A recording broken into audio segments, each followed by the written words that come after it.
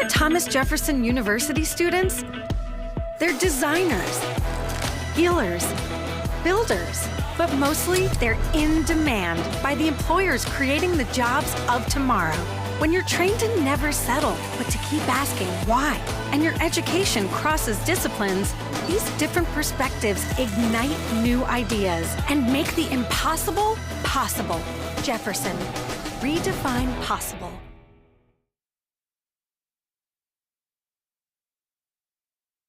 The true values that have stayed with the Dad Vail in all the years that I've been associated with it is its service for emerging programs and for programs that have limited resources. If you want to improve your rowing, you need to be associated with these types of programs. This course here on the Cooper River is a beautiful course, and I wish all the rowers just the best race of their life here. The whole year has been leading up to this. No stress, just focused on the race.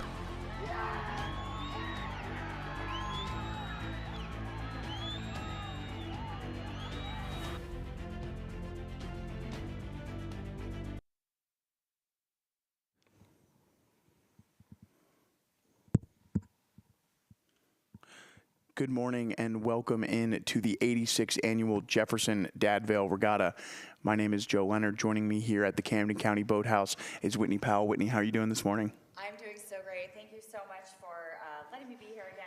It's a really exciting day here out on the Cooper River. We have some amazing showdowns that are going to be happening with anticipation of a little bit of weather perhaps, and a lot of rivalries going out on the water today. So there's a lot that we are all waiting very, very anxiously to see happen out on the Cooper River today. So right now it looks really good, and I'm really excited to get these races started and going. So. Yeah, so you may have noticed we're starting a little bit early today. It's 7 a.m. and we're getting started. First race of the day, and it looks like they are into the stake boats, is our women's varsity single sculls final. So winds are coming in today, expected up to 25-mile-an-hour gusts around noon today. So the idea is to try and get as much of the final racing in this morning as we can, and then hope the weather holds up so we can get some of these second and third finals in as the day goes on, give everybody a chance to compete today who came out. But early on, we're starting off with some of our premier finals, the varsity singles in men's and women's, followed by the varsity eights Division I in men's and women's. So should be a really fun start to the day, 7 a.m. Hope you're up for it. Yeah, that's actually true. And you know what, again, because we are anticipating a little bit of wind and from a direction that can be very difficult, very exposed here at the stake boats, we could either have, again, we're not entirely sure yet, could have a quick start or a standard start. I'm not entirely sure what we're going to start seeing early on in the day. So again, a quick start is where hands are not recognized and referees or officials will get the boats off the water, or excuse me, off the stake boats as quickly as possible without recognizing hands, just because the wind is blowing and they just need to get everybody aligned and off the stake boats right away, versus the standard start. So we'll see if anything starts to change up at the top, and we'll keep you posted. But right now we've got this beautiful shot from the drone looking at a 6-boat beautiful race here. Yeah, it looks like we've got all 6 boats sitting ready here, just about to get started, and they are off in the women's varsity single final for the Dave McCormick Trophy. From right to left on your screen here, we have in lane 1, Marietta. Lane 2 is USC. Lane 3 is Trent. She's the favorite. Lane 4 is Oklahoma City. Lane 5 is Jacksonville. And in lane 6 is Thomas Jefferson University. So this rower from Trent, she had the fastest time in qualifying yesterday, and then she had the fastest time in either of the 2 semifinals, winning her specific semifinal by nearly 50 seconds yesterday. So look for her, and you can see already within the first 200 meters here, she has opened up a fairly significant lead. Yeah, that's right. And let's give you some lane assignments here too. We are through the 100-meter mark. It looks like we've had a clean start, which means we are through 100 meters without any breakage or mishaps. That does not include jumping your seat. So if you do that, that is on you. Lane 1, Marietta. Lane 2, Southern California, so USC. Lane 3, Trent. Lane 4, Oklahoma City. Lane 5, Jacksonville, and Lane 6, Jefferson. And right now, it looks like your current leader is Trent in that gorgeous green boat here in Lane 3. We will jump back to what looks like Southern California, USC, and very, very evenly matched there. Race for second place is going to be Oklahoma City. And then we will jump back to a challenging, actually, I'm going to look at Jefferson on the outside. Jefferson and Jacksonville, and then Marietta, almost in a dead even heat. 3-boat heat happening back there behind the top 3. Yeah, so Oklahoma City and Southern Cal faced off in their semifinal yesterday. Oklahoma City came out on top by just about 4.5 seconds, so not too much of a difference between those two boats. We'll see how it plays out. Looked like USC had the early lead there through about 350 meters, but as the race progresses, we'll keep an eye on that. Meanwhile, here is your leader from Trent. She's 500 meters into this race, 1,500 meters left to go in this 2,000-meter race course. Looking really strong so far, and you see there just how large her lead already is. Yeah, that's right, and she's rowing at about a 30. Some of her competitors right behind her are rowing at about a 28 or so. So she is lucky right now to be in this position. Well, lucky, I say. We also say skill, because this is an incredible row that we're seeing here. And right behind her, she is looking at the entire field. So this is a very commanding lead from the Trent rower. Fryer here is her name. So very impressive row here from Trent, followed very closely by USC in lane 2 and Oklahoma City in lane 4. And again, competing for the Dave McCormick Trophy here, our first trophy race of the day at the Dad Vail Regatta. Again, if you're just joining us, the schedule today has been inverted due to some weather concerns. You can see there, it was a little bit more apparent on the drone shot than it is here, but there are some waves out on the course. You can see it there. Just a little bit of rippling going on. Nothing too bad there, definitely manageable, and you can see the boat from Trent there is managing it quite nicely so far. So, you know, in this type of, weather, what kind of things are you seeing out there early on, Whitney? Yeah, that is a great question here. It's about 50 degrees, and we're looking at about 10-mile-an-hour winds or so with expected higher winds. So again, we're really glad to be getting these races in the small boats off of the stake boats a little bit earlier in the day. And it looks like from that beautiful shot that we had from the drone, she is actually steering straight down this course. She's doing a really, really phenomenal job here. What we call thread the needle. She's going right down the middle of the course here, and we see a little bit of steering corrections in those other 2 lanes around here, but very, very minor. Again, very difficult to do in a single, especially when you have the glare on a little bit of that chop in the water, and they're trying to use the buoy lines as those guides to get down the course straight. So looks like our rower from Trent has moved off to the starboard side just a teeny bit, a little bit closer to that buoy line. Perhaps she will figure that out and get centered again, but again, not too much for these athletes to worry about quite yet. They've taken quite a few strokes in these boats at this point. Yeah, just about 1,000 meters left to go now for our second place, and it looks like Oklahoma City has moved into second place here, but only just about a seat or so in front of the boat from Southern California. So those 3 currently in podium position in the women's varsity single event. You can see here now in that third 500 between those 2 big red buoys where the boats are. That is 1,000 meters to 1,500 meters on this race course there, where our boats currently are competing. Yeah, that's right. And we're looking at this great shot here all the way down the course. And if you are looking at the screen now, if you're not, you should be. Go to dadvail.org to follow along with the live stream here. We're looking at this lane 3 with a very commanding lead, followed by USC in lane 2 and Oklahoma City in lane 4. And Oklahoma City in lane 4, too, just to note, was in the double last year. So she's a sophomore that's actually racing this year in the singles. So a very impressive performance against some very strong scullers here. Oklahoma City doing a great job out in OKC Riversport, coached by legendary rower Brian Volpenheim. Multiple-time athlete and Olympic champion, so he's doing great things building up the small-ish program that is out there in OKC. And clearly this very young athlete has many years to go out on the course still, but right now doing a great job hanging with some of the best of them. Yeah, and it looks like she is currently in second place and starting to push that lead just a little bit as they make their way through this third 500, trying to set herself up for a final 500-meter sprint here. And you can see there the red buoy line approaching for our lead rower from Trent here, and she enters into the final fourth of this race right there with no one in sight at the moment. And a really calm row here. You're just seeing a rower totally picking it down the course right now. Not a lot of check in this boat.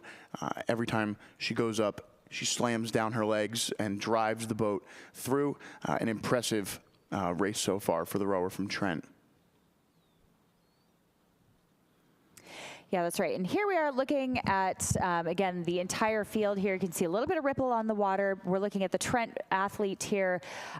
She is rowing at about a 30, so that is Fryer. In lane 3, and then again followed by USC and Oklahoma City. So Oklahoma City I'm going to give the advantage to. USC is a crew that we don't see too often out here at the Dad Vail. A lot of Southern California crews where I hail from, we don't actually get to see a lot of crews from, so it's great to see some of them out here. USC has had a great year as a team. They're doing a great job. They've had some coaching changes, but they have had a pretty strong season, so we should see some good rowing from them. I would expect nothing less, even in the small boats, which is kind of fun to see. Usually we see USC in the 8s and the 4s. Just about 200 meters left to go here for our leader from Trent as she tries to put the finishing touches on her performance here for the Dave McCormick Trophy. Really impressive. And obviously, as we see the conditions here, a little bit choppier than yesterday. Yesterday we had a very flat course, and the rain kind of helped to settle some of that down. Today we're dealing with wind, a bit of a different beast, and as it gets windier throughout the morning here, we'll keep an eye on these conditions. But a lot of these rowers have had to deal with these conditions throughout the spring training season, so it shouldn't be too different for many of them as we come to the finish line here in our first race at the 86th annual Jefferson Dad Vail Regatta. And the winner of the Dave McCormick Trophy is the rower from Trent. Congratulations. Yeah, that's a really impressive row here. Again, she finished this at a 30. I'm not even sure that we saw a sprint from her. That was a commanding lead from the start. She did a phenomenal job hanging on to that, and if not, opening up the gap a little bit more. So on our screen, you can see the waves and the wind starting to pick up again a little bit across the buoy line there as we wait for USC and Oklahoma City. Looks like Oklahoma City here popping up onto our screen, finishing in second. Again, that sophomore from Oklahoma. Yeah, so Oklahoma City takes the silver there, followed by the Trojans of Southern Cal finishing bronze here in the women's varsity single event. Winning time by Trent there, 8 minutes and 20 seconds.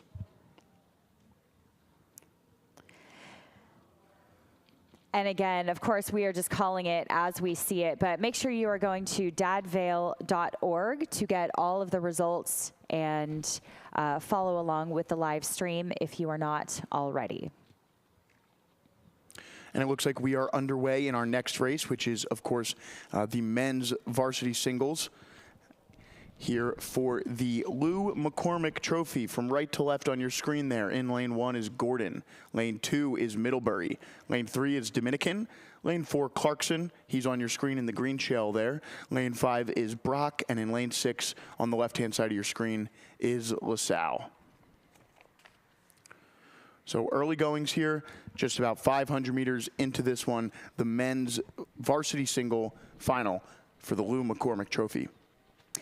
And this is just a little bit exciting to note, too. We have the champion and the silver medalist in this race as well from last year, as well as athletes that have been in the doubles. So in lane 3, Dominican, he is the champion of last year's single. And then in lane 5, we have the silver medalist who also he was the silver medalist actually for 2023 and 2024, and was in the double that won in 2023 as well. So a lot of experience here in this field in the sculling boats. So again, I have a feeling they will not be too bothered by the little ripples on top of the water here. But we should see some pretty exciting racing, I think, coming up, especially in the second half, because I think if I am a betting woman, that we will see some of these athletes have a very, very strong second half and perhaps a little bit of a sleeper mentality. So they're a little bit more patient and wait before they actually make their moves. Yeah, so interesting developments here so far. So Dominican had the winning time in their semifinal. They beat Brock. Meanwhile, Clarkson won their semifinal, edging out that boat from Middlebury. But as we saw there from the drone angle, it actually looked like Middlebury has the slight advantage here. You can see just hitting those buoy lines slightly out in front of the lanes 3 and 4. We're about even with the camera at this angle here, so you can see the advantage, although slim, that boat from Middlebury has. For the most part, it is 3 boats across here for this Lou McCormick Trophy. Yeah, this is turning out to be quite a showdown here. Middlebury, of course, with the bucket hat and the cow print oars. It's really hard to miss that. And then we jump over to the other side, Clarkson in the bright green boat. Dominican sandwiched right in between. Brock, Ian Doctor is the athlete there from Brock on the outside. So we have a near 3-boat race here that is bow ball to bow ball between Middlebury in lane 2, Dominican in lane 3, and Clarkson in lane 4. Yeah, so if I had to guess, that rower from Middlebury who had the second fastest time in qualifying yesterday and then finished second in his semifinal probably took a little bit off the gas in his semifinal, just given that we are 1,000 meters into this race and he's standing right there with the Dominican and Clarkson rowers who essentially dominated their individual semifinals. Exactly. I think you make a really great point here, too, because I love watching time trials and semifinals because you never know what athletes or teams are doing to actually make it into the next progression, and you can almost guarantee that they are not throwing all of their cards on the table. So when it comes to getting all of these athletes here into a grand final, and you know that they've done just what they need to do to get in, perhaps get a choice lane, again, that is up to the athlete or crew, then we get to see a whole different side of these athletes race when we get into a grand final. So it makes it incredibly exciting. So we get to be surprised constantly. So we can take times all day from a heat or from a time trial, from a semifinal, but here we are seeing quite a race shaping up between these 3. Yeah, and in this third 500 here, it's something we talked about a lot yesterday, being maybe the most important 500 of the race. And look at Clarkson here starting to strike out into first. He has passed the Dominican rower. He has moved through the Middlebury rower, and now it is Clarkson out in front here in this third 500. Looks like Brock in fourth, followed by LaSalle, or rather Gordon, and then LaSalle here in 6th place. But you can see there the green shell of Clarkson in this third 500 beginning to move away. We'll see if Middlebury and Dominican, and maybe even the rower from Brock here, can make a late run. Yeah, I have to say, this is actually not what I expected for this race, which I am excited about for most of the morning. I hope we're surprised constantly. We are seeing this Clarkson rower at about a 34, so definitely picked up the pace just a little bit. And I think you said the right word here, strike. That's what is happening here, because look at this move. This Clarkson rower has picked up the rate just a little bit from a 30 to a 34 and is almost going again, I think, as I speak, because look at Middlebury. Yep. They're all going now. Dominican's starting to go. He might have gone a little late here. But again, these singles, they can make up time a little bit faster in these smaller boats. So still a lot of race left for those 3 lead boats there. Although you can even see from this angle, the Dominican rower is down here. So Clarkson and Middlebury, you're 1, 2 at the moment. Dominican in third, Brock in fourth with an outside shot at the podium still. Yeah, that's right. I mean, this is not exactly what I expected, which again, of course, makes racing so exciting. But I did expect lane 3 Dominican to be in a little bit more of a commanding lead. But again, this Clarkson rower is really giving us quite a show. 250 meters left to go here for our leader from Clarkson. A little wobble in the boat there, a little excited as he hits the red buoys. Just got to focus up and row his best race. And I think he will be our Lou McCormick Trophy champion here. But again, as they come to the finish line, look at this. He is continuing to impress upon this lead that he created in that third 500. A really impressive final 1,000 so far for the rower from Clarkson.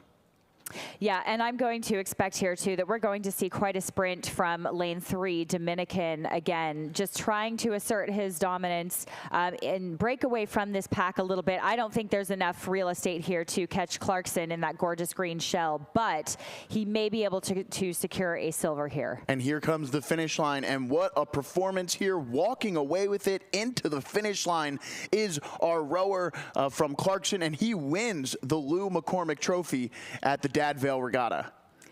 Finishing in second is Dominican. He'll take silver after moving through the Middlebury rower, who settles for the bronze. Brock with a nice push at the end, finishing in fourth. So a great race to get things started there. The women's varsity single, the Dave McCormick Trophy, of course, won handily by Trent, followed by the boat from Clarkson winning the Lou McCormick Trophy.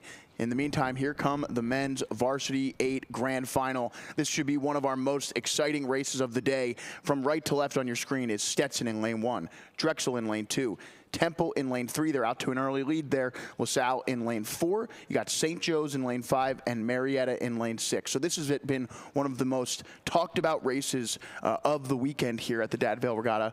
The men's Grand 8 final between 4 Philadelphia rivals. And then on those outside lanes, you have Stetson and Marietta trying to play spoiler.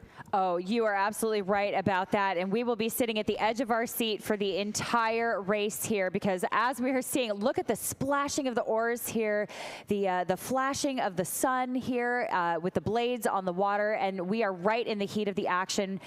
Your early leader here, again, looks like Temple, again, in lane 3, who is going to throw a wrench, I think, in this race between Drexel and LaSalle. And I have heard that the Drexel 8 has been completely dismantled and rebuilt completely for this race in anticipation of racing Temple and LaSalle. And you know what? We saw an excellent performance yesterday, so I think the Drexel Dragons are really going to put on a show here for LaSalle and Temple. But right now, it is Temple that is in the lead. Are you telling me Drexel has rope-a-doped the competition here?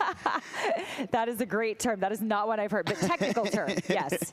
That is a fantastic development in this race. Meanwhile, Temple looking incredibly strong here, early goings. LaSalle, who has been the prohibitive favorite throughout the spring season, winning many of the races between Drexel and Temple, although just last week, Temple actually edging out the LaSalle team. And as you can see here, those two boats, looks like about 4 seats of a lead here for this Temple boat over LaSalle. We cannot see Drexel at the moment, but they are that lane 2 boat, so it doesn't seem like they are even with our leaders.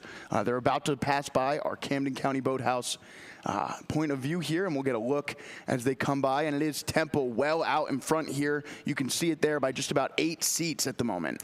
Yes, you are right about that, and they are edging a little bit close to that that starboard bow line right there, but they are extremely, I mean, I have no words for this. They're rowing at a 38 here, and they are absolutely throwing the kitchen sink at Drexel and LaSalle. So the rivalry, the race that we thought we were going to be seeing, is being completely thrown out the window right now by this Temple crew, who's doing a phenomenal job. And let us not forget Marietta on the outside, still challenging as well. So we have Temple out in front. We have Drexel and LaSalle right next to them. No surprise in a race for second right now.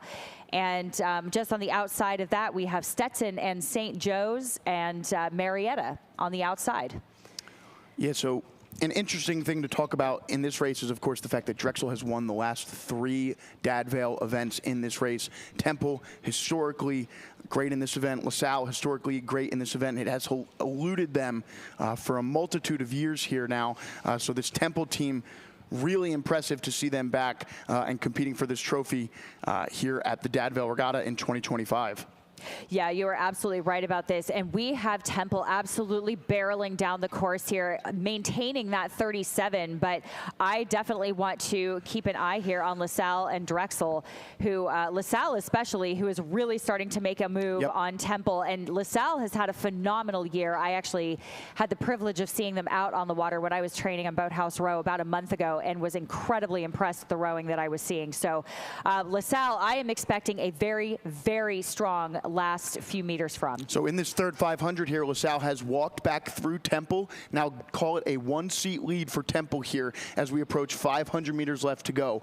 We'll see if Temple, and there it is, the 500-meter buoy line right there. 500 meters left to go here in our men's varsity 8 grand final. Again, competing for the Richard O'Brien James Hanna Trophy. Don't let that angle fool you. It's a little bit closer than that.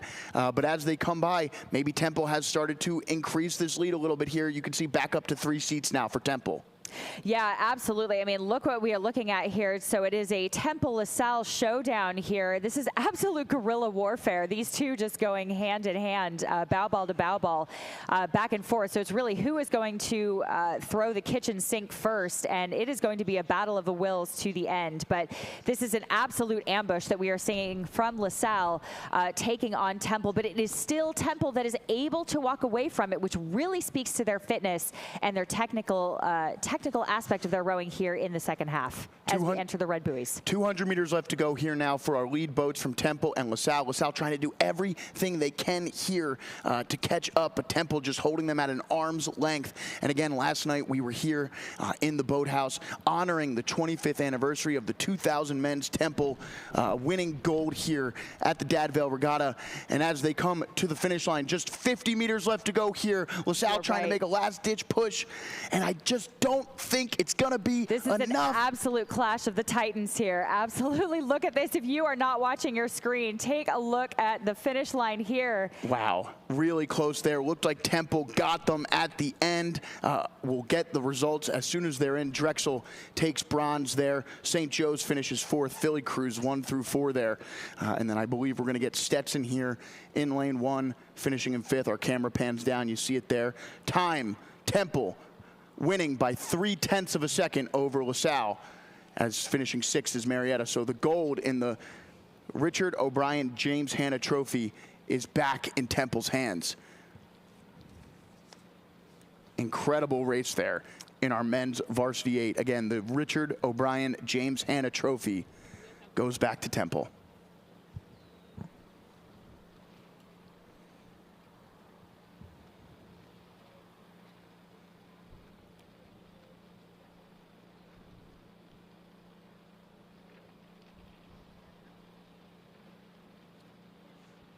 You can see the time.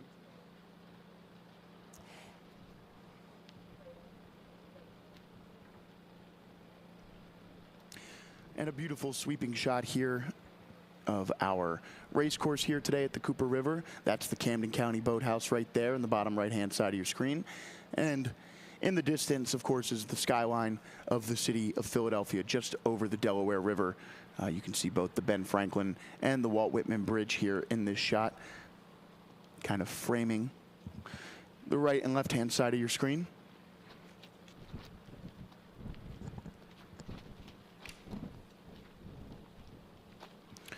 And despite the fact that we are expecting some winds later today, it is a pretty beautiful morning here in Cherry Hill, New Jersey.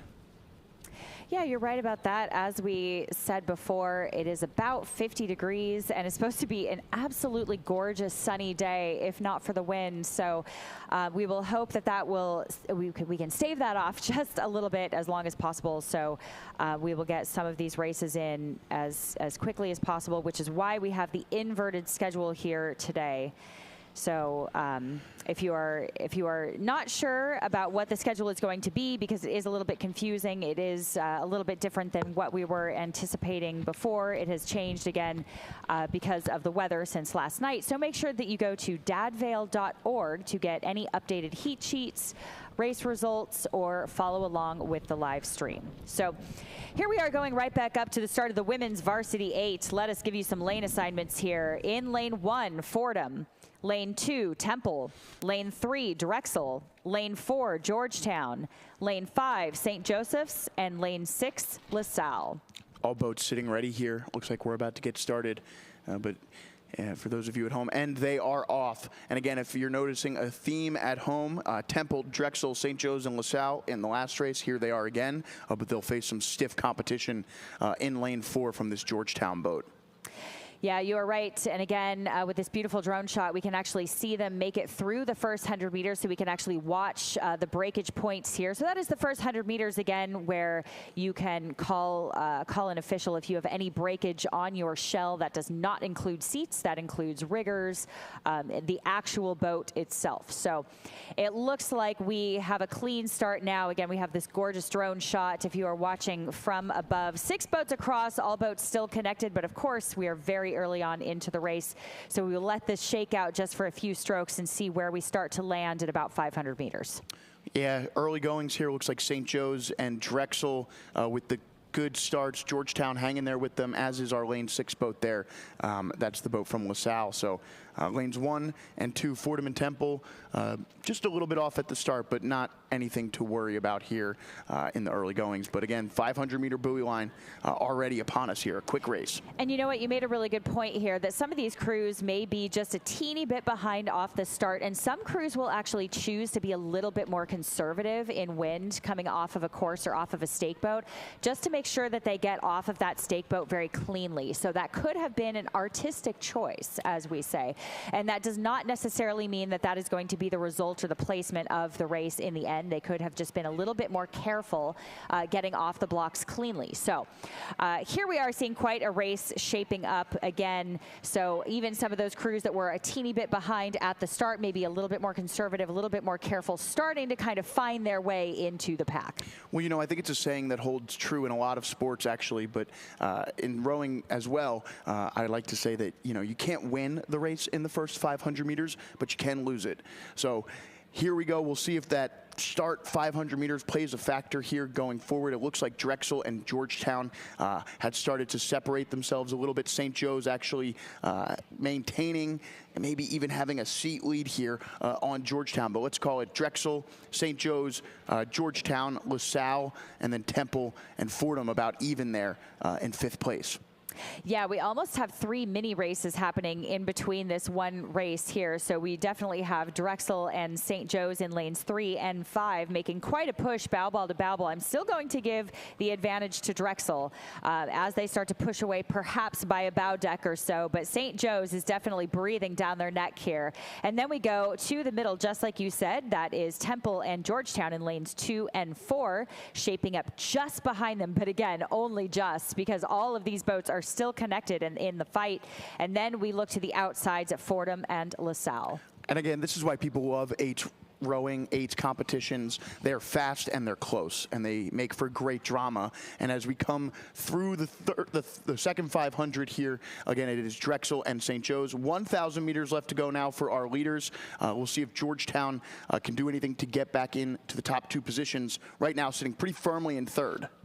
Yeah, that's right. I have the Drexel Dragons rowing at about a 35-36 again, and had the privilege of speaking to their coach and said that this crew in particular was such a special crew. They have really created such a culture at their boathouse this year that is so selfless and so team-oriented that they are really out here not just rowing for themselves, but rowing for each other. And so the culture and the chemistry here in this Drexel boat is really starting to show here because, again, as we've said before, that is sometimes the X factor. You can row beautifully, you can row at a high rate, but if you do not have the chemistry, if you do not have that X factor, it is very, very difficult to win a race, let alone win the gold. Nice move here in the first half of this third 500 by Georgetown. They've pulled just about even now with St. Joe's. Maybe give the edge to St. Joe's by a bow ball, but not anymore. There's Georgetown bow ball over St. Joe's. They are just 1 or 2 seats behind this Drexel boat now. We'll see if St. Joe's can respond into this final 500. But again, Drexel still maintaining just a few seats lead over our second place Georgetown. Yeah, that's right. It is definitely Drexel's race to lose here. But look at Georgetown, who is really making a push. And then St. Joe's also trying to get in the mix, who has brought their rate up just a little bit as we speak. So I am looking at St. Joe's right now, getting some numbers for you, because they are absolutely bringing up the rate here to try to get in the mix again, just to make a little push to see if they can get ahead of Drexel. And Drexel's still hanging on, but watch out for Georgetown here. here in the middle. Yeah, I think it's just about dead even now between Georgetown and Drexel based on that angle we had from the drone there. 500 meters left to go in the women's varsity 8. Again, we are competing for the Evelyn Bergman Trophy here. This is another event that Drexel has performed exceedingly well at over the last few years, and they're trying to keep that going here. That's right. It's Drexel's race to lose for sure. And here they are crawling back just a little bit. And I think they know it here because this is a crew that is pushing. This is about who is willing to hurt more at this point because it is Drexel, Georgetown, and St. Joe's. And neither crew is really willing to give up this fight yet. But keep an eye on Drexel. I don't know. This could come down to who is at the catch and who is at the finish. I think Drexel has the speed here as we approach about 300 meters left to go now. Drexel with a little bit more speed than the other two boats. Georgetown caught them there as they went into the final 500. But now as this last fourth of the race progresses, Drexel held on to something, it seems. 250 meters left to go, and Drexel pushing away from Georgetown and St. Joe's into the end of this race. Yeah, that's right. I mean, we are nearly going stroke for stroke at about a 43 here. It is Drexel and Georgetown who is really making a push, and I still think Drexel has the advantage here, but not by much. Georgetown is really not willing to give this up without a fight.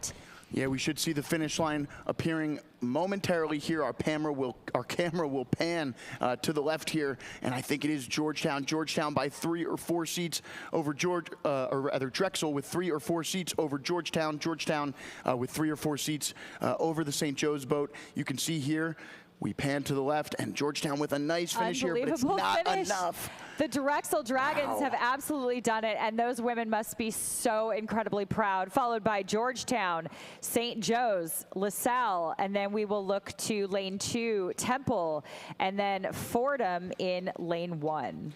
Look at that finish. I was about to say it looked like about a second between each boat there. It was less than that. It was about, yeah, you can see there about 0.6 of a second from Drexel to Georgetown, and then Georgetown with about 0.8 of a second there, or 0.7 rather, to St. Joe's. So incredible finish. Drexel wins the Evelyn Bergman Trophy here at the 86th annual Thomas Jefferson Dad Vail Regatta. So a great, great race there. We've had, you know, the H races, we always talk about it. They are fantastic. You know, those boats had to get through a time trial and a semifinal in order to get to that point, and, you know, it delivered with the drama.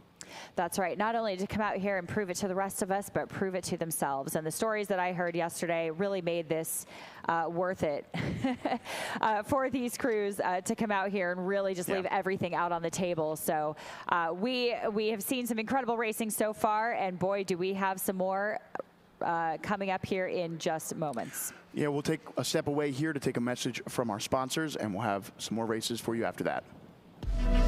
Who are Thomas Jefferson University students? They're designers, healers, builders, but mostly they're in demand by the employers creating the jobs of tomorrow. When you're trained to never settle, but to keep asking why, and your education crosses disciplines, these different perspectives ignite new ideas and make the impossible possible. Jefferson, redefine possible. All right, and we're keeping things moving here at the Dad Vail. And next up on the race course is the Women's Division III Varsity 8 Final. And we have in this race from lanes 1 through 6. In lane 1 is Bryn Mawr B. Lane 2 is RIT. Lane 3 is Catholic. Lane 4 is Bryn Mawr A. Lane 5 is Stockton. And in lane 6 is the other Stockton boat here. So just about 500 meters into this one. And it looks like, as expected, this race is shaping up between Catholic and Bryn Mawr. But check out RIT there in lane 2, and also, you know, Stockton not too far back there in lane 5. Yeah, that's right. And Bryn Mawr here actually got 4th in this event last year, about 7 seconds behind RIT. So they are out here to definitely try to make a comeback here, I would say. They're very proud of the team that they have fielded this year. So they have about 3 varsity 8s, and this is the largest in team history. So you better believe that Bryn Mawr is out here with not only a little chip on their shoulder from getting 4th last year, but they are definitely here to give us quite a show. And a beautiful overhead shot here showing you how this one is breaking down. And let's call it just about 3 seats here for Catholic over the Bryn Mawr boat. And then Bryn Mawr with about an 8-seat lead there over that RIT boat. That's right. And we have Catholic University, again, special shout out to them. Our race director here at the Dad Vail actually did go to Catholic. So Kirsten is an alum. So I'm sure we have a little special pride here for Catholic, who is doing a phenomenal job. Again, just a few seats now over Bryn Mawr, who is out here crossing our screen right now in a grand fashion. We will see if either of these crews decide to make a move, pushing their way out of the 1,000 to try to break away from each other. Yeah, and so far looking really close together. Bryn Mawr hanging tough here with this Catholic boat. Again, not much. They have not faced each other yet in this Dad Vail event. Catholic yesterday had a time of 7:24 in their semifinal. Bryn Mawr just about a second faster than the Catholic boat. But as you can see here, looks like Catholic with a second on the Bryn Mawr boat at the moment as they hit the halfway point here. 1,000 meters left to go. Yeah, that's right. And you're mentioning a lot of these times, too. And it's very interesting because these times are coming from time trials, from semifinals, and all in very different weather. And some of these crews handle the weather very differently. Headwinds, tailwinds, it's all over the place. So really what we're seeing is a great showdown. All of these crews that made it into the grand final today, obviously, and are handling the wind quite well. A little bit of a cross tailwind. Again, like we said, about 50 degrees. So the temperature's beautiful. The sun is out, but just a little bit of a distraction from that tailwind side, from the port side there. But it looks like Bryn Mawr and Catholic are handling it absolutely beautifully. Catholic running away with it now, about 6 seats up over Bryn Mawr. And then we will look at the race shaping up on the outside. That is Rochester Tech and Stockton. And they are about bow ball to bow ball in lanes 2 and 5. And then we will look to the outsides at Bryn Mawr B and Stockton in lanes 1 and 6. Yeah, so this Catholic boat looks like they just drifted across their lane a little bit there from port to starboard, and you can see Bryn Mawr actually was able to make up a couple of seats just in the last 50 meters or so, but still maintaining a pretty solid speed here, despite the fact that they kind of drifted, and now they are kind of hugging that port side of their lane. Looks like they've got it straightened out a little bit here, but, you know, again, lost a little bit of ground there. Yeah, you know what it could be too is that the sun is shining here on the ripples on the water, and sometimes with coxswains, if you look down and you look up again, lanes actually start aligning diagonally. We actually see that a lot in some of these race courses. So when it's a little bit windy, you look down, you look up again, and the course actually aligns a little bit different direction. You make a steering correction. Sometimes we do see coxswains do that. And if you even touch that rudder one way or another, the size of a credit card, in about 2 to 3 strokes, that boat's going to respond and start moving to the side of the lane. So it looks like they have gotten back to the center, as you said. So again, no harm, no foul. These are experienced crews here. Catholic still leading the way over Bryn Mawr. Now bow deck and stern deck overlapped. Yeah, impressive race here from the Catholic crew as they have pretty much handled this one through the halfway point. They took a pretty solid lead right then, and now into this final part of the race looking really strong still. Yeah, this is actually a pretty exciting race because look at Rochester Tech, RIT, and Stockton here starting to move up a little bit on Bryn Mawr. So this is really shaping up to be a race for second, third, and fourth. So right now, again, Catholic running away with it. You can see that coxswain looking over, trying to break free of Bryn Mawr's bow ball, and they haven't quite been able to do it yet, but we will see again shortly. We'll keep an eye on it as we come into the last 250 meters. But it is really right now the race for third place, giving the advantage to Stockton over RIT. Yeah, very close there between those boats. A nice push here by Stockton out there in lane 5 to get into that third place. I think Bryn Mawr is going to be able to handle this rush from those two schools. But again, Catholic University walking away with this one at the end. And as they come to the finish line, just about 10 strokes left in this one for our leaders here from Catholic. Yeah, look at them bringing the rate up here. Absolutely. Catholic is just going for it. They're like, we're ready to get it done. So already at a 41 and charging is Catholic University, has broken away from... going crazy. That's right. Has broken away from Bryn Mawr to cross the line in first. And Bryn Mawr will take the silver up from fourth place last year. over to to third place will be Stockton, and then RIT. And then we will look to those outside lanes, again, as we said before, Bryn Mawr B and Stockton. So make sure you get all of your results again at dadvail.org for all of those official margins. Yeah, that Stockton boat looked pretty excited with that third place finish. So congratulations to them. They'll be able to go swing by the medal dock and pick up those bronze medals as the Bryn Mawr B boat finishes in 5th.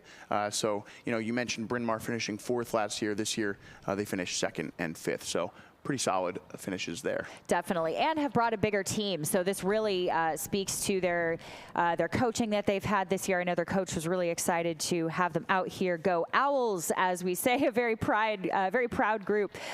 So they're very excited at the direction and trajectory that their team is taking. So well done to Bryn Mawr.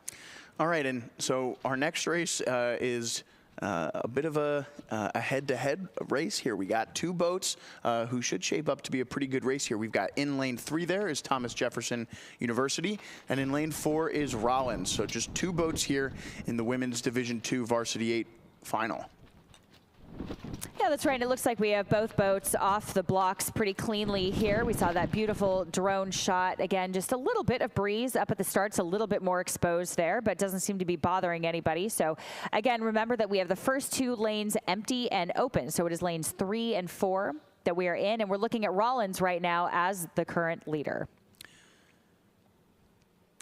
And what do you think, Joe, too? We're watching some of these races. We're seeing 6 lanes across, every once in a while 7, but right now we have a duel. And the mentality, I think, is very different in a duel. And I think it takes a very experienced coxswain to actually run a smart duel, because it's very easy to get sucked into another team's race plan and become a little bit more responsive rather than proactive with your own race plan. So I'm very curious to see how these coxswains execute if they start playing off of each other a little bit, even steering towards each other. That's very common, as well as taking moves and being a little bit proactive rather than trying to just break away on their own. Yeah, duels are really interesting in the world of 8s because it seems for some reason as if some bigger comebacks tend to happen when it's just 2 boats. When you have all those boats across, the race tends to play out, you know, how it was around the 1,000-meter mark. But for some reason in these duels, you can tend to see some incredible comebacks. But at the moment, it looks like these 2 boats are pretty close to each other as we get a nice look at the bow 4 of this Rollins boat from our launch camera here following along with our race. Yeah, I think you make a really good point there, too. And I think when you have six boats across, perhaps 7, again, mostly 6 in the races that we'll see today, there's almost so much chaos going on around you, you can shut it out in a way. So as a coxswain, you can kind of look around and, again, of course, paying attention to where everybody is. But there's so much going on that it's almost easy to start internalizing and bringing your crew back into the shell and saying, yes, we know there's a lot going on here, but it's time to focus on us and we are going to command this race. When it's a duel like this, it's very easy to just keep looking over at that other boat and focusing a little bit on that other boat. So it really takes a good coxswain to keep their crew focused on their own race plan, their own steering, and even if they get a little bit behind sometimes, like we are seeing in this Thomas Jefferson boat, that doesn't mean that the race is over. And so it takes a good coxswain, again, to kind of keep their mentality in the boat here and on fire, again, going up against this excellent Rollins crew that we are seeing here. So it's not over until it's over. So I would expect some great things here from Thomas Jefferson in the second half. Yeah, so a really impressive second 500 from this Rollins boat so far, starting to pull away from the Thomas Jefferson boat. You can see there the 4-seat, or rather the 5-seat there of the Rollins boat sitting just about even with the bow seat of Thomas Jefferson, maybe now 6-seat. So Rollins continuing to kind of take a seat by seat here as our drone follows along. 1,000 meters left to go now for our lead boat from Rollins here. And again, interesting to look at the time trial. There were no semifinals, obviously just the 2 boats in this race. Thomas Jefferson actually had a much faster time than Rollins, so Rollins maybe sandbagging a little bit in that time trial yesterday. But as you can see here, plenty of speed in that boat. And, you know, just what a great experience, even though there's only 2 entries in this Division II event, just to get the feel of going head-to-head, one-on-one with a boat you've probably never raced against before. Yeah, that's definitely true. And that's why the time trial in the semifinal format is pretty exciting, because you never know what a crew is doing just to make it into a grand final. So we get these kinds of surprises no matter what the times say in a time trial. So we do love to see it. And right now we are seeing an excellent performance here from the Rollins crew. And again, as we start to move into the last quarter of the race, we should see some great things. It looks like they're starting to bring the rate up again just a little bit, trying to break away from that bow ball of the Thomas Jefferson crew. And we've seen some great things from Rollins. So I'm actually not too surprised that we're seeing a great performance here. Again, look at that course steering straight down the lane. Really nice job here from this coxswain. Yeah, and the rowers are really, although a little bit of an issue there on the feather on that starboard side, or rather the square on that starboard side, but for the most part, a lot of really nice send in that boat. They're picking it up at the catch really nice. They're not checking it too much, and they're picking this boat along right now. It's a really nice flowing row from that 8, and that's kind of something folks talk about a lot, is when you're in that 8, getting into that flow state where you can just feel the boat move under you, and then when you get to that catch point, just picking it up and keeping it moving along. It's a really wonderful experience, and this Rollins boat is executing really well right now. Yeah, their front end really is working for them here. That's right. We can see the pedals here in this beautiful drone shot that we have, this gorgeous cinematic view from the sky, which is so helpful to us as commentators, that's for sure. And this Rollins crew just doing a really beautiful job, just picking it up and changing direction. Like you said, it's very light, it's very quick, it's very efficient. So they're letting the shell do the work for them on the front end. And that's very difficult to do. That takes a lot of patience and a lot of discipline to allow a crew to have patience coming up to that front end, as you said, placing the blade, changing direction, and keeping that boat moving between strokes, as we say. Yeah, and just about 300 meters left to go now for our lead boat. You can see that red buoy line there where they switch from yellow to red. That signifies 250 meters left to go, and that is exactly where Rollins is at now. And Thomas Jefferson just about 3 seconds behind them, about a boat length back. But still a very impressive race for the boat from Thomas Jefferson here. Staying in it despite, going behind around that 1,000 meter mark, staying fairly connected to this Rollins boat.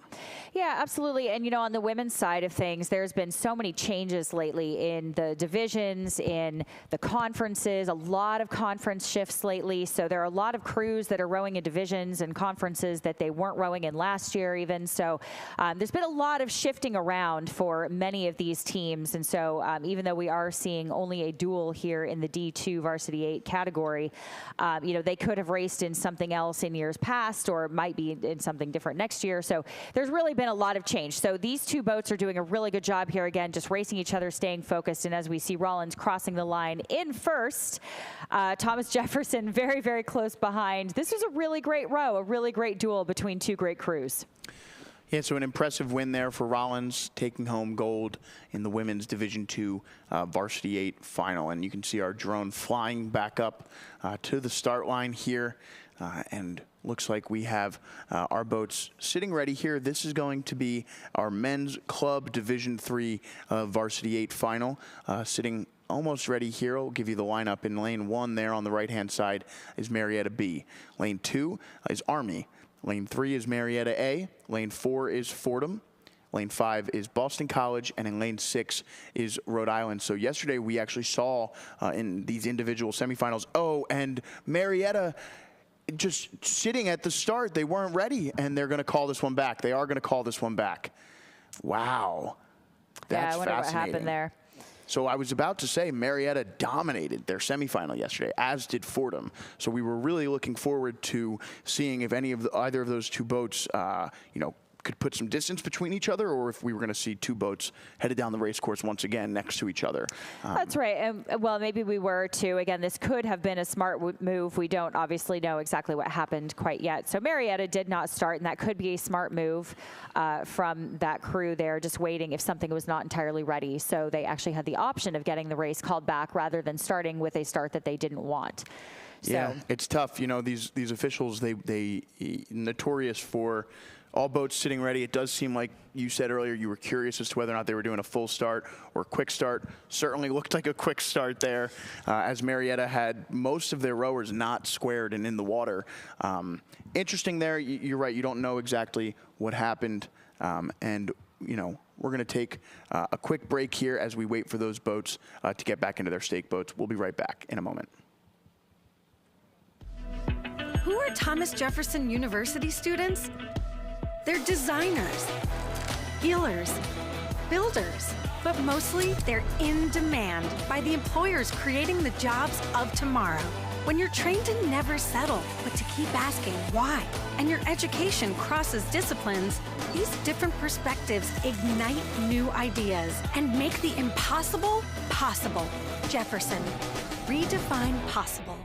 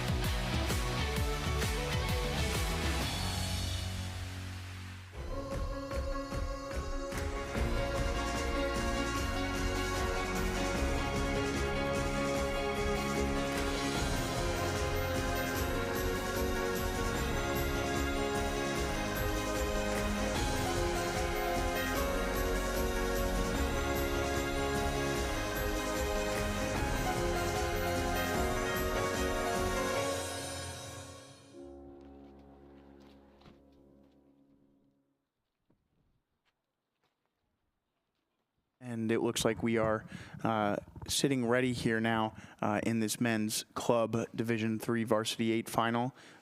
Seems like they've gotten the boats back into the stake boats, and now all boats sitting ready, and they are off and underway. And actually, yep, this is in fact that same race that we just saw that stopped. Again, we'll bring you the lineup here real quick. Lane 1 on the right-hand side of your screen is Marietta B. Lane 2 is Army. Lane 3 is Marietta A. Lane 4 is Fordham. Lane 5 is BC, and in lane 6 is URI. So again, we mentioned it a little bit before we went to commercial there, but that boat from Fordham and the boat from Marietta, each with dominant performances in their individual semifinals yesterday. So we'll look to see if those two boats don't immediately separate themselves here. And while we, watch these boats from our launch camera, just want to take some time to mention to please go visit some of our vendors that we have down near the finish line by the Jumbotron as well.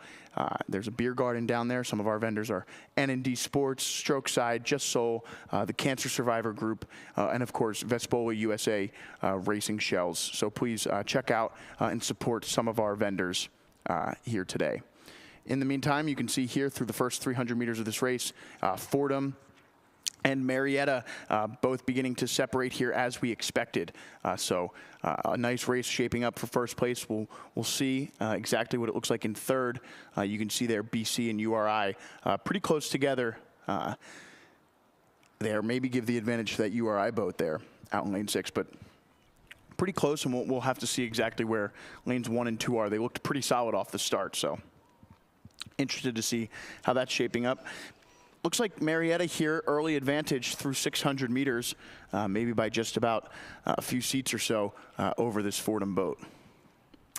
Yeah, that's right. And we're looking at this Fordham boat here, rowing stroke for stroke with Marietta, who is doing a great job. Marietta has had a pretty strong start to this regatta, so I'm going to expect some great things from them. I know the coach was very excited to bring them out to this race this season, this year, and expecting some great things from them. And I think we're seeing it now, because this is a pretty commanding lead here. Again, we can't look away from Fordham, who is definitely challenging them here on the outside. But we almost have a 3-boat race happening, so we don't want to miss what's also happening on the outside. So we have Marietta here and Fordham, and then we have Boston College and Rhode Island in lanes 5 and 6, and then we have Marietta B and Army in lanes 1 and 2.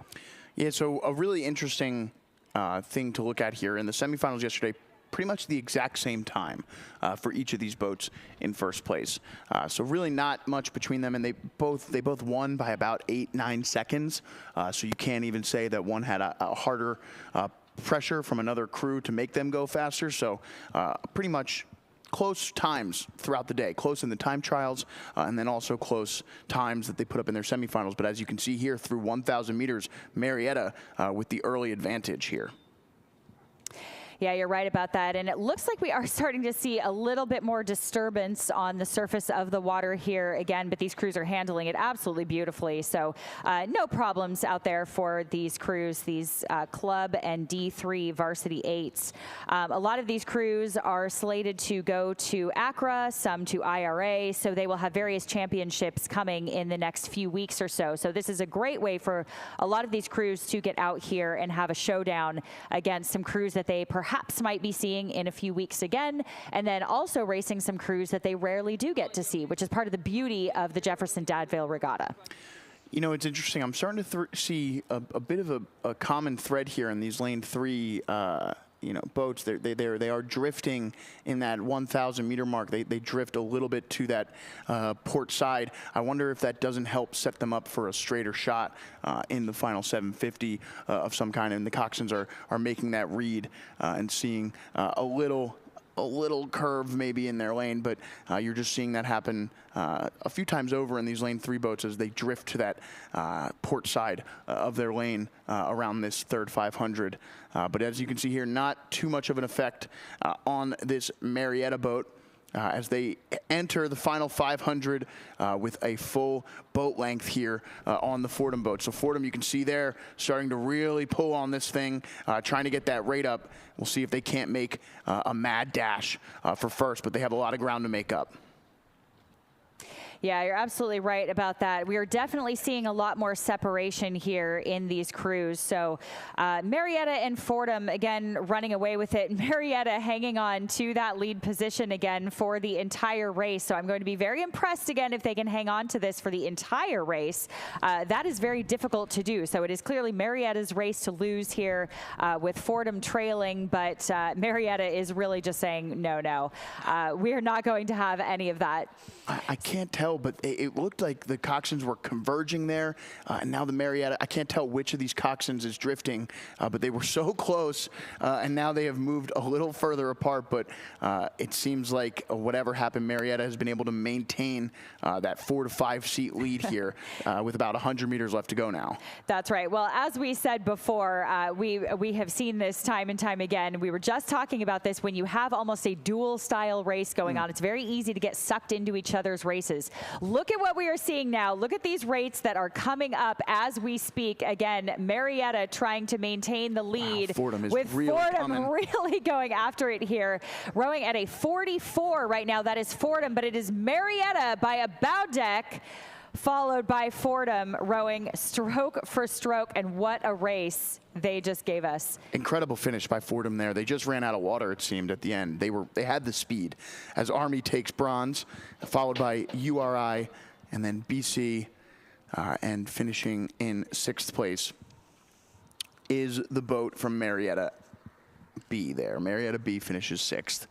So again, We've seen some incredible racing so far today here on the Cooper River, hoping that things just keep getting better. And you can see there, it looks like we are, in fact, underway as results on your screen. Times from that previous race there. You saw how close that finish was between Marietta and Fordham.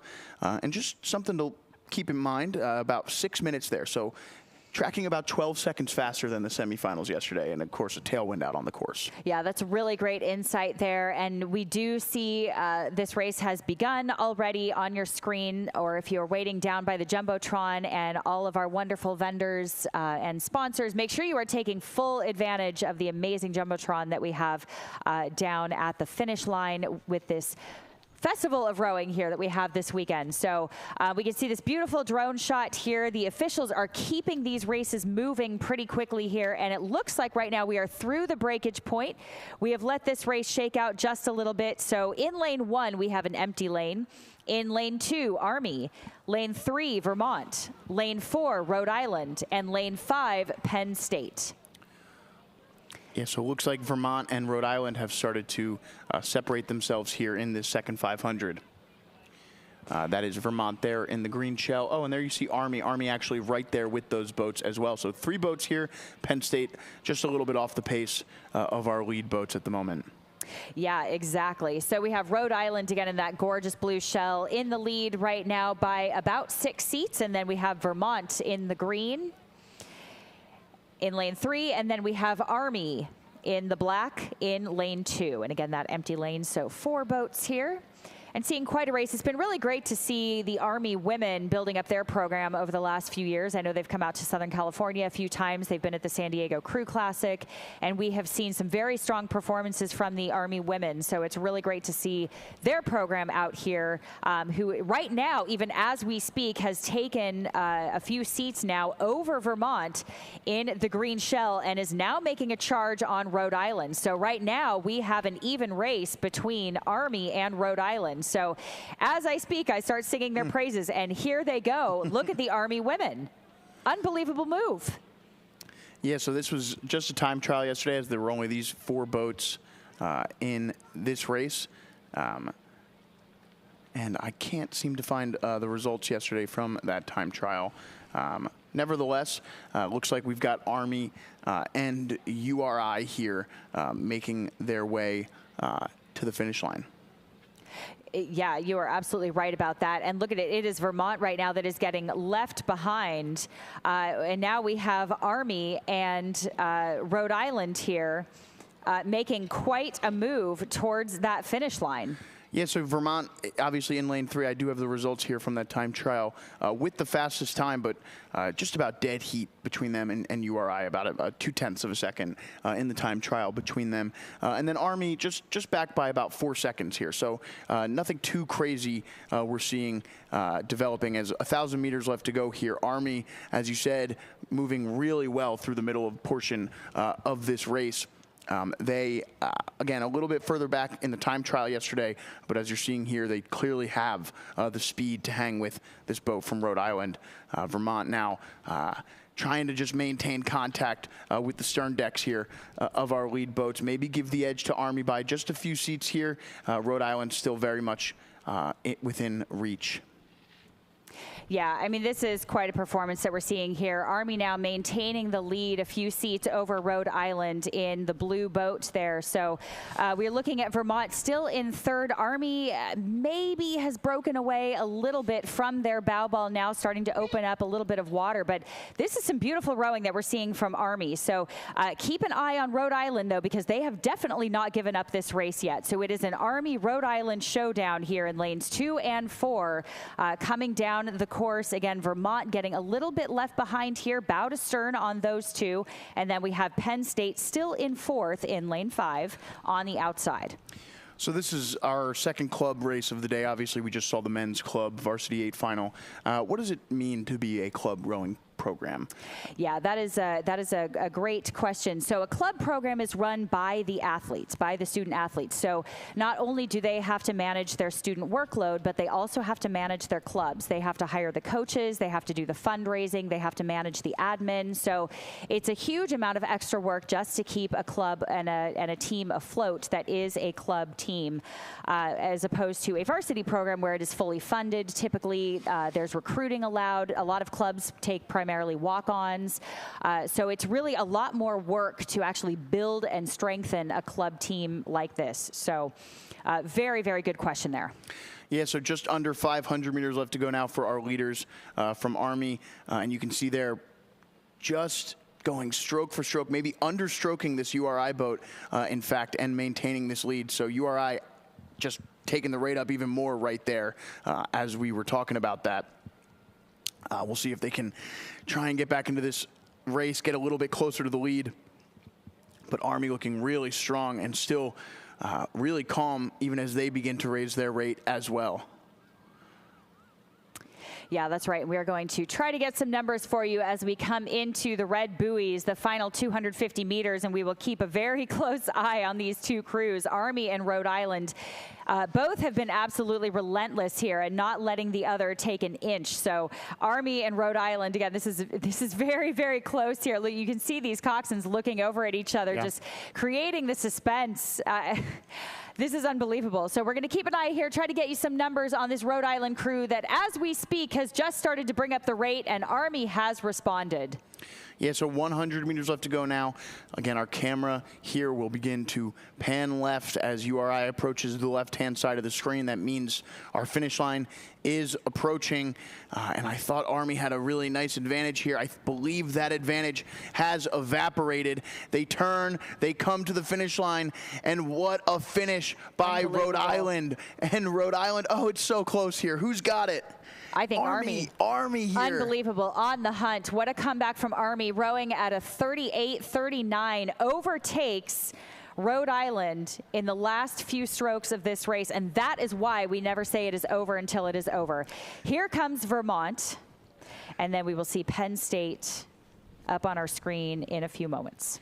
Yeah, so really great race there for the women from Army, obviously down early in the race at around 600, 750 meters. They kicked it into high gear, dominated the second 500, dominated the third 500, and they were able to hold off a really impressive sprint there from Rhode Island, who gave it everything they had towards the end.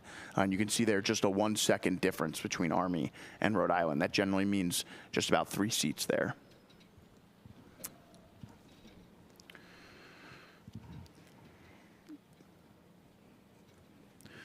Next up on the race course will be our men's varsity fours competing for the Thomas A. Curran Cup. That will be our next event here. If they have started, you'll start to see them peek onto the right-hand side of your screen here. But if not, we will wait until they do.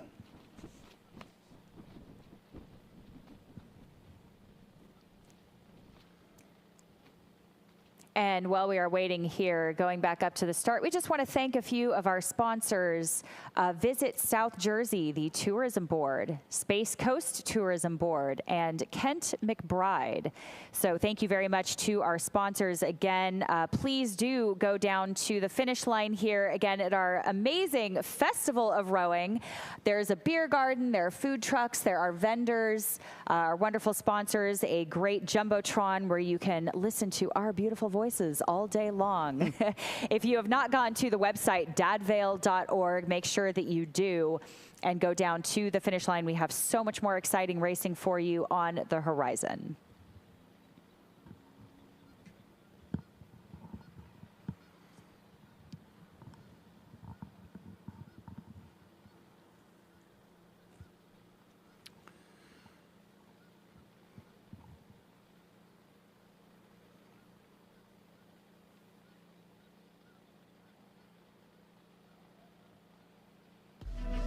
Who are Thomas Jefferson University students?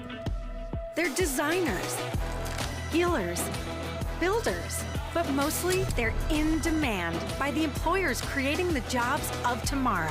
When you're trained to never settle, but to keep asking why, and your education crosses disciplines, these different perspectives ignite new ideas and make the impossible possible. Jefferson, redefine possible.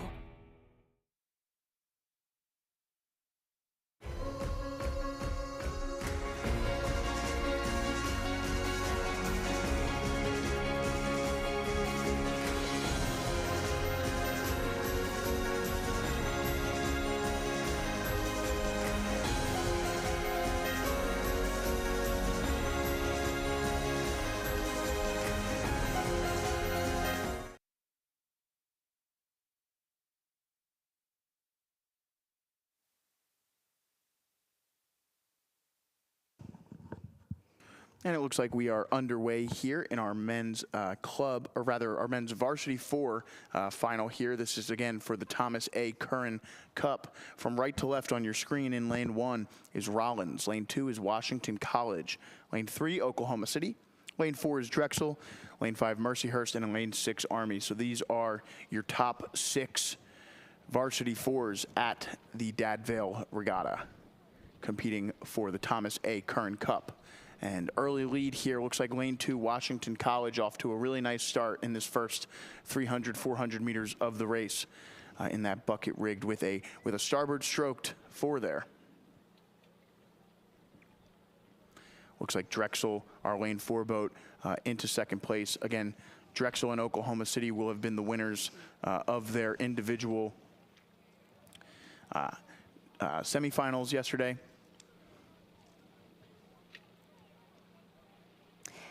Yeah, that's right. And we definitely want to give a little credit to these coxswains here who will be looking into the sun, again, with a little bit of ripple on the water. The water is really quite beautiful here, though. We actually have some really nice weather. We've been very lucky so far. We'll keep our fingers crossed. But these coxswains kind of looking into the sun, which is a little bit difficult in a bow loader. So, again, coxswains and bow loaders don't get quite the credit that they deserve sometimes. Not that I'm speaking from experience.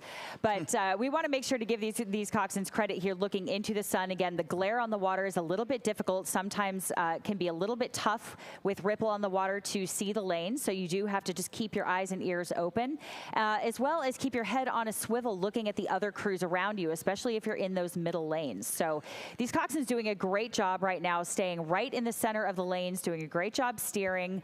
Undoubtedly not getting too much splash here. The wind isn't too bad yet. So really doing a great job again. But what a race we have shaping up here as it has started shaking out just a little bit for the men's 4. Yeah, so at that 500-meter mark, we saw Washington College's lead had evaporated just a little bit, but you can see that lane 2 boat is still very much in this one. It looks like them and Drexel are your 2 leaders, just about even at this point. But again, Drexel has made up ground on the Washington College boat, which says to me that they have a little bit more speed at the moment, and I think that you're seeing that play out right now as Drexel begins to push out into first place. So now Washington College, dropping back into second, has a big task ahead to hold on to that second place, because these other 4 crews are still very much within reach.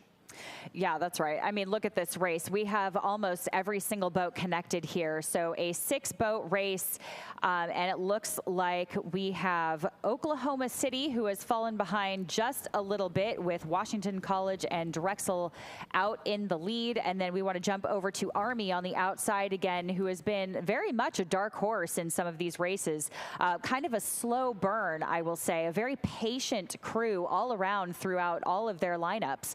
So this has been very impressive to see Army sort of sneaking up more and more and more throughout the course of a lot of these races, really across all of their lineups, not just in this 4. We saw it in the women's 8.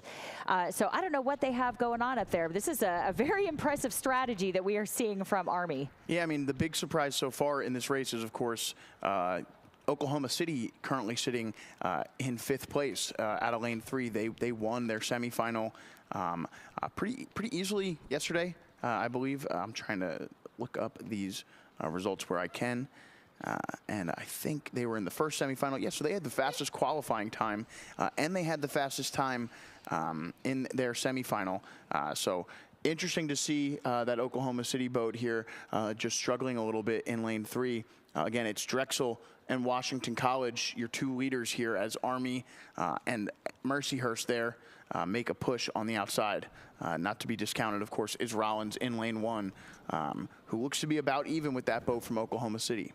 Yeah, it looks like Oklahoma City trying to get back in the center of their lane again. They drifted off just a little bit to that port side, and right now they do have a fairly young crew. They've 3 sophomores and 1 junior in this 4, and they are definitely trying to keep up with some perhaps older athletes, some athletes that have a little bit more experience here. So maybe a few years to go for this 4 in Oklahoma City, but they did do very well yesterday. So.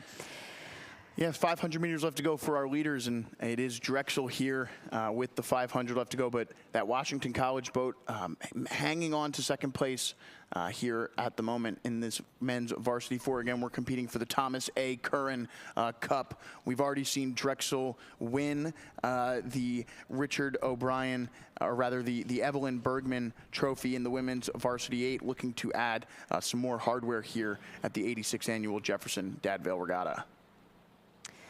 Yeah, and look at this beautiful drone shot that we have here. If you were down at the Jumbotron, take a look at this shot. It's really, really nice here. We're so lucky to have these drones in the air right now. Washington College and Drexel out in the front, really making quite a statement here as the field starts to stagger just a little bit. So we're seeing a little bit more of a dominating lead again by Drexel. Yeah, so with 250 meters left to go, we know Drexel has a bit of an advantage here, although it doesn't look like it from this angle over that lane 2 Washington College boat. The real question now is what's going on for third place? We thought it was Army and Mercyhurst there for a while. We'll see if anything has changed since we switched to this angle. Looks like Mercyhurst putting up a really good fight here, but again, that angle can be a little deceiving, as we've already seen so far today. Yeah, it certainly can. And here we go. We're seeing quite a move from Drexel as they start to break away into the red buoys. We're going to see those rates start to come up. We're going to see these athletes sitting up just a little bit more and punching the hips just a little bit more. So quite a finish there from Drexel, followed by Washington College. And there we go, of course. But before we can even finish saying anything, up come the results. Make sure that you do go to dadvail.org to get all of the official results for yourself. Yeah, so Mercyhurst was able to finish in third there, and they will take that bronze. Obviously, the results didn't pop up on screen here. But again, Mercyhurst, third place finish here, but well underway. We got a little bit behind schedule there, so not too surprising to see this race is already 750 meters down. We have the women's varsity 4 final here. Again, this is for the Margaret McNiff Trophy, the women's varsity 4 grand final. We've got Drexel in lane 1, Lafayette in lane 2, MIT in lane 3, FIT, your leaders there, in lane 4, Georgetown in lane 5, and Mercyhurst in lane 6. So you see that Georgetown boat just about even with our boat from MIT, and then just a few seats back is Lafayette in 4th place. That's right, and you can see this shot looking into the sun like this, and this is what the coxswains see. Yeah. So keep in mind, you know, it's very difficult for some of these coxswains to steer straight down to course when you're looking at a shot like this, because this is about what it looks like with the glare on the water. So well done to most of these coxswains. Looks like a few little steering corrections there, but absolutely nothing to worry about. And we're still looking at FIT with quite a race shaping up behind them, again with MIT, Georgetown, Lafayette, and then Drexel in lane 1. So quite a race is happening here, almost like a flying V with FIT right there in the center. So question for you, Whitney. You're talking a lot about how the glare is a big issue for these coxswains. Obviously, most coxswains, when they learn how to steer, we don't have these buoys here. You're learning to pick a point and try and go to that point.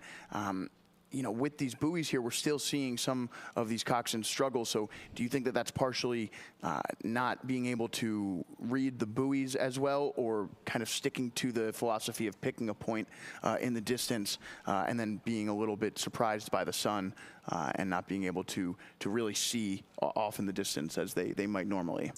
Yeah, I think you're talking about picking a point and then perhaps having a little bit of difficulty keeping that point, being able to stay straight down the lane. And that can be a little bit of a challenge challenge. Sometimes you don't know the waterway very well, but I know for some coxswains, I will speak for myself, you sit at the starting line and you try to see if you can find a point when you're actually sitting on the starting blocks while you're just sitting there with your rowers, trying to get your rowers to relax a little bit. And that's not always possible. Sometimes things are too far out in the distance, but in your peripherals, you try to keep about the same amount of feet on either side between that buoy line. So a lot of it is just kind of keeping an even distance right down the center. So you're just kind of keeping your eyes on both buoy lines and seeing if you can stay in the center there. And then also putting your rudder in straight.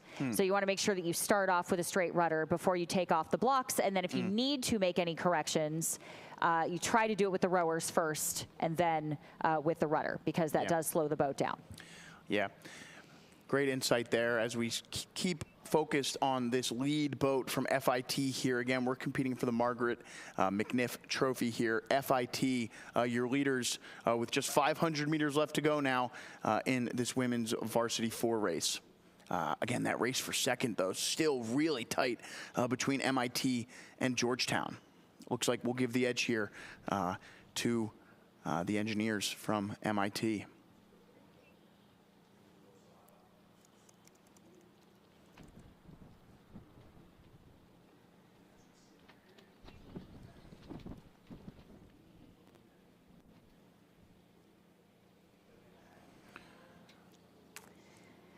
Yeah, here we go again with this gorgeous shot here. FIT still in the lead, and the race shaping up behind them is MIT and Georgetown. All the way down the course, these two have been going bow ball to bow ball, so we're going to keep an eye on them as we get a little bit closer to the last 250 and see who responds first, because one of these two crews, I guarantee, is going to try to break away from the others as we start to come into the last 250 meters. But we also don't want to overlook Lafayette here in lane 2, who is also trying to make a little bit of a charge on MIT in lane 3, and also moving up just a little bit on Georgetown. So we don't want to discount Lafayette in lane 2.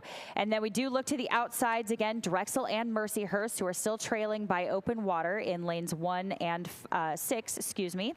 But right now it is FIT leading the charge. It is their race to lose, followed very closely by MIT now, and trailing just a teeny bit now, maybe a seat and a half is Georgetown. And then here comes Lafayette trying to overtake Georgetown. Yeah, 200 meters left to go here, maybe last 100 or so for our leaders from FIT. And you will see there the finish line approaching, and the winner of the Margaret McNiff Trophy is FIT. Second place to MIT, Georgetown third, Lafayette in fourth. Huge celebration there from FIT.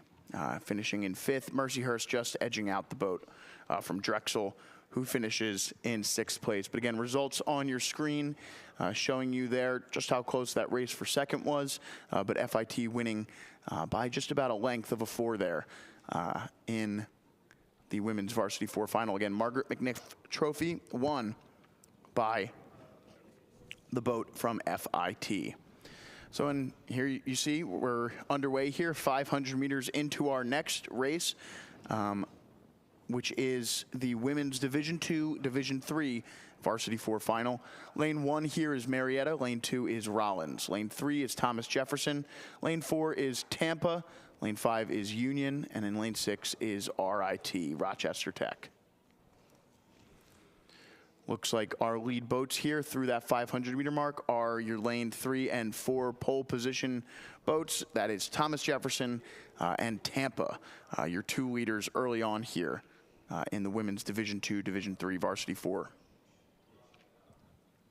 Yeah, we are going to, again, try to get some stroke rates for you here because this is, again, I'm guessing going to shape up to be quite a race. This is a very competitive field here. We've seen some great lineups from all of these teams out here.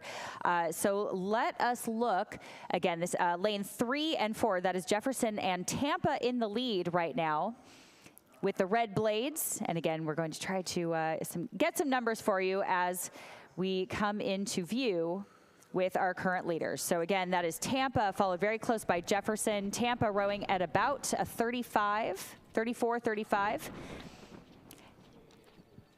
Yeah, and some interesting stats here from yesterday's time trial. There were only 7 boats in this event, so it was a top 6 in the time trial to the finish. So, you know, an opportunity for some of these boats to maybe know if they had some speed that they didn't need to go their best race. And you're seeing that play out here as Thomas Jefferson did have the fastest time in qualifying by about 11 seconds, or 10 and a half seconds rather, over this boat from Tampa. But through the 1,000 meter mark, which we are approaching in just a little bit, Tampa up by about 3 to 4 seconds here on this Thomas Jefferson boat. And wow, look at that. No one really all that close to either of these two boats as Tampa continues to try and push away from this boat from Thomas Jefferson. You see there, 1,000 meters down, 1,000 meters left to go. This is where your body starts to ask some questions of your brain, and it's on your training and your fitness to be able to answer those questions that your body begins to ask. Especially in a 4. Sometimes rowing in a 4 can be a bit heavier than rowing in a larger boat like an 8.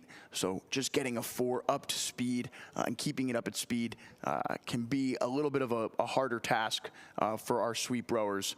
4s are just a clunky boat size and are, you know, just a difficult race, in my opinion, to row. We see so many of these 4s at these Division II, Division III levels because they're a little bit easier to boat to get more rowers into the event. But it is a difficult discipline, in my opinion. Yeah, it really is. And, you know, these 4s are so touchy and they are quite difficult. We talked a lot about the pairs yesterday and about how difficult a Cox 4 can be because they're also quite sensitive. And when they don't go well, it can be very difficult to kind of get them back on track. Yeah.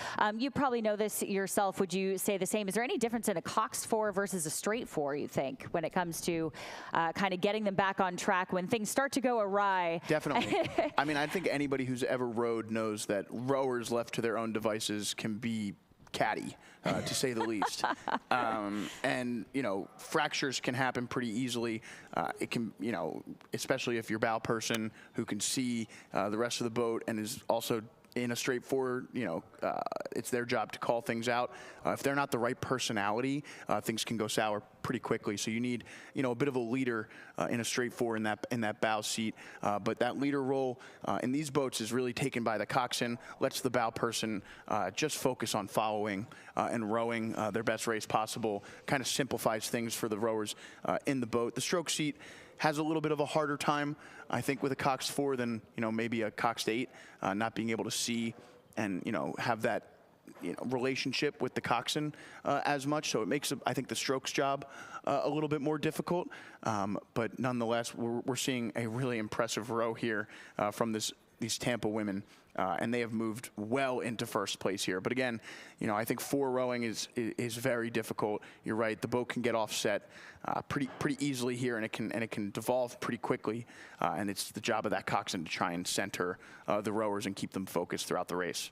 Yeah, it really is, and it takes a lot of discipline on the coxswain's part too to actually cox a bow loader 4 like this. You've taken away your sense of sight essentially on your crew, so you really have to be good at listening and feeling. So it really takes a good coxswain in a bow loader can really make or break a lot of these races. So if they have the boat feel to kind of keep their crew moving, they've spent a lot of time in there, they know when somebody's a little bit early, somebody's a little bit late, or something is going on in the boat to be a little bit disruptive. A good coxswain in a bow loader will be able to identify that just by listening and feeling to what is going on behind them. And that's very difficult. That takes a lot of strokes in a bow loader to be able to feel that. So Absolutely, and you know, you're seeing in that Tampa boat, they're getting a little excited here. 250 meters left to go. We just saw a little bit of white water at their finishes, maybe dropping down to one side at the finish for a few strokes there.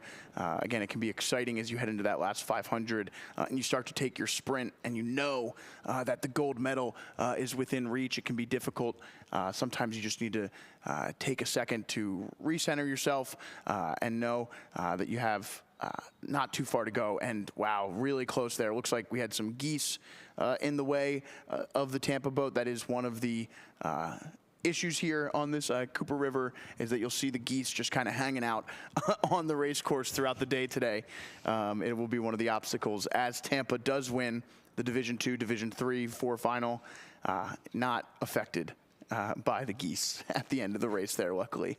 That's right. A little bit of wildlife sighting here. The locals, they know to hopefully stay out of the way. But yeah, here comes lane 3. This is Jefferson. And crossing the line now. Interesting here, you're starting to see those waves here grow just a little bit. You're starting to see a little bit of capping as finishing in 3rd place here is the boat from Union, and they'll take bronze in that women's Division II, Division III event. In the 4, finishing 4th is Rollins. But yeah, so interesting to see. I don't think that this is particularly unrowable here just yet, but it is starting to pick up a little bit, and you can see it as Marietta finishes up 5th there. Rochester Tech will finish 6th in that event. But as you can see from our launch camera, as results flash on screen from the race we just saw, we are underway here in our men's club Varsity 4 event. Yeah, that's right. We're going to keep things moving here out on the Cooper River for you. So this is the men's club Varsity 4. In lane 1, Rhode Island. Lane 2, Pittsburgh. Lane 3, Lafayette. Lane 4, Stockton. Lane 5, Vermont. And lane 6, Merrimack. And as soon as we can get some margins for you, we certainly will, as they are coming down the course at blistering speeds here. And it looks like we have almost all boats still connected, but we will give you some margins as soon as we have a better view on the course.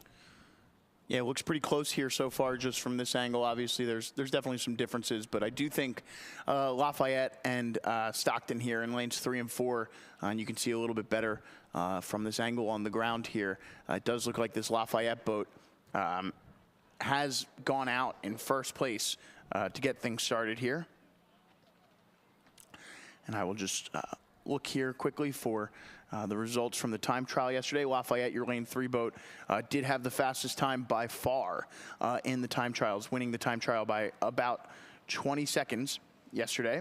And then in their semifinal, beating the boat from Vermont, who finished 2nd by about 14 seconds. Their time was around 7:03.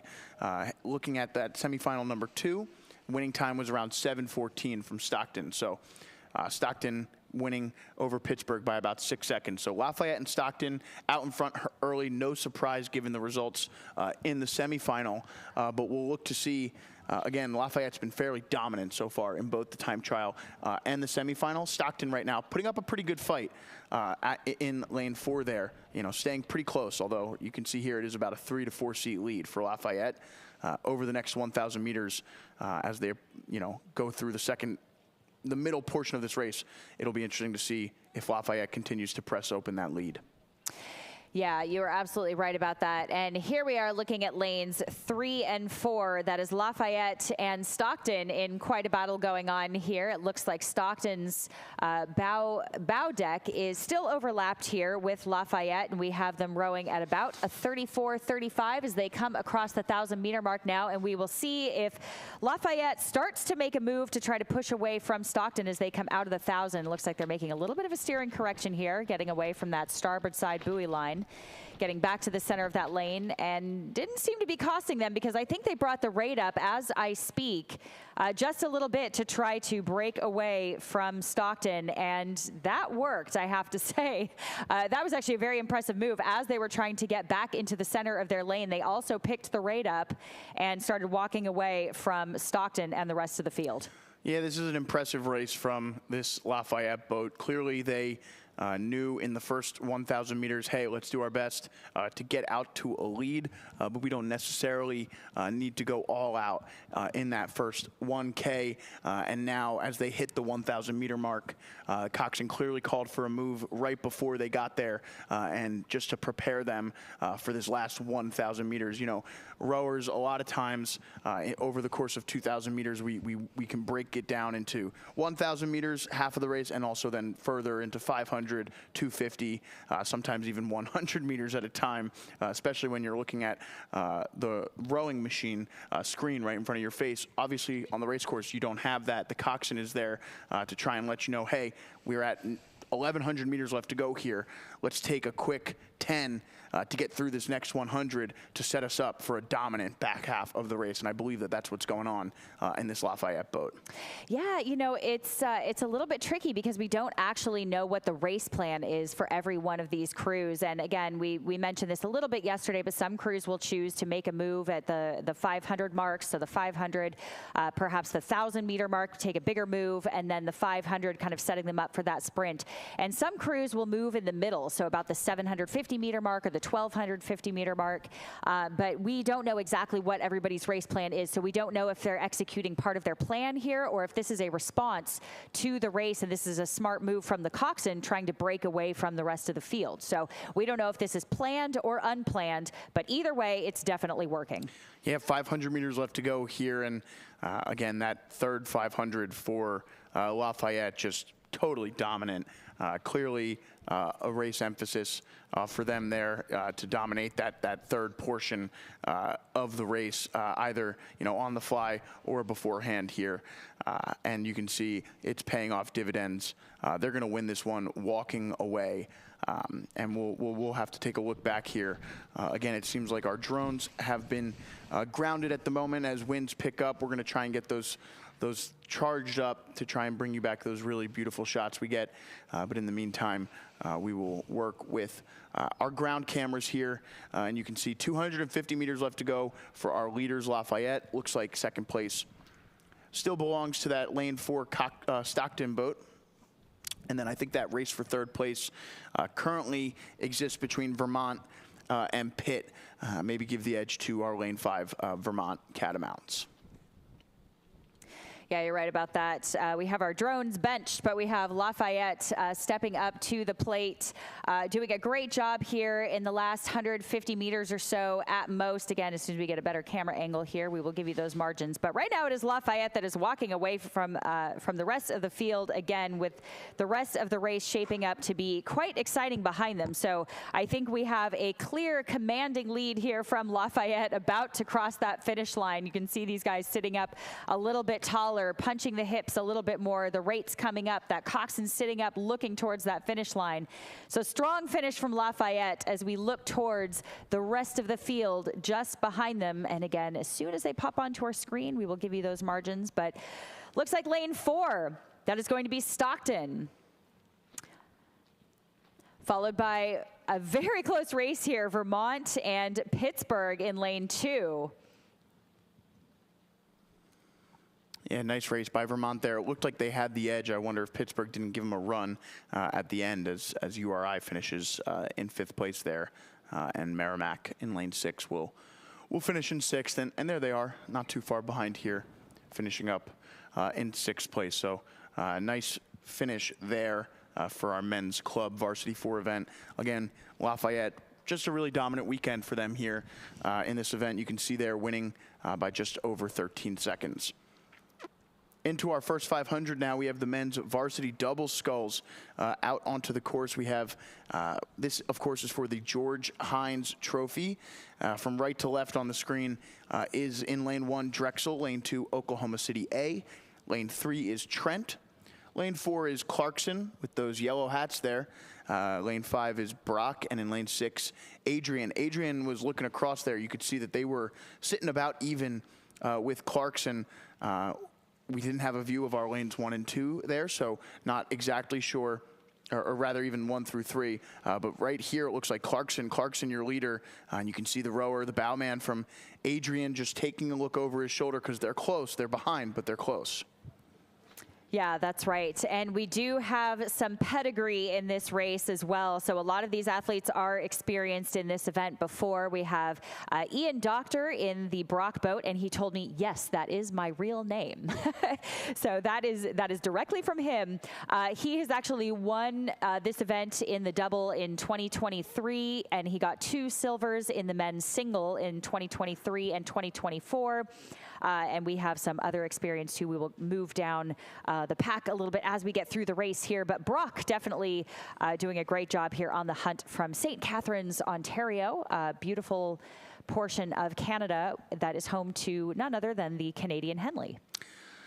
Nice, and as you can see here, as we get a drone back up flying, this Oklahoma City boat in lane 2 is right there with Clarkson. Adrian falling off the pace just a little bit here. Oklahoma City and Clarkson striking out in front. And if I remember correctly, I wonder if these two crews did not match up yesterday in their semifinal. I'll work to find those results now. Yeah, and in this Oklahoma City boat, too, this is a freshman and a sophomore. So we have some athletes here that came all the way out from Wyoming, and the bow seat is actually from Lithuania. So we have a few athletes that came together to meet in Oklahoma and create this double that we are seeing now. So a freshman and a sophomore, one all the way from Lithuania. So very impressive from the Oklahoma City boat in lane 2, who is now in second place.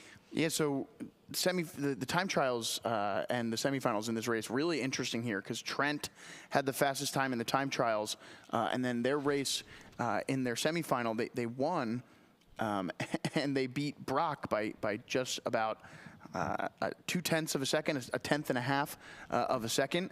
But it turns out that the speed was actually in semifinal number 2, and Clarkson just beat Oklahoma City by just over a second. And I remember yesterday watching it, it was called out that those two boats might be your top 2 finishers in the final today. And you can see as this race progresses into our back half of the race, it is Clarkson and Oklahoma City moving away, give the edge to Clarkson here in lane 4. You know, I am so impressed at the rowing that we are seeing in these small boats. This is really impressive, and it's so exciting to see sculling become so much bigger here in the U.S., trickling down to the collegiate and the junior levels in such a large fashion. So we're seeing so many races included in these regattas that are sculling events rather than only big boats. So while the big boats are exciting, some of these athletes here in the sculling boats that actually learn how to move their bodies and learn how to balance a boat and be a little bit more technical actually make those bigger boats faster. So we're looking at some excellent rowing here out on the course. Now, what do you make of some of these doubles here with the wind? We have a little bit of a cross tailwind. So how does that feel when you're in a double sculling like this? Very small, sensitive boat. Yeah, you can feel it for sure. You know, when it's really taily like this.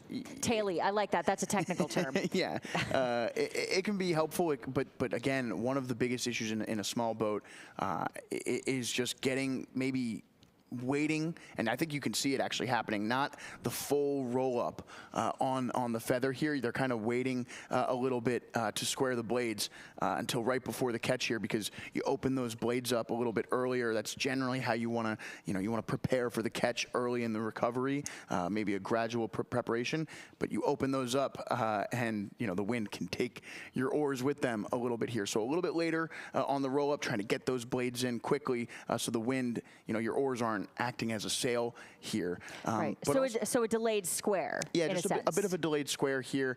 I think you can see it in both boats. They're kind of flicking right before the catch here, rather than a gradual roll up, which is what you normally try and accomplish here when you're sculling. But really impressive race here. And look at Oklahoma City. They take the first move into the final 250, and they are just about a seat or two down on Clarkson. And Clarkson responding with a move of their own. And I think Clarkson is just going to be able to hang on here. But Oklahoma City is pushing. Oklahoma City with the speed here at the end of the race. Will they run out of room? It's so close. Yeah, you are right about this. They're definitely bringing the rate up here now at about a 38. Oklahoma City on the charge for Clarkson. I don't know if it's too much too late. You can see that bow seat from Lithuania looking over at them to see if they can edge out Clarkson. This is unbelievable. Look at this charge from Oklahoma City. And they did it. They may have gotten it. I think they got it there. I think they got it. It's going to be hundredths of a second, I think, between these two. And our camera angle is slightly off to the right here, so I think it favors that near side lane just a tad. But I did think that bow ball hit. Adrian takes bronze here, but we'll wait for the official results on our screen. And again, there might be some things that happen afterwards. Meanwhile, finishing up here, Drexel and the boat from Trent finishing 4th and 5th and 6th place to Brock. So an incredible finish. We saw it. Oklahoma City had the speed there. A perfectly timed finish for them. They won by 0.06 of a second there. Just a really well executed race there.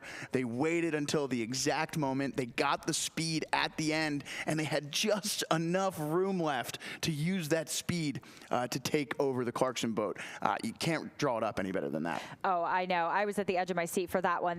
That may be one of the best comebacks we've seen this morning. Incredible race. And again, the winner of the George Hines Trophy, based on the results on our screen, was Oklahoma City. So congratulations to them on winning the George Hines Trophy. We head up, and it looks like we are underway here. I didn't see that on that drone shot there, but we are underway. Women's varsity double up next. Yeah, that's right. They gave us a little bit of a trick there, but the women's varsity double is underway here. The grand final in lane 1, William and Mary. Lane 2, Trent. Lane 3, Drexel.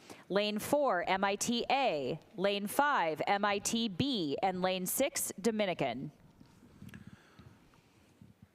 Early goings here. Looks like lane 4 off to a really nice start in this first 250 meters of the race here. You know, Whitney, talk about the early goings of this race now as they settle into their base rate. What does the first 250, 300 meters of a race look like for most crews out there? Oh, you know, I thought you would never ask. This is a great question because we get to see it on this beautiful drone shot here. So typically we will see a few fractions coming off of those starting blocks, because remember, when you're getting a boat up to speed, it's like getting a freight train moving from a dead stop. So what we do is we take some fraction strokes, perhaps 4, 5, 6, depending on your starting sequence, and then we start to stretch out a little bit more for those higher rates where we go boom, boom, boom. We punch the hips a little bit. We sit up a little bit taller, and we keep the rate up for about 15, 20 strokes or so, again, depending on your plan. And then we will stretch out just a little bit into what we're going to do in the meat of this race. Now, that means the strokes per minute. So about 25 strokes or so into this race, we are going to settle, well, I say settle, but really get situated with whatever rate we're going to go down the middle 1,000 of this course doing. So very impressive clean starts here by all crews, and right now it is looking like lane 4 MIT-A is our current leader, and we will go right over to lane 5 MIT-B, and then we will jump over to Trent in lane 2. And we have quite a race shaping up here, actually, for 3rd, 4th, and 5th place. So that will be Trent, Dominican, and William and Mary. But right now it is MIT-A that is in the lead. Yeah, really calm comparative stroke here for this MIT lead boat. They dominated yesterday in their semifinal with a really solid time, and no one was particularly close to them in that race, and it looks like they might have an opportunity to do the same here. Nice overhead shot here. You see the little disturbances in the river as compared to yesterday. We had some really flat water, so some waves here at this Cooper River Lake. Although, given the fact that it's not, you know, a river, you kind of compare this to where the Dad Vails used to be. I imagine over on the Schuylkill with the winds today, there are some pretty significant waves. So, you know, the Cooper handles that a little bit better over here, and I think, you know, even though there's, you know, you can see the ripples moving the boats towards the finish line here, this is still pretty rowable out there at the moment. Yeah, it sure is. You're right about that. And many of these crews will be used to conditions like this. Like we are looking at MIT-A right here. They row in Boston, so they are very, very used to wind and cold. That is for sure. This is an IRA crew, again, coached by the formidable Amelia Patton and Kendall Chase, Olympian, and both phenomenal coaches. And this crew, actually, the double won the Connect Cup just a few weeks ago. So this is a proven lineup, a proven crew, and they're doing a phenomenal job here commanding the pack by so many boat lengths open water, it's hard to even call at this point. A lot, we'll say. Many boat lengths open water. And then next to them in lane 5, we have MIT-B, but being chased very closely by Trent in lane 2. And then we have another race shaping up behind them, and we are going to go, it looks like, to Drexel and Dominican. So lanes 3 and 6, Dominican on the outside, just off of our screen if you're watching the Jumbotron. Yeah, so this is a really interesting development here. We've got MIT in the gold and silver positions here, so looking for a gold-silver sweep in this women's double event would be a really big boost for that MIT team. I know these two boats have likely been competing with each other all spring, likely practicing against each other every day. So the gratification of being able to win gold and silver together would be a really nice feeling, I would imagine. So, you know, those two boats looking to win gold and silver here. Right, and of course, we never say it's over until it's over, because we have seen things happen the stroke before the finish line. So, so you never know. There's always drama out on the water here at Cooper River, and we're seeing some pretty exciting things so far. We've had so much action, and right now looking at an MIT A and MIT B first and second for now, unofficially, of course, but doing quite a good job doing it. So again, being chased by Trent in lane 2, also doing a great job here, and that will be closer to the shore. So lane 1 and 2, that's William and Mary and Trent in lane 2, closest to you if you are standing at the Jumbotron at this wonderful festival of rowing that we have going on all weekend. Crossing our fingers that the wind stays at bay. But quite a race that we have shaping up here. Oh, and you can see here, this is the further back part of the race. So that's the MIT B boat there out in the lead here, but we know that they are in second place. And like you said, there's Trent there currently sitting in third, followed by Drexel. That's Drexel there in lane 3, obviously with the different oars coming from their boathouse that they share with the Bachelor's Barge Club. 500 meters left to go for these boats here, which means that we probably only have 200 meters left for our lead boat from MIT. Yeah, they're really doing a great job commanding this race. So it really is theirs to lose. And at this point, I don't know that that will even be an issue for them, because if we know anything about these MIT crews, they certainly know how to finish off a race. They know how to race from behind, and they know how to race from the front of the pack, get ahead and stay ahead, as we say. So what do you actually think about that? There are two different strategies here. And of course, it depends on what your strengths are. But a couple different strategies here. There is the get ahead and stay ahead. Some might call the fly and die. We hope that doesn't happen. Yeah. And then some a little bit of a slow burn, like what we've seen from Army. You know, I think there's a middle ground, right, with anything. And I think, you know, you don't want to lose the race early. Like I said, you can't win the race in the first 500, but you can lose it. So you need a good start. It's imperative. There's no doubt about it. But when you settle into that base rate, you want to hit a rate that you would hit for a 2K piece on the rowing machine. You want to be able to go, okay, you know, you've done this so many times over the winter season. You've rowed countless 2K pieces, I'm sure, trying to test in order to get into these positions on these boats. So you know what your body feels like when there's 1,500 meters left to go in a 2K piece. You know what it feels like with 1,000, 750. So you want to be able to match that. And that's why you have to rely on your fitness and your training to know yourself, know your limits, and be able to perform as MIT wins gold here in the women's varsity double.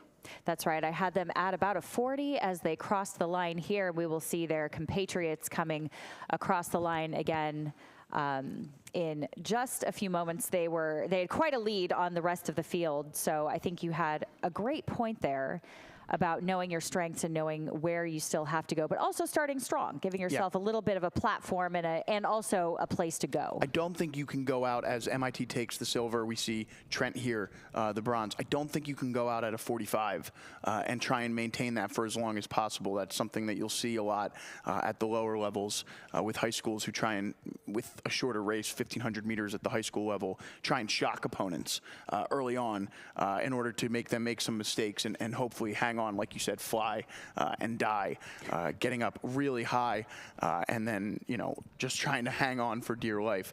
But I do think for boats that are you know, undermatched in terms of strength, right? Like you know you don't have the speed necessarily that the other boat has on the erg, and you don't think, given a perfect race, you'll be able to, row the fastest.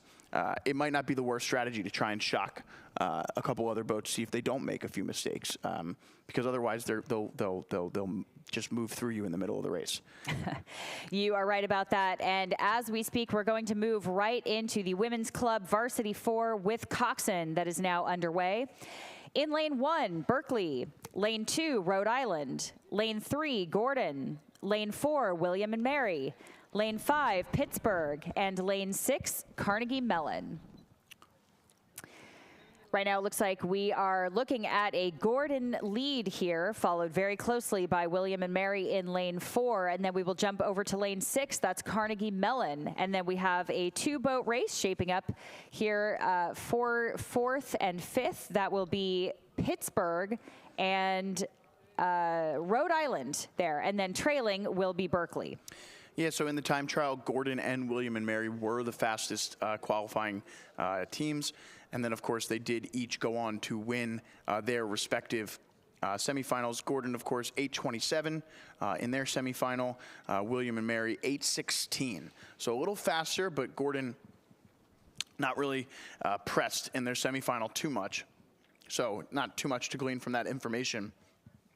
And as you can see here, through 500 meters, Gordon with a solid advantage over the lane 4 William and Mary boat, who sits comfortably in 2nd place. We get a nice shot from our launch of the Carnegie Mellon boat here in lane 6. Yeah, and just a little bit too about our leader here, Gordon. This is actually a proven lineup. So they actually did win at the Connect Cup in this 4. They were 3rd in the New England Championships last weekend. The stern pair in this boat are freshmen. The coxswain is brand new. 3 of these women are headed off to Accra next week, and we have the bow seat from Barcelona, Spain, who is graduating during Accra. So it's actually her last race with the team. So quite a makeup in this Gordon boat, who looks to be getting back in the center of their lane now, just making a slight steering correction there. But again, a proven lineup here. So this boat actually has, it's a bit of a motley crew, isn't it? A very young crew, 1 from Spain, 3 going to Accra, a new coxswain. But they're doing such a great job here and still maintaining their lead. Yeah, and you can see that bow ball in the distance there. That's the bow ball, or rather the buoy off in the distance there. That's the buoy signifying 500 meters left to go here. Or rather 1,000 meters left to go. My apologies. And Gordon now, you can see the bow ball of the boat from William and Mary just sitting at the stern deck of this Gordon boat. So William and Mary in 2nd. You can see there the boat from Pittsburgh in 3rd. And a nice shot here. We'll call it Gordon, William and Mary, Pittsburgh, followed by Rhode Island, then Carnegie Mellon, and in lane 1, Cal, Berkeley. Yeah, that's right. The Fighting Scots maintain their lead, and it looks like they are trying to break away from Rhode Island and William and Mary. Really, William and Mary here, who is the biggest threat to the Fighting Scots at this point. So it is lane 3 and 4. Again, that is Gordon, and 4, William and Mary. And then bow to stern with William and Mary is Pittsburgh in the bright yellow boat in lane 5. And then, like you said, we will look to the outside lanes where Berkeley and Carnegie Mellon are in a battle for 4th and 5th at this time. Yeah, you see Gordon there now repeatedly struggling to stay off of that starboard side. They're pretty much in the center now, but 2 times over the last 300 meters they have drifted, and now again drifting back to that starboard side with their point. You wonder if there isn't more power on the port side of the boat there, and the coxswain's having a difficult time trying to keep them off. And you can see they're hitting a few buoys there. William and Mary are going to try and take advantage as they sit in the center of their lane. Yeah, they really are. And one thing to note, too, for these coxswains in a 4, that once you start making a correction like that, it's very easy to overcorrect and then try to get back in your lane where you correct again a little bit too much one direction and another. So it takes a little bit of a balancing act to work with your athletes to actually get back into the center of the lane and get straightened out again. So it's, again, very easy to try to make a sudden movement back to the center and then you oversteer just a little bit. And she is a new coxswain. So right now she's doing a great job, again, maintaining the center point of the lane here, doing a great job, again, just very, very small corrections. But Carnegie Mellon, or excuse me, William and Mary in lane 4 right next to them is trying to take advantage of that. We have seen that. Yeah, and again, approaching this 500-meter buoy, or rather 1,500 meter buoy, I should say. 500 meters left to go. But the 1,500 meter buoy approaching here for our leaders from Gordon, who have been able to maintain this lead over William and Mary, despite drifting over their lane a little bit here. They're in the center now, and they should have a straight shot over this last 500 meters. And you can see William and Mary continuing to press open that lead they have on Pitt. So Pittsburgh now falling just a little bit further back here, but maintaining a solid spot to get onto the podium here. And again, Women's Club 4 grand final here. Gordon, it is Gordon, your boat, out in front. Yeah, one thing that this Gordon boat is actually doing quite well is tapping down a little bit and getting some clearance off the water. So when we have some chop, we have a little bit of waves that we're talking about, it really doesn't need to affect your rowing too much. Obviously it's going to, but you need to know how to work with the elements. So oftentimes in a race like this where we have a lot of wind, we have some chop starting to build just a little bit on the surface of the water. It really helps the crew by tapping the boat, tapping the oars down just a little bit, getting a teeny bit more clearance off the surface of that water so we don't get a lot of banging around on the surface when you are trying to come back up to the catch. So that is one thing that the Gordon crew is doing quite well here, tapping those hands down and getting their bodies over back up to the front end. 250 meters left for our lead boat from Gordon here as they look to put the finishing touches on what's been a really nice 2,000 meter race for them as they look to take gold here at the Dad Vails in the Women's Club Varsity 4 event. And you can see now, even into the final 200 meters of the race, beginning to open it up with power and not necessarily, going a lot faster on the recovery here, but just driving those legs down and continuing to open up this lead into the final 100 meters of the race. Yeah, that's right. Coach Maddie Hopkins here has done a great job with this Gordon boat. She actually has a younger sister, fun fact, on the team as well. So she is coaching her sister's team, but really doing a great job with these women. This has been a very impressive row. They've had a great weekend, had a great Connect Cup, and are doing a really great job breaking away from William and Mary in lane 4 to finish off this race in the first place position. Yeah, Gordon takes gold here in the Women's Club 4, crossing first there. That boat is not in the race. It's a double. And William and Mary finishes in second. And Pittsburgh takes the bronze here. So a nice race there in the Women's Club Varsity 4. And you can see here, it does look like at our finish line is where this course is starting to get the most chop here as URI finishes in 4th. Yeah, a little bit of a swell here, a little bit of wave action going on at the finish line here. It is also the part of the course where most boats are congregated at one time, which could be adding to that a little bit as we see the boat from Carnegie Mellon finish. And again, we're moving things along quickly here. We're underway here in the men's lightweight varsity 4. Just 4 boats in this race. So we start in lane 2 with Fordham. Lane 3 is Mercyhurst. Lane 4, and on the left-hand side of your screen there, is Brock. And then the focus on your screen here is lane 5, Gordon. But you see Brock there, and then the oars next to them peeking through of the boat from Mercyhurst. And there is a nice shot to show you that it is Mercyhurst, your leader here, as they hit 500 meters.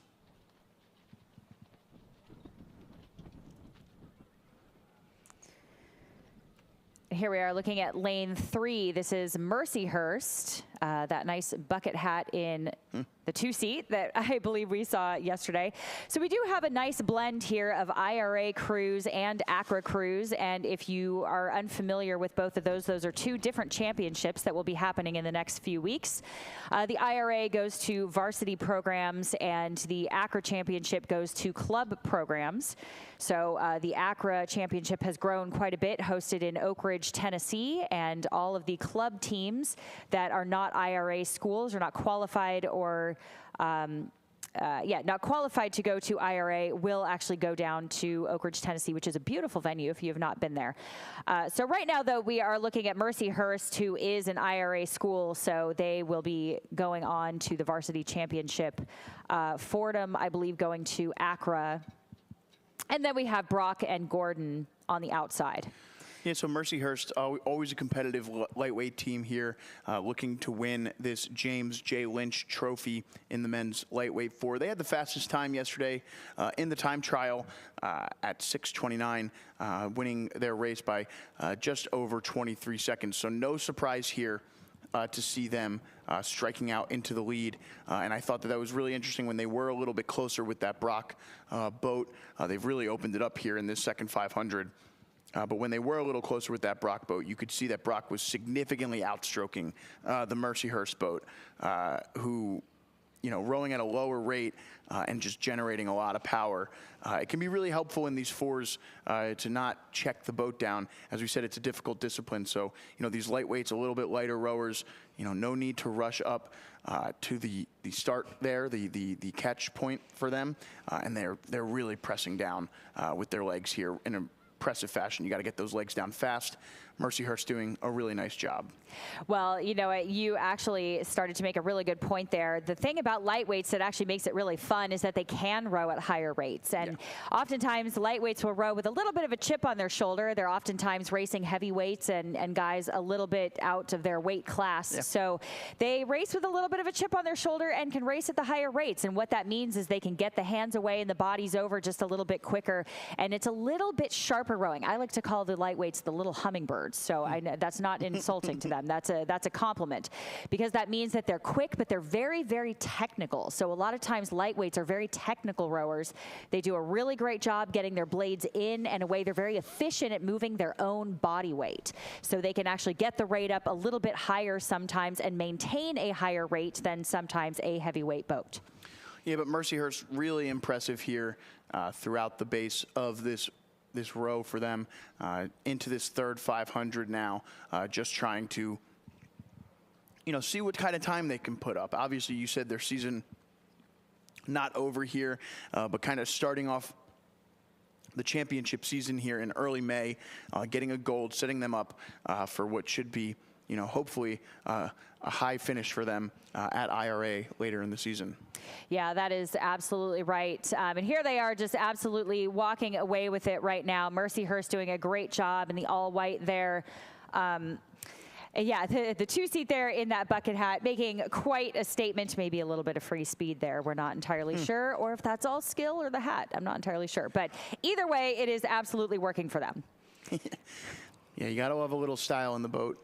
Although, I'd prefer if all four were connected, showing a little bit of team. You do like there. fashion cohesion.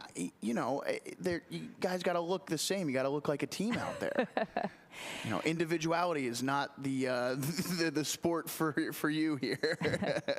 Yeah, you are right about that. So we are looking at Mercyhurst again, and then just behind them, the crew from Brock, and then we will go to Fordham in lane 2, and then Gordon in lane 5. So quite a spread in this, actually a bit more than I would have expected in this lightweight race here. I thought the margin might be a little bit tighter, but you never know, again, what we're seeing out in the time trials and the semis. So anything goes on race day and how they handle a little bit of wind. So that's why we love racing, right? If we knew the result, we wouldn't come out here and do it. So Mercyhurst, again, just walking away with it. They are in the red buoys now, the finisher chute, and up comes the rate. Yeah, I really like this shot with our finish line camera, just kind of showing you those trees there a little off in the distance, letting you know just, what these wind gusts might feel like here. It's pretty strong movement in those trees, so you can tell that the wind here is picking up just a little bit. That's right. Mercyhurst finishing this race at a 44-45. You almost can't even get full strokes in at that point. That is really impressive here. Well done to Mercyhurst in first, and we will have just a few moments before our next few crews cross the line. Yeah, and again, we see this finish line here. Almost every time we cut back to it, it seems to be just getting a little bit choppier as every time we cut to this finish line camera as Brock finishes up for the silver there. And that is second place for Brock. Meanwhile, we sit and we wait for third, likely to be the boat from Fordham, and there they are in lane 2. And so Gordon will finish fourth, and we move back up, and with our drone, we sit and we take a look. So these boats not yet sitting ready. Looks like we've got blades squared on the surface here. But everyone, up at the catch, it looks like, just waiting to square up and get ready in the men's second varsity 8. So we should have another really quick race here. Lane 1 is Marist, lane 2 St. Joe's, lane 3 is Drexel, lane 4 is Temple, 5 is LaSalle, and then lane 6 is Delaware. So we know Temple won the 1V race. We'll look to see if they can take the 2V race here and set themselves up for a potential 8 sweep, or if one of these other boats might have a better chance. Obviously Drexel in lane 3, that means that they won the faster of the 2 semifinals, at least based on the time trial results. And again, this is for the Bayer Trophy. The Bayer Trophy up for grabs here in the men's second varsity 8. All boats sitting ready.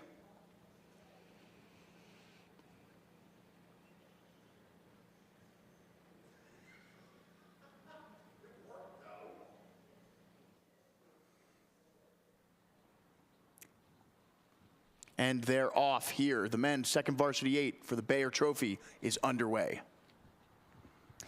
Yeah, that's right. Looks like a pretty clean start here. Very quick start from Marist in lane 1, keeping that rate up very, very high, a little bit higher than everyone else. Again, I don't even have time to get numbers on that, but they were pretty quick off the start there. Obviously, as we say, some crews will be a little bit more conservative in those first few strokes, which is okay. If they're patient and they're willing to bide their time just a little bit, they will get off the blocks safely and cleanly and then wait for those high strokes to come where they can start to get into the meat of the race here, where they are confident that they will start to move up on the rest of the pack. So again, could be a little bit of a risk for some of these crews who start a little bit more conservatively, like Delaware on the outside, got off the blocks a little bit slower, but again, that could have been intentional. We don't know. Or if they were a little bit bothered by the wind. So we are seeing Delaware trailing just a little bit bow to stern on the rest of the field, but the rest of the pack here still connected 5 boats across. Yeah, it looked to me as if we had 3 boats here out in front, with Marist trying to hang on after a really fast start. But it does look like Drexel, Temple, and LaSalle, your top 3 finishers in the men's 1V.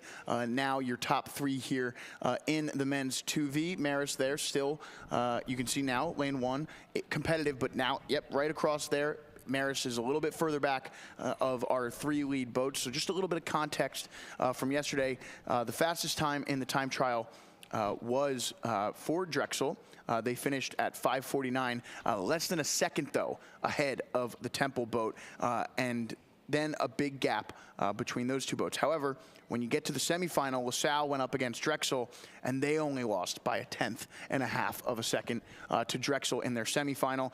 Temple handled their semifinal fairly easily, beating St. Joe's by about 4 seconds here. So Temple, the prohibitive favorite in many ways here by dominating their semifinal, but as they come through here, it is Temple by just a few seats over LaSalle and Drexel, maybe give the advantage to LaSalle by just an edge here. Yeah, I think we need to keep an eye on this Drexel boat because while Temple is in the lead right now, look how patient this Drexel boat is, just reeling them in 1 stroke at a time. You can see that Temple coxswain already looking over at Drexel, urging those guys on just to try to stay ahead of this Drexel crew that is making a charge right now. So very, very impressive. And what we are seeing here in the middle 4 lanes is really a battle of Boathouse Row, almost a Philly showdown, if you will, and all boats almost still all the way across. I mean, this is really impressive here. We should see them shortly again coming up in front of the boathouse, and this is quite an armada that we are seeing again, still with Temple and LaSalle in the lead, but we have Drexel absolutely making a charge that is not making LaSalle's race easy for them on that outside. Temple sandwiched in between and still in the lead. Yeah, I think Drexel's overtaken LaSalle at this point. It's still very close. You can see there, though, I would say that bow seat of Drexel looks to be about even with 2-seat, maybe 3-seat of Temple. Meanwhile, I think, and as I say that, as we get a closer look, I think LaSalle is actually quite even with Drexel, if not out in front. So lots going on here. Temple kind of maintaining that slight advantage as these 2 boats now starting to draw back even. I think Temple's lead at one point was up to about 4 seats there. You can see it shrinking to just a bow deck here. on both of these boats. Yeah, I mean, look at this race that is shaping up. We are so lucky to have these beautiful drone shots straight overhead. You can see those puddles being pushed back in the second half of that stroke by all of these crews. Temple's race to lose here, because Drexel and LaSalle are definitely on the hunt here. Look at this move from LaSalle. They're really starting to reel Temple in just one stroke at a time. Every stroke moving up another inch and another inch, and I just know that feeling as a coxswain when you're sitting there and you're like, you guys, we need to overtake them. And so I don't know what this coxswain is calling, but whatever it is working. I mean, these coxswains are staring directly at each other at the moment, trying to get a sense of where they sit. You can see the Temple coxswain having a difficult time here. He's got to keep his head on a swivel a little bit. The other two coxswains with the slight advantage of being able to just look in one direction. And you can see here, these are just shrinking as Drexel and LaSalle are dead even with each other. It is Temple by just one seat heading into this final 500 of the race here. We'll see. This is going to be an incredible finish if either one of these boats can catch Temple. You see LaSalle drifting over now to this port side, Drexel drifting over to the starboard side. We're scrunching things in here in this men's second varsity 8. This is where you lay the hammer in the men's second varsity 8. These are hungry rowers. And Drexel, there goes Drexel in the final 250 meters of the race. It's Drexel out in front. Can they hang on? They have just moved through the Temple boat in the last 10 strokes. Yeah, I mean, this is really who is at the catch and who is at the finish, but it is definitely Drexel here on the hunt. They will be determined to take down Temple, and right now it has got to be by a foot. They're rowing at a 39 right now. Little bit of a bobble there, and Temple has taken advantage. Just because here goes Temple. On that starboard side, Drexel just caught a little bit of a digger there, and Temple pulled back in front. Can Drexel make it up at the end here? And no, it's Temple with the speed. Drexel looked to have the second place, followed by LaSalle. So Temple, oh my goodness, with just a slight mistake in the last 100 meters of the race, Drexel loses first, and Temple pounces and wins the gold in the men's second varsity 8. The winners of the Bayer Trophy is Temple, setting up a potential sweep in the men's varsity 8 event, as we have the third final 8 coming up in just a little bit. Yeah, that was an absolute ambush if I ever saw one. What a beautiful move and an exciting race. We have Temple with a 5:45 in the gold. In silver, Drexel 5:46.4. LaSalle in third, 5:46.5. St. Joe's in fourth with a 5:58.3. Marist in fifth with a 6-minute flat, and Delaware with a 6:10.8. Incredible racing in the men's second varsity 8. We will look ahead at the start line here as we wait for the women's second varsity 8 final to get started. They will be competing for the Coleman D. Boyle Trophy. Difficult to tell from this angle as we wait for our drone to make its way back up the course. You know exactly whether or not they're in the stake boats yet. They most likely are. And you can see here, you know, despite the ripples on the course, rowing conditions still holding up here on this Cooper River course as the traffic starts to increase throughout the day. You know, obviously it's a beautiful day here in the Philadelphia area. The temperature is beginning to rise. We're up to 57. We should be going up to around 70 degrees, 75 degrees as the day goes on. But right now, still a little chilly in the early morning. And those boats are sitting in the stake boats there as we wait for the Coleman D. Boyle Trophy race to get started. Yeah, and we don't know if they are doing quick starts at all or regular pulling starts. And the difference in the two is quite subtle. One, hands are basically not recognized. So in a quick start, you will see hands not recognized, and an official will hold up a flag. And as soon as that flag starts to twitch, you can have your stroke seat watching for the flag and start to take off the blocks there. So you actually don't have to wait for the sound. You wait for the movement of the flag, the drop of the flag. So that is where a lot of crews will get a little bit tripped up there. They will wait for the sound of go. So here we have a start of the women's second varsity 8. And let's give you some lineups. In lane 1, LaSalle. Lane 2, Temple. Lane 3, Drexel. Lane 4, Georgetown. Lane 5, Fordham. And lane 6, Monmouth. Yeah, so obviously our lane 3 boat will have won their semifinal, as will have our lane 4 boat. So Drexel and Georgetown, a similar lineup as was in our women's varsity 8 race. In the second varsity 8 race, but you can see here in the early goings, Drexel had a really nice start there, but Georgetown, able to come back here with a bit of an extended sprint at the start, and we'll see now they settle down a little bit into a base rating, and Drexel takes an early lead here by just a few seats.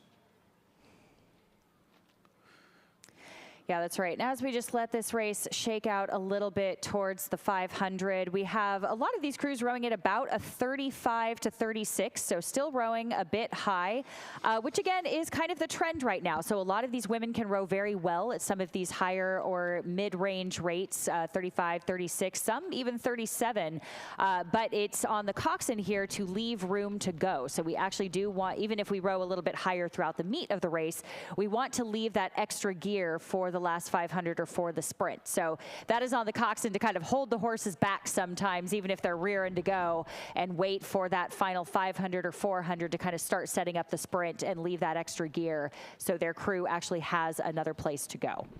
Yeah, absolutely. And 500 meters into this one, it is Drexel by about a half a boat here over Georgetown. Looking at the results from the time trial yesterday, there were no semifinals, only 7 boats in this event entered. So from the time trial straight to a final here, Drexel did have the fastest time in qualifying, and only just under a second faster than the Georgetown boat. But right now with about a 2 to 3 second lead over that Georgetown boat. So Drexel, early goings here, just about 750 into this one, looking really strong. Yeah, that's right. And we still have Drexel as our current leader, as we have said before, still rowing at about a 35. So they're clipping along there and doing a pretty good job doing it. We have Georgetown in lane 4 chasing them down, still overlapped. So that coxswain is about even with their bow deck there, looking at that bow number, trying to kind of break away and detach from the bow of that Georgetown boat. And it looks like they are about to do it. So I'm going to give them about 3 strokes to about detach, unless Georgetown really makes a move on them. Then we're going to look over at Temple in lane 2, also on the hunt for Georgetown. So here comes Temple actually making a little bit of a power move here, not bringing the rate up too much, but they are starting to get a little bit more speed towards that bow, letting the boat run underneath them a little bit more, chasing down Georgetown. Then we will look over to lane 1, that is LaSalle, and then we will go Fordham in lane 5 and Monmouth in lane 6. Yeah, so when the things start to open up a little bit here on this Cooper River in this at the end of the second 500, beginning of the third 500, that's where you'll see a little bit more of this chop.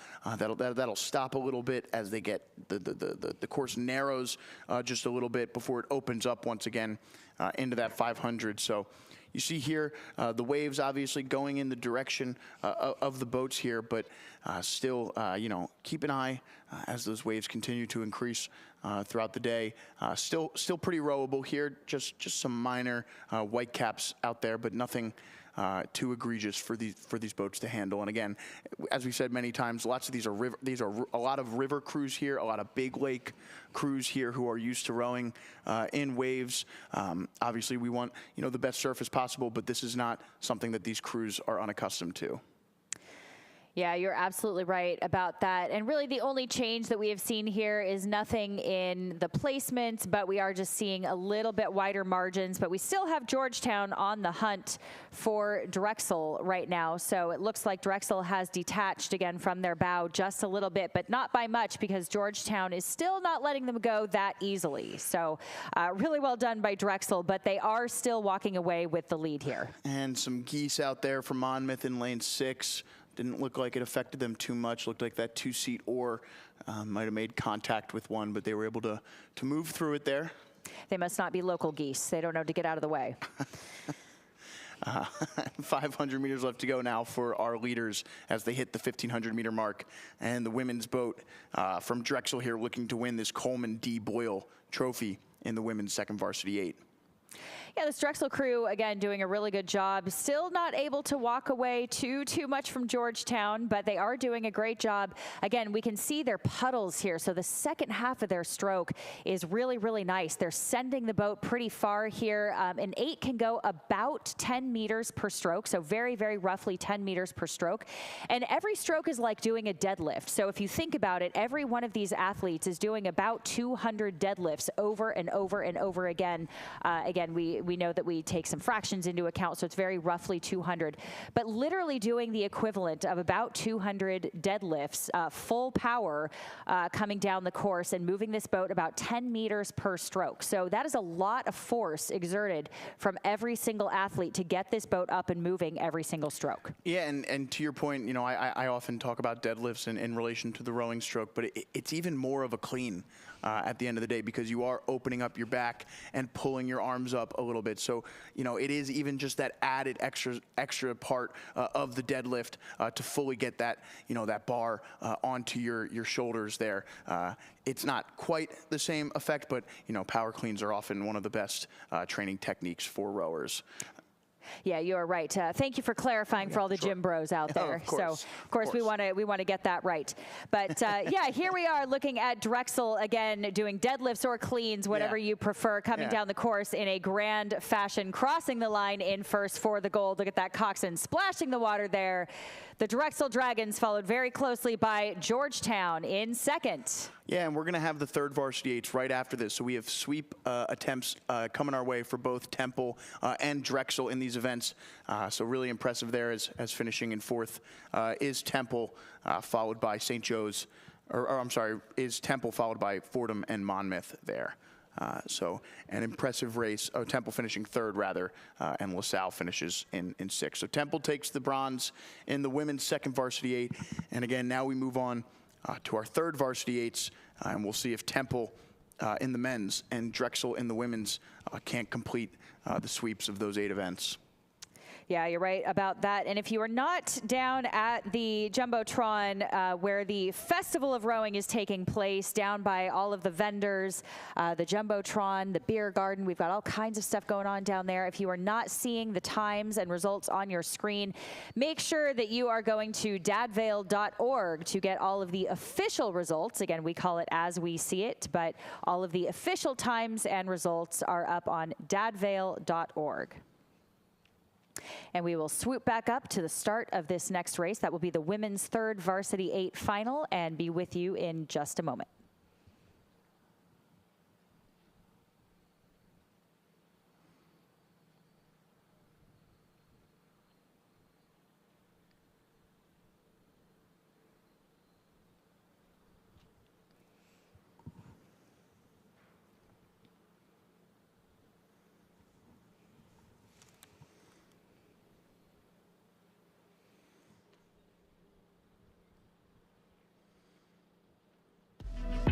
Who are Thomas Jefferson University students? They're designers, healers, builders, but mostly they're in demand by the employers creating the jobs of tomorrow. When you're trained to never settle, but to keep asking why, and your education crosses disciplines, these different perspectives ignite new ideas and make the impossible possible. Jefferson, redefine possible.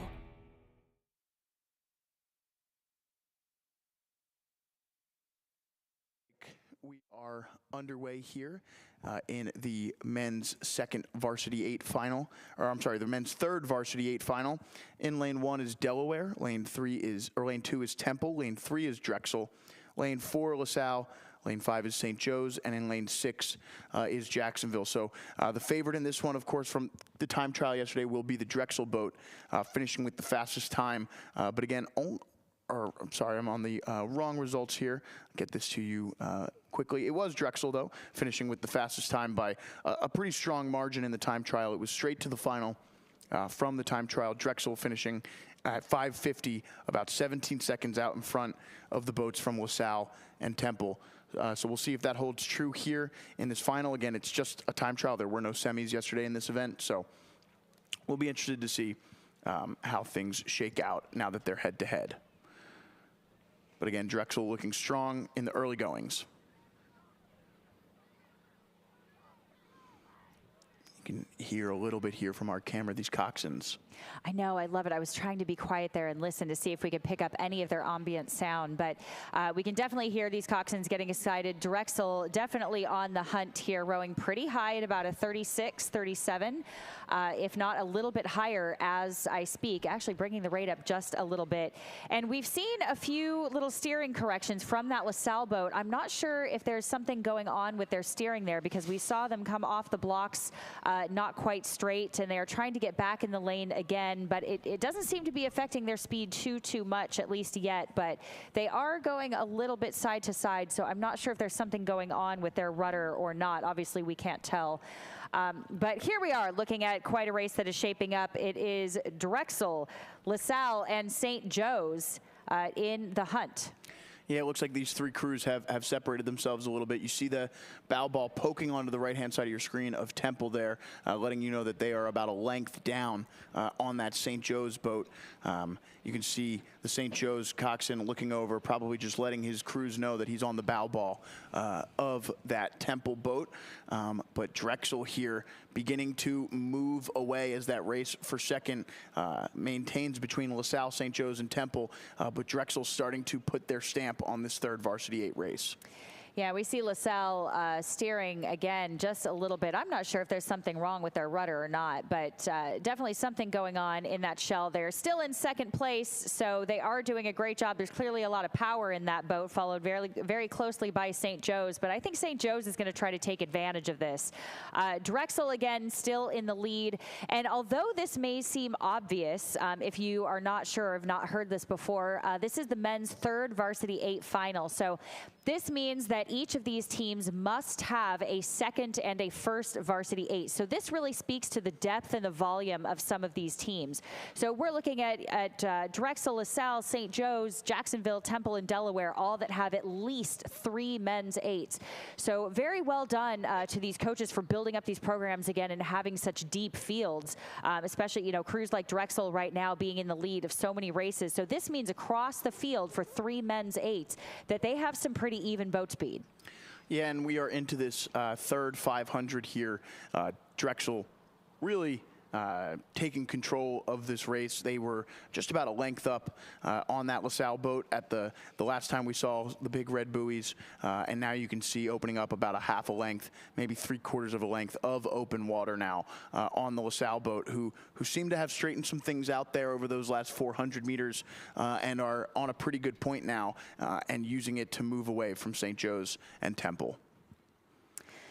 Yeah, you're right. And this Drexel boat is making this look pretty easy. And of course we know it's not, but that means that they're doing a really, really good job here. So again, starting to bring the rate up just a little bit. Look, as we speak, they have actually gone a little bit early. I think they're bringing up their sprint earlier than some of these other crews. So they're not waiting for a response or an attack from LaSalle in lane 4 or St. Joe's in lane 5. They are just going. They've started to move.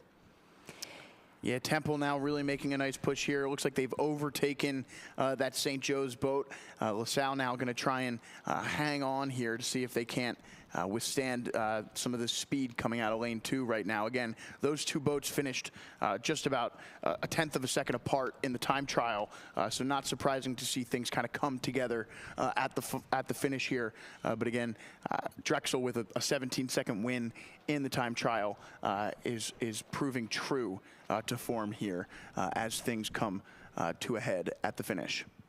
Yeah, that's right. Temple in lane 2 and St. Joe's in lane 5 really starting to close in on LaSalle here. I bet LaSalle is getting a little bit nervous. Again, we're not entirely sure, but these two boats absolutely breathing down the necks of LaSalle, and both of those crews also trying to overtake and start to move on Drexel. But there is not enough water here to overtake Drexel at this point, barring no disasters. Drexel has this one a commanding lead here, so Drexel is definitely in charge. So I would say, you know, if I were this coxswain, boys, the course is yours. Yeah, and this is a great sign for this Drexel program, right? They were unable to take the 1V race, the 2V race. They had a nice shot at it and lost at the last second. But, you know, a dominant finish in the 3V race shows the depth of their program. And as you see finishing second there is LaSalle, holding off Temple in third, St. Joe's in fourth. But again, that Drexel program being able to to have their third eight be so much faster, shows their depth, and although they might not have the top end speed in their 1V, they've got 3 really strong eights in that program, which is just a testament to what kind of culture they have there.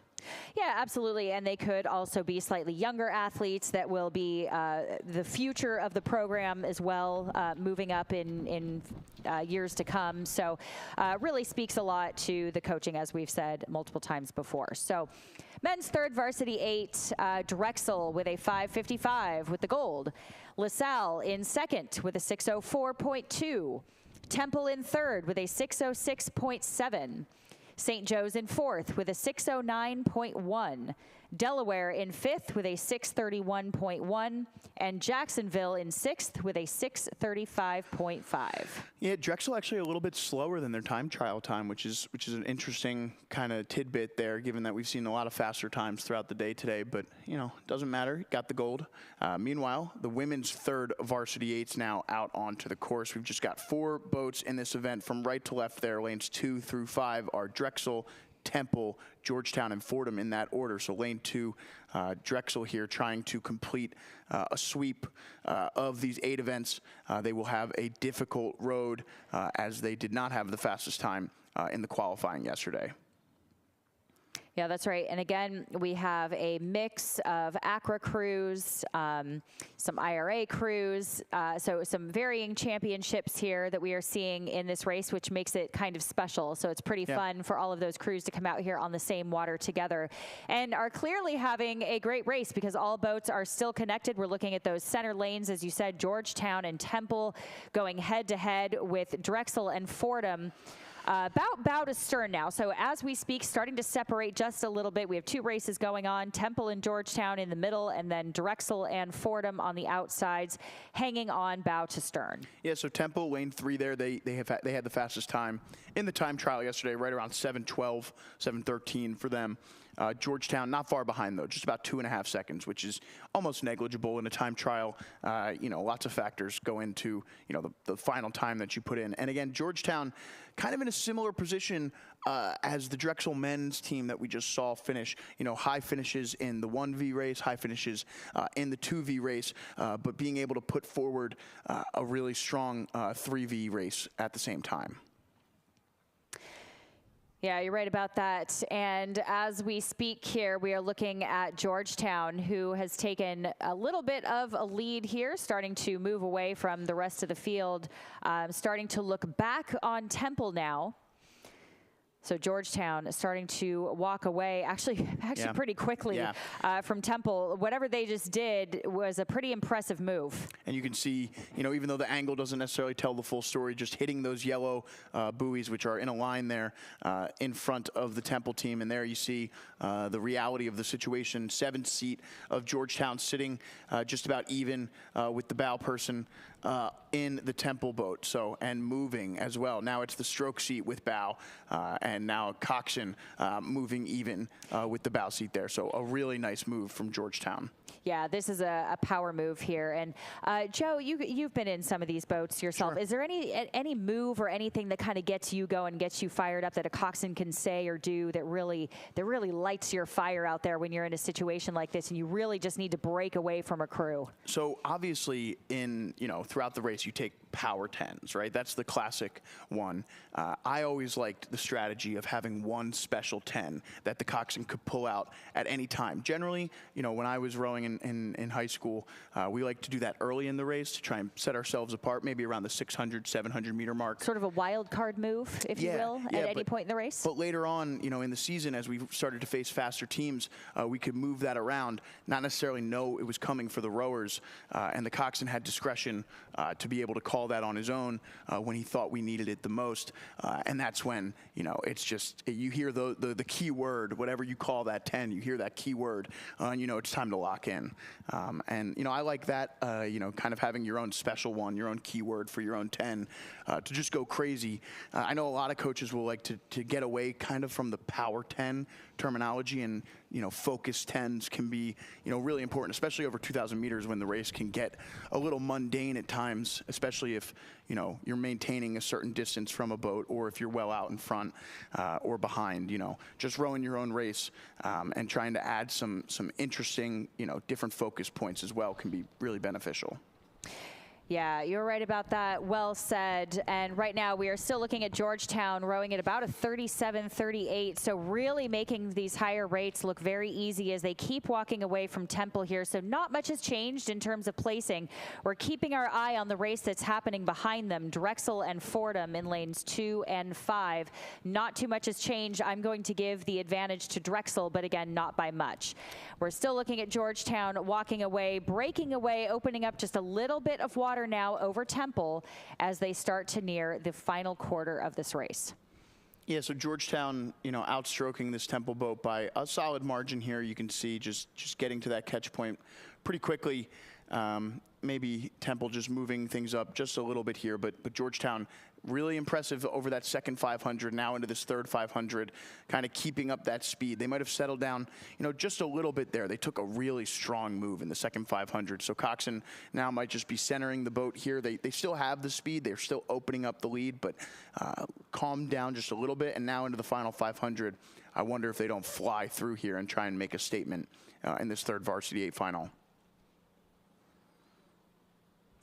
Yeah, you're right. And they've done a great job commanding this race pretty much from the start. They did have to work a little bit to break away from Temple, but now that they are starting to walk away with open water, I don't want to say that they can get comfortable. You can never get comfortable in a race, but you can just sort of ease your mind a little bit. There's a little bit of relief that comes with being in this position when you can look back at the rest of the field and see that your entire field is behind you and you are in first. It is your race to lose. So Megan actually put it very well yesterday, where she said there's a lightness that comes with this, with the mentality. So it gives you a little bit of a mental boost here when you know that you can look back at the entire field. And here we are looking at Georgetown again. Not much has changed. They're just consistent, and they're just walking away from Temple, Fordham, and Drexel. Yeah, 250 meters left to go here now for this Georgetown boat. As you said, they look to put the finishing touches on this one. So that's going to, you know, bring us to the end of our Varsity 8 racing for the day, which has been, you know, just an incredible day here so far in this early morning. Obviously, you know, for those who are, you know, who have been with us, they know that we have inverted the schedule in order to try and beat some of this wind and get these high-profile races, you know, out onto the course early. You know, luckily, the conditions seem to be holding up pretty nicely. The winds are expected to increase over the next few hours, so we'll keep an eye on how things progress. But at the moment, fingers crossed all up and down the course here that we can continue to move through these races. And Georgetown crosses the line and wins gold in the women's third Varsity 8. Yeah, and they should be pretty happy with that row. A well-executed race plan for sure. They were very consistent all the way down the course. Slowly walking away from Temple here, who will finish in second. And then we will see Drexel and Fordham, who were quite tight coming into that last quarter of the race, who has prevailed. So even we will be surprised as they pop onto our screen here. And it looks like Fordham. Followed very closely by Drexel, about bow to stern.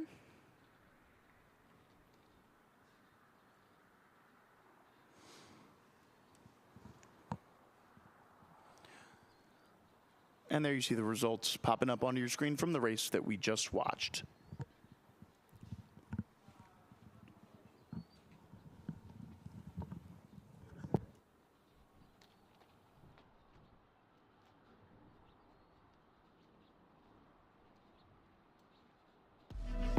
Who are Thomas Jefferson University students? They're designers, healers, builders, but mostly they're in demand by the employers creating the jobs of tomorrow. When you're trained to never settle, but to keep asking why, and your education crosses disciplines, these different perspectives ignite new ideas and make the impossible possible. Jefferson, redefine possible.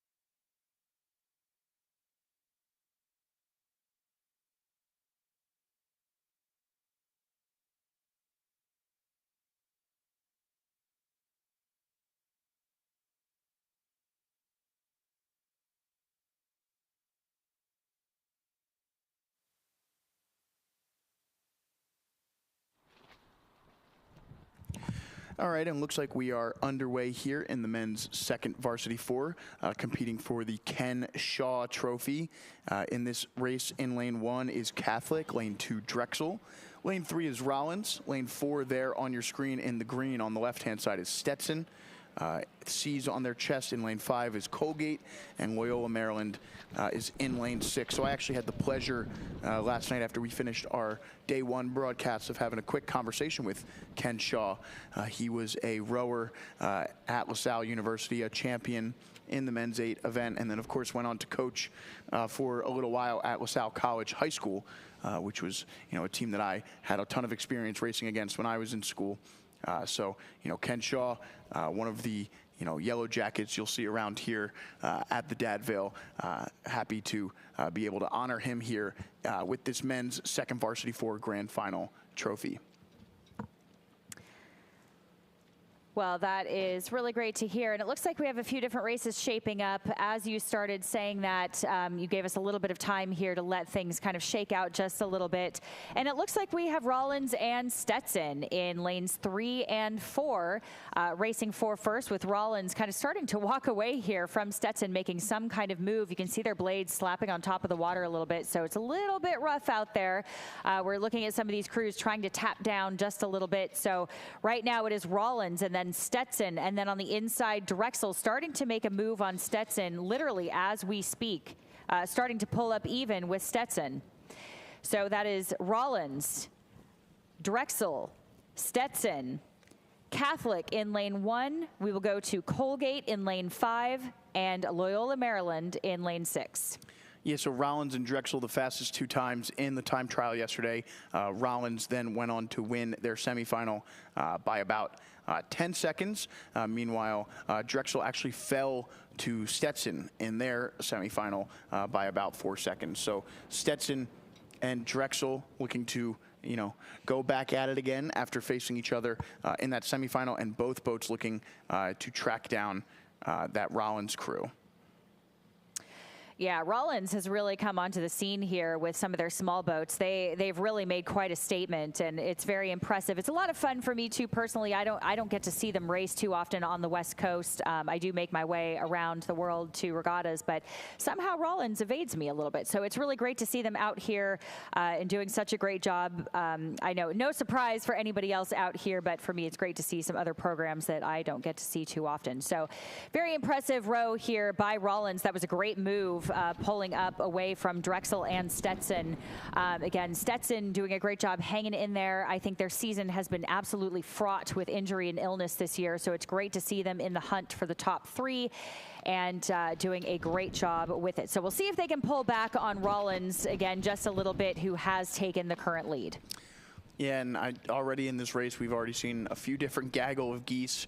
It's starting to become, midday here on the Cooper River. The geese are a little confused as to why all of these boats are currently a nice Saturday afternoon, Saturday morning here. They want to come hang out too. But you can see, that's, those geese are starting to congregate a little bit more. Something to keep an eye on, honestly, as we go on today, because they can cause some problems. We talked about how in that one race, just a little digger affected, the outcome so much, and this is something that just keep an eye on as the day goes on. It might cause some issues.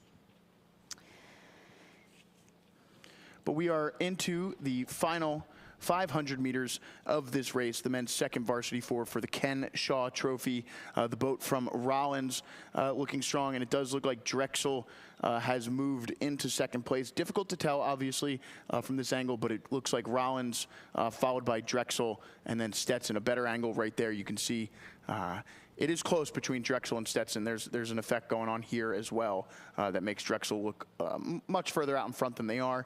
Those two boats closer to even than they appear. Yeah, for us it is a little bit of a trick of the eye here, but your trailing crews still are Catholic in lane 1 and Loyola Maryland in lane 6. So it is the center 4 that are fighting just a little bit. Even Colgate kind of coming back into the game here in that outside. So we want to look at lane 5, keep an eye on them. It's very easy to miss some of those outside lanes. If you're on an outside lane, you forget to look all the way over, because look at what Colgate is doing now. They're starting to move. So if Drexel doesn't keep an eye on them, they could be in danger of being caught by Colgate in lane 5. Yeah, and as it gets closer here, Drexel actually making a push, I think, onto this Rollins boat. Just a little bit, though. I think Rollins is going to be able to hold him off. Only 175 meters left to go in this one. Less than that, I meant 100 or 75. And you can see as the camera pans, the finish line is just off to the left here. And Rollins will take this one. And the Ken Shaw Trophy, despite a really nice finish by Drexel here at the end, they're just going to run out of water. And they had the speed there, but Rollins holds them off. Third place to Stetson. Colgate not far back in fourth.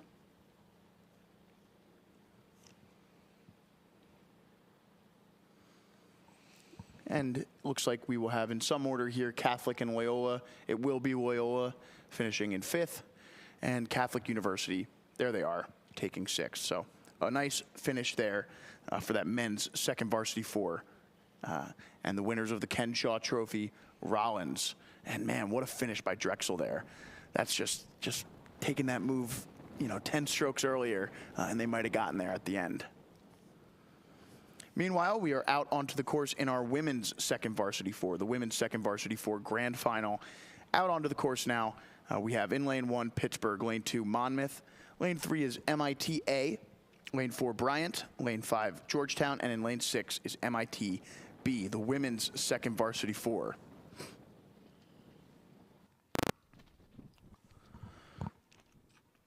Quick info from the time trial here.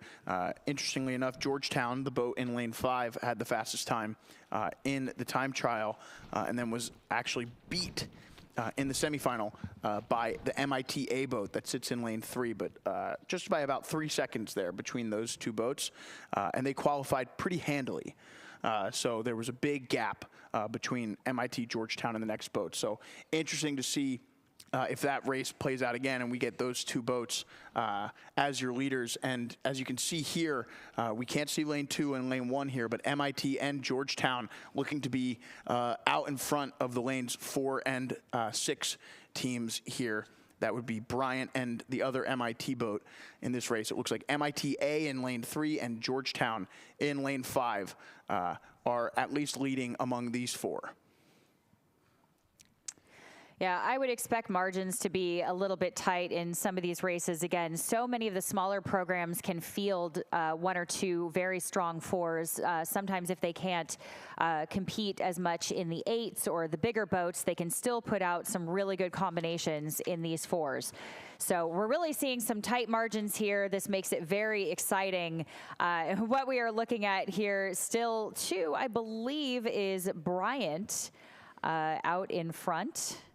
If I'm not mistaken, but we have MIT-A and Monmouth. I believe if I can see my bow numbers here, if my eyes do not deceive me. Yes, that is lane 5. That is Georgetown. Again, now I can, forgive my eagle eyes here. Now I can see a little bit better what the bow numbers are. So that is Georgetown out in front, again, with MIT in second here in lane 3. And then squeezed in between them is Bryant in lane 4. Starting to make a little bit of a charge on MIT. It looks like they just brought the rate up just a little bit, but MIT responds and is now making a little bit of a move on Georgetown. Yeah, and again, interesting dynamics in this second varsity 4 race, kind of all over the board here. Georgetown had the fastest time in the time trial. The next closest was 6 seconds behind them. But then when you get to, and MIT-A finished a good, 22 and a half seconds behind them. You get to the semifinal, MIT actually wins over Georgetown. And Georgetown,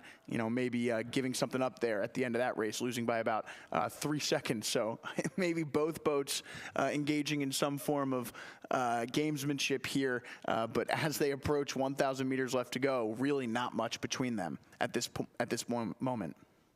Yeah, I'm wondering if we will have the real estate here to see too many things change in the placings. And we're starting to see a few of these boats actually hit their blades a little bit on top of the water. Yeah. So that means we're getting a little bit of white cap out there, just a little bit of wave. So these crews are going to have to try to tap down just a little bit, get a little bit of clearance off the water. I'm not sure if we are seeing that quite yet. They're kind of maybe hitting a rougher patch of water because we're seeing it even from this camera angle, looking at at Georgetown, Bryant, and MIT both hitting the tops of the water just a little bit. Monmouth with the white blades, they're also doing the same. So it might be a little bit of a rough patch out there. Again, nothing for most of these crews to worry about. They do row in windy conditions all the time, so they will not be swayed, I'm sure. So we're really not seeing any change in placing here. No one has been severely affected by by not tapping down quite yet. So we will keep an eye on these three, but the race behind them that is shaping up is Pittsburgh, Monmouth, and MITB on the outside.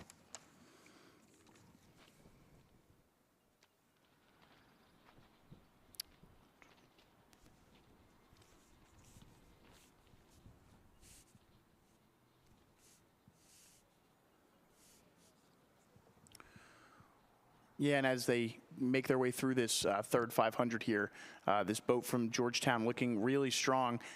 If I can, guess from this angle, it is tough to tell, but I do think Georgetown is looking really, really good here so far in lane 5. Obviously, MITA, putting up a good fight, but they've currently got a battle from Bryant as Bryant looks to make some inroads on them as well. But I think you can tell here, Georgetown just hitting those buoy lines pretty significantly out in front of the MIT boat. A good way to kind of maybe check your eyes here a little bit. Take a look at those buoy lines, and you can see Georgetown hitting them a pretty good bit in front. And here's a nice indicator with the big red buoys. Looks like about a boat length, maybe even a little open water there for Georgetown over MIT. And as they sit about even with our camera here, that tells you, all you need to know about a boat length of open water now for Georgetown over MIT, who has to fend off this Bryant crew in lane 4 now. Yeah, you're right about that. And just to clarify, you mean the buoy lines that are the red buoys, right? The 500. Sorry, getting my words mixed up. Oh, it happens. We have been here on the mic for many days, but just the buoy lines, of course. Yes, absolutely, hitting those 500-meter marks, the 1,000-meter mark, just to clarify there that nobody's actually hitting the side buoys, the lane markers. Yes. Absolutely. We know what you mean. So here in the Georgetown boat, looks like they are rowing at about a 35 again, about to hit the red buoys, which means the last 250 meters. So it is their race to lose, and right behind them is Bryant and MIT making quite a push. So if I am a betting woman, I'm going to think that MIT is going to start to bring this sprint up perhaps a little bit early, maybe to try to break away from Bryant, because they do have a very strong sprint that we've seen time and time again. Yeah, and as we know, this MIT team here, kind of, as you mentioned, an IRA team, definitely going to go on to compete against some different competition. So a really nice opportunity for them to really test themselves against some open crews here as they progress through the season. But Georgetown here, kind of adding to what we've thought has been a really impressive Dad Vail Regatta for the entire Georgetown women's team. High finishes in the women's 1V and 2V8s. Nice finish in the 1V4, and now the 2V4 won here by the Georgetown Hoyas. Adding to what has already been a nice regatta for them.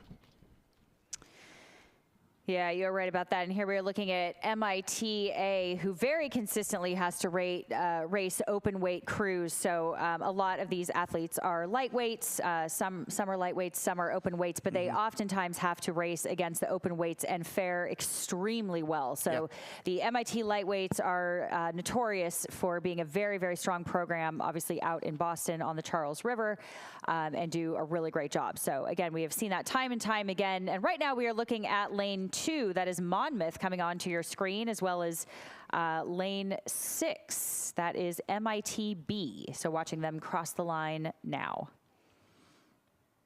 Yeah, not the first time we've seen MIT have two top finishers in these events here. So 2 in the finals for MIT there. Impressive program performance.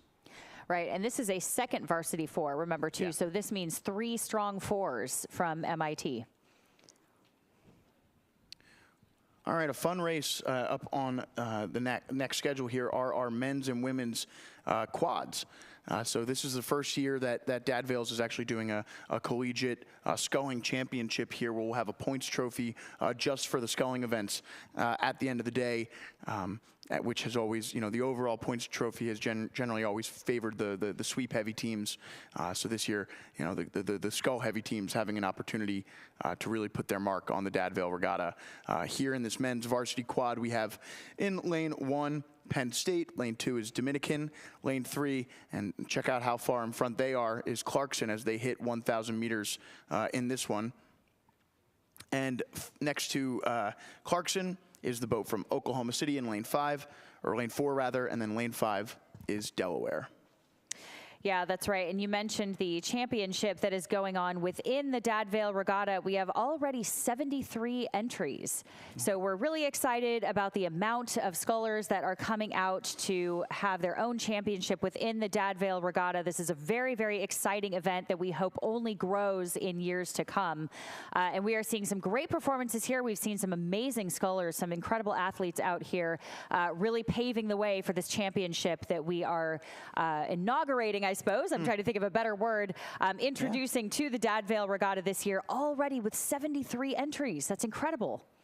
And we are looking now at the quads. As you can see, we will do our best to get the drones in the water again, give you some better margins. But these quads really clipping along. I'm going to try to get some numbers for you. But again, keep in mind that these move as fast as an 8 at full speed. So a lot of times a quad can sit right next to an 8 at full speed and definitely hang on, hold on to their own. So if not beat them. I've seen a lot of quads actually be quite a bit faster than some 8s at full speed if the athletes are roughly evenly matched, of course. Yeah, so in the time trial yesterday, this boat from Clarkson did have the fastest time, but only by about 5 seconds or less over the boat from Oklahoma City. So you're seeing here, and I got to commend the Clarkson team here.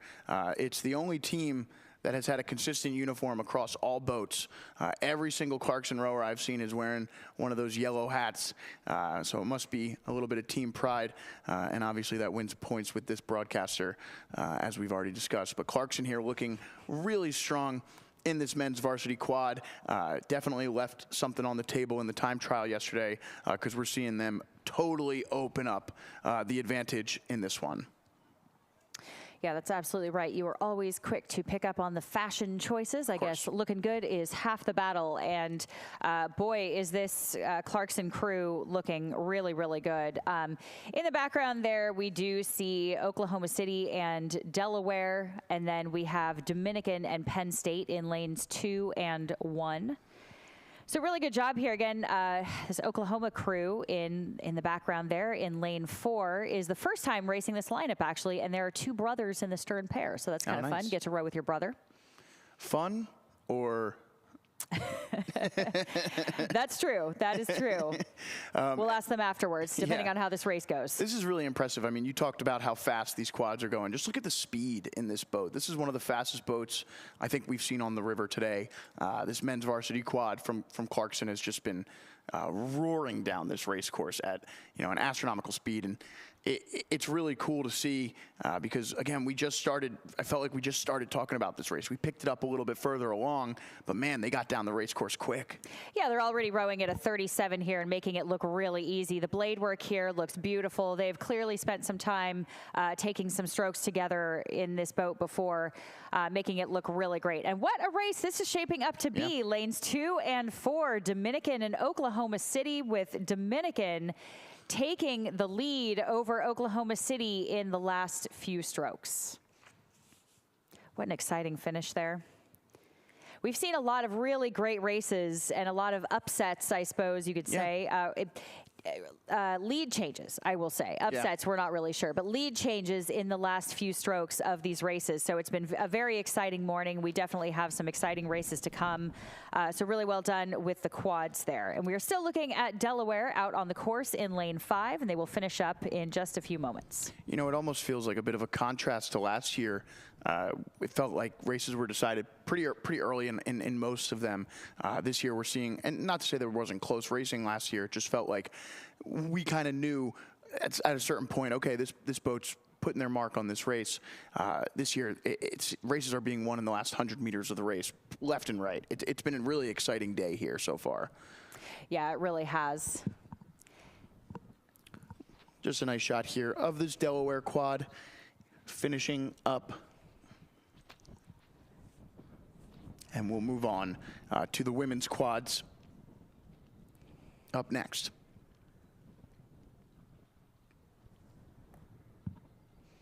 And another beautiful shot of our race course here as you see the wind billowing through the American flag there with the Walt Whitman Bridge just in the background.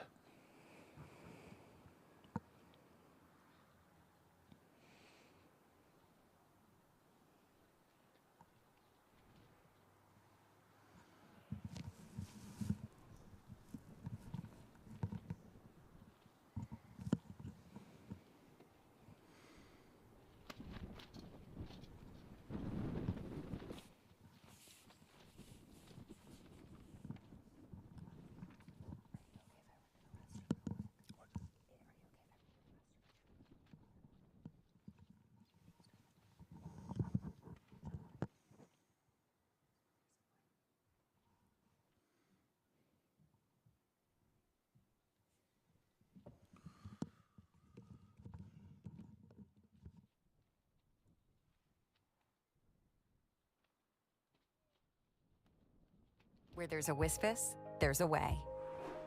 In life, you'll have lots of things you want to accomplish. Little things, or bigger things, or things you never imagined were possible. WSFS is the bank from here that can take you anywhere. So now the question is, where would you like to go? Where there's a Wispus, there's a way. WSFS Bank, we stand for service.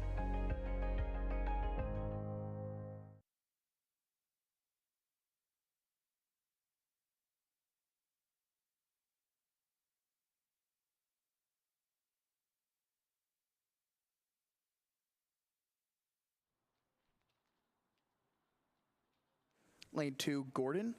And just quick lineup here. Lane 1, William and Mary. Lane 2, Gordon. Lane 3 is Trent.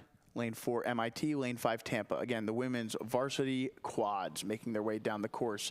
And check out this one. Again, we might have another big race lead here as the boat from Trent looking really dominant so far.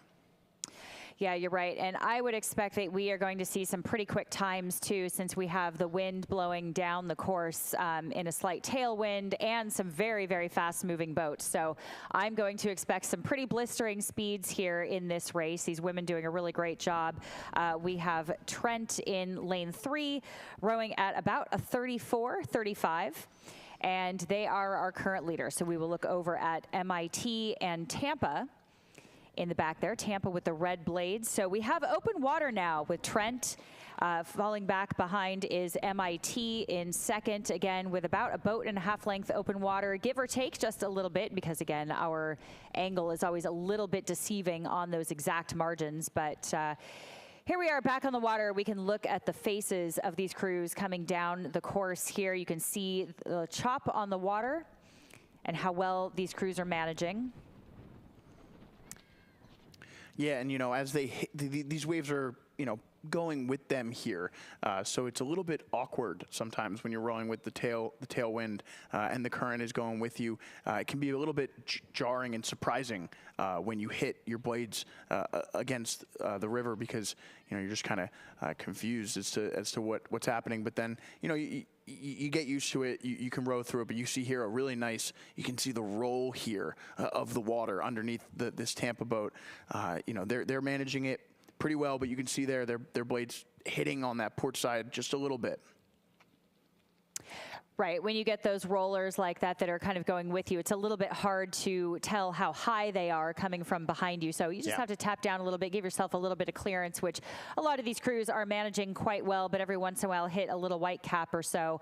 But again, everyone doing a really great job here. We're still looking at Trent walking away with this. Again, not much has changed in terms of rate and placement here.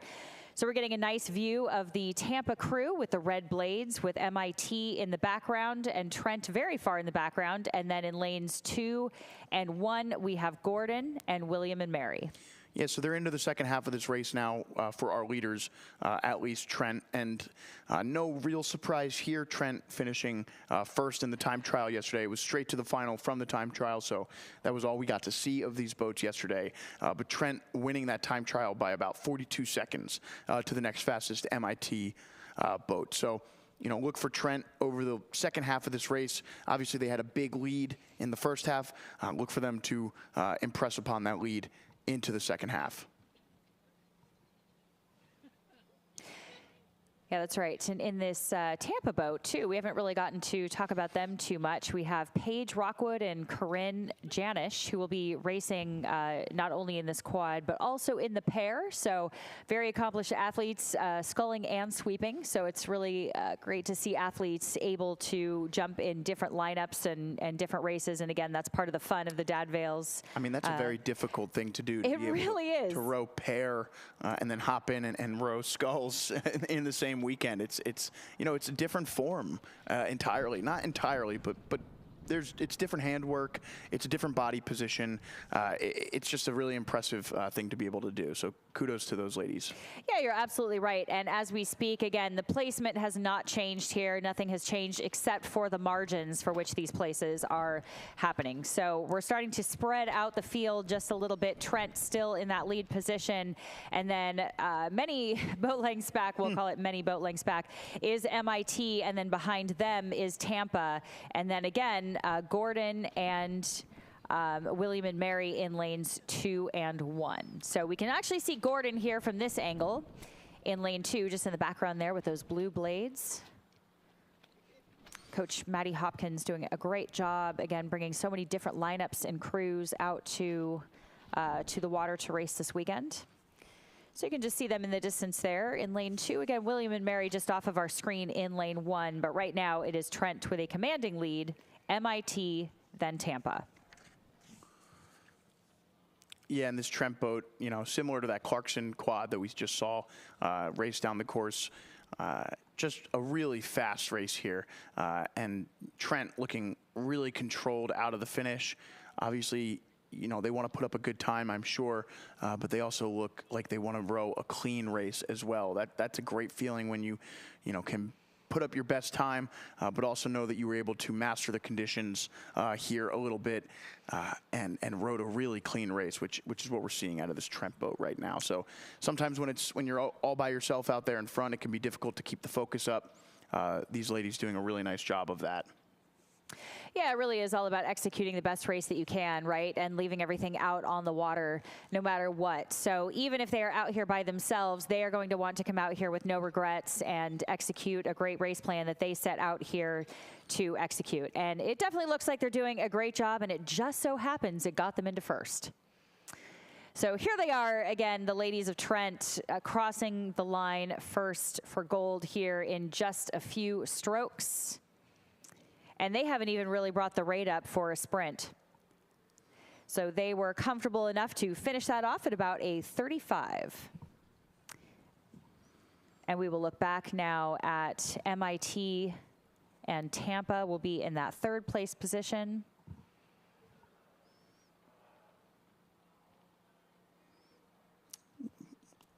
Bow woman just taking a look back there, making sure they won't hit any other boats or any of these buoys, and they'll wane off with a nice silver place finish there in the women's varsity quad. And you see Gordon there competing still with Tampa, but it does look like Gordon here with just about 50 meters left to go will secure this bronze here. William and Mary still off screen at the moment. We'll see exactly where they are. It looks like Tampa taking a look across, so I imagine William and Mary pretty close to them as Gordon finishes in third. Yeah, and a few of these blind boats crossing the line and just tapping that little red buoy on the finish line, which is pretty common. It's almost like ringing the bell, right? We've crossed the line, ring the bell, here we are. But in the blind boats, again, it's a little bit difficult to see, of course. So these crews will actually use the lane lines behind them to guide them and try to stay straight down the lanes. So very difficult to steer these boats straight, and we've seen absolutely no incident here from any of these crews, so they've done a really great job coming down the course in these blind boats in the conditions. Yeah, it looks like we're underway in our next race of the day again, trying to keep things moving around 8-minute centers in this morning session. The men's freshman novice 8 is out onto the course, competing in the grand final of the Toby Wallace Trophy. As we look from our launch camera, I'll bring you the lane assignments here. We'll have the Merchant Marines in lane 1, Army in lane 2, in lane 3, and your leader here early on is Fairfield. Temple in lane 4, just behind them. Delaware in the blue off to the left there, and just behind Delaware in lane 6 is Penn State. So Fairfield, you see here, off to an early lead through the first 500 meters of the race.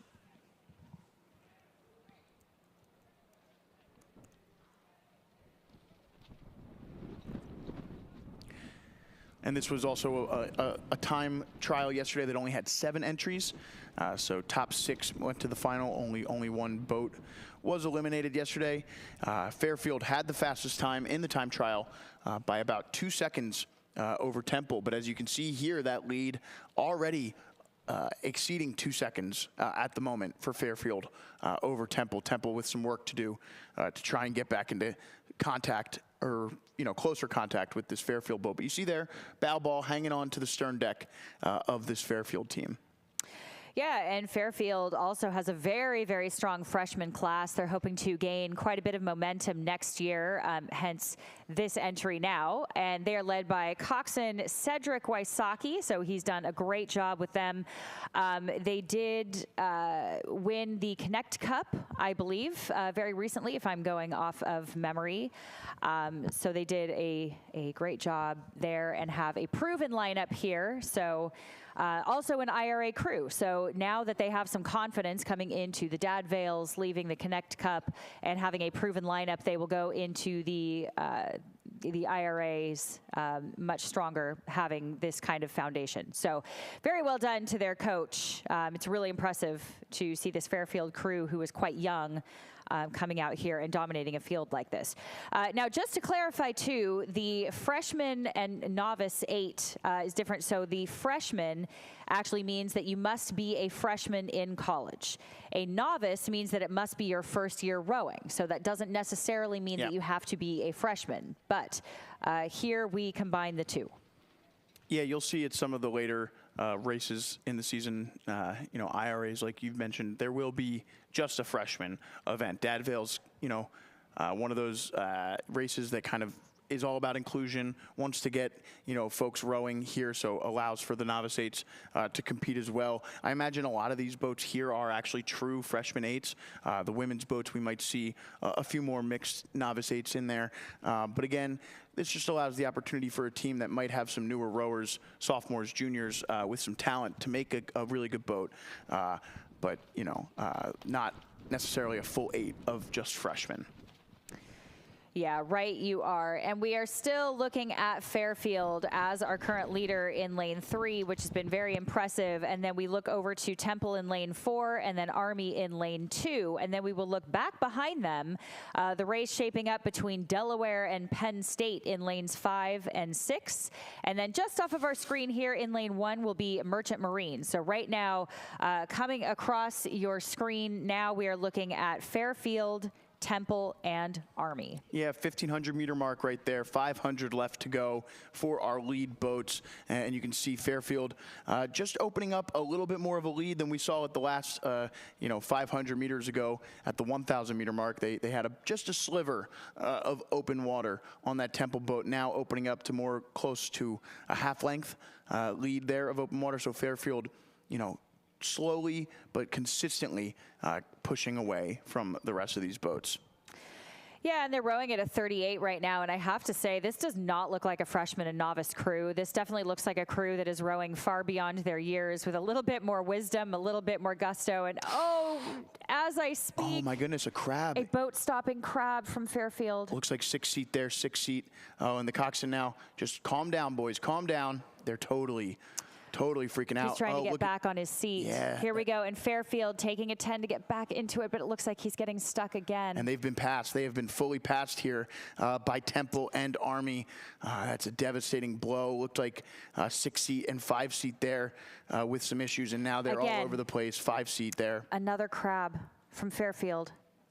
they may be out of this. I'm not sure. They're trying to pick it up again, but we are watching Temple run away with this. Temple chased by Army, and Fairfield right now has stopped. They're trying to get their oars back and get back on their seats. But a devastating blow. Temple's going to go ahead and win gold here. That's a combination of things going on there. Army crossing in second, and we'll see if Fairfield can. The 5 seat there was still fighting with his crab when we watched, so we'll see if they're able, and they're not. So, oh, they are. There they are finishing in third.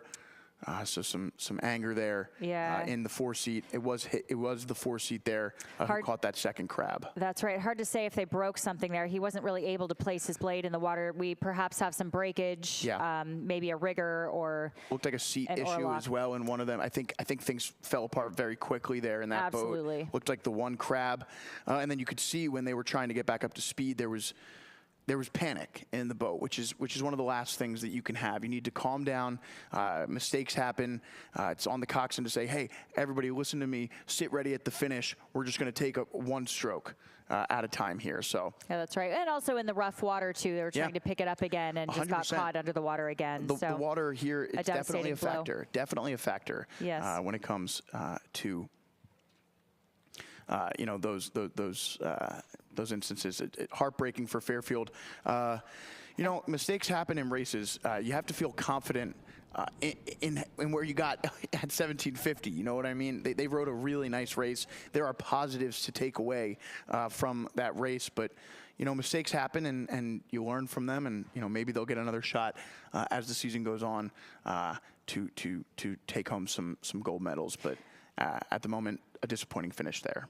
Yeah, absolutely. And that is why we never say never, and it's not over until it's over, because things like that happen all the time. So, devastating blow to Fairfield. Well done for Temple and Army coming in to sweep first and second there. Yeah, and I mean, it shows you the importance of, the coxswains in those boats sitting second and third, being able to say, hey, we're still in this, capitalizing on mistakes. Just like any other sport, mistakes happen, and it's on the competition to take advantage of that. Of course, right you are. And that was the Toby Wallace Trophy, just once again for Fairfield, or for Temple there, rather. Sorry to interrupt. Of course, and we will go right back up to the start of the women's freshman novice 8 final. In lane 1, Temple. Lane 2, Army. Lane 3, St. Joe's. Lane 4, Marist. And lane 5, Rochester Tech. Yeah, this is for the Sarah Vaughn Trophy, trophy in the women's freshman novice 8 final here. And I'll work to get some context for this race based on how the time trials and semis went.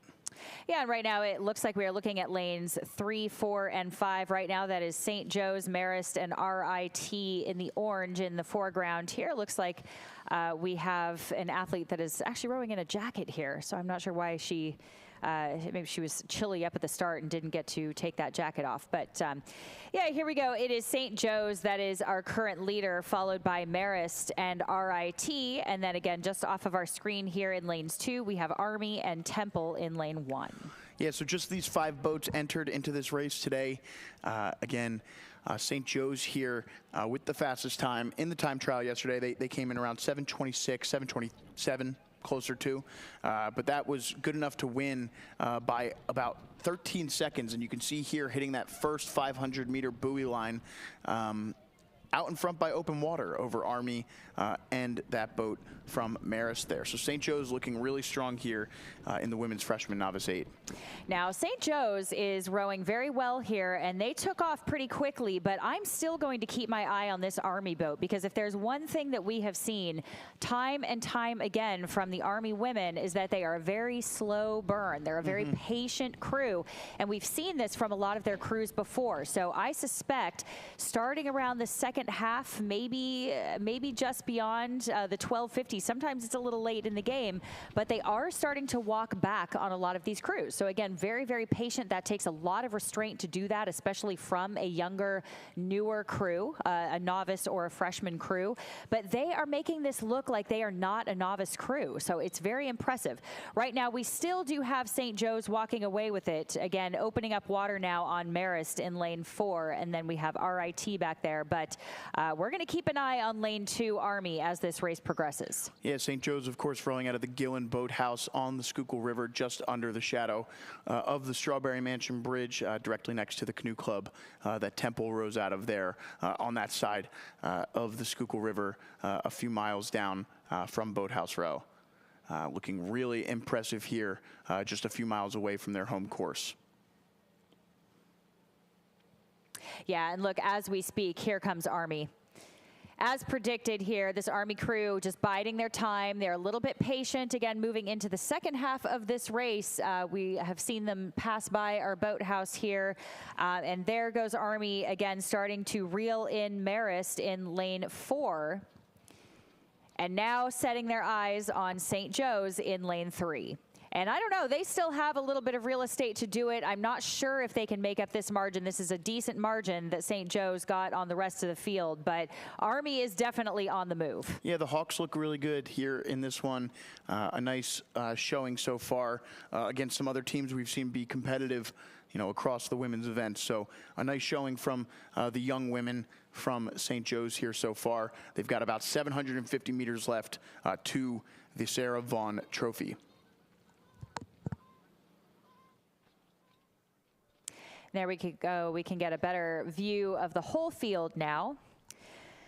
So there we have Temple making quite a steering correction in lane 1. Looks like they overcorrected a little bit, are trying to get back in their lane, but yeah, meanwhile, that pair has to get out of lane 1. Yes, exactly. We have a pair going in lane 1. There's all kinds of stuff happening in lane 1. That is the point right there at that the middle of that third 500 is kind of where the lane 0 gets really small here on this Cooper River course. That's the one spot where the land kind of juts out from this northern side. Right, that warm-up lane gets a little tight, and we have a crab or something in lane 1. There is something going on with Temple. They have stopped rowing.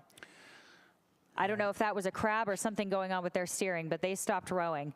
So we will look at the rest of the field. We will try to figure out what has happened there. I'm not sure if we will get any notes on that, but right now we have St. Joe's again still walking away with this with Marist in the background, and I suspect we'll see Army here in just a few seconds come onto the screen as our margins are a little bit off here. Yeah, but you're right about this St. Joe's boat. They look really experienced for a freshman novice boat. You know, we've talked a lot about the send today and, you know, the catch point, not trying to check the boat too much. This is, you know, for a younger boat, a really nice image of a team that's doing just that. They're picking the boat along really well here. Yeah, and you know, you've mentioned that term checkpoint and catch point or catch send, you know, all of these terms. Sure. What exactly does the check mean in an 8 like this? So obviously rowing is a sport where, you know, on the recovery, you're moving against the momentum of the boat. So an underrated part of rowing is the ability is a strong core, right? The ability to stay centered and focus on getting up to the catch when the blade goes in the water quickly, but without doing it in a way that stops the boat, that throws your momentum into the front of the boat there. And you can see that these boats from St. Joe's here, you know, the check in the boat is when we say you can see it in the bow of the boat sometimes when teams get to the catch, they kind of stop. There's a moment of the boat kind of clearly slowing down. What you want to do, what the goal is to get your blades in quickly without rushing up to the front in order to just pick the momentum of the boat, because you're throwing 8 people's body weight into the front of the boat. The boat is going to slow down on the recovery, but the goal is to minimize that, and that's something that this St. Joe's boat is doing really well here. Yeah, right you are. They are bringing the rate up for a grand finale here to finish off this race at a 38, and that will be gold for St. Joe's. And I believe we will see Marist popping up onto our screen. There they go. Out in lane 4 for second.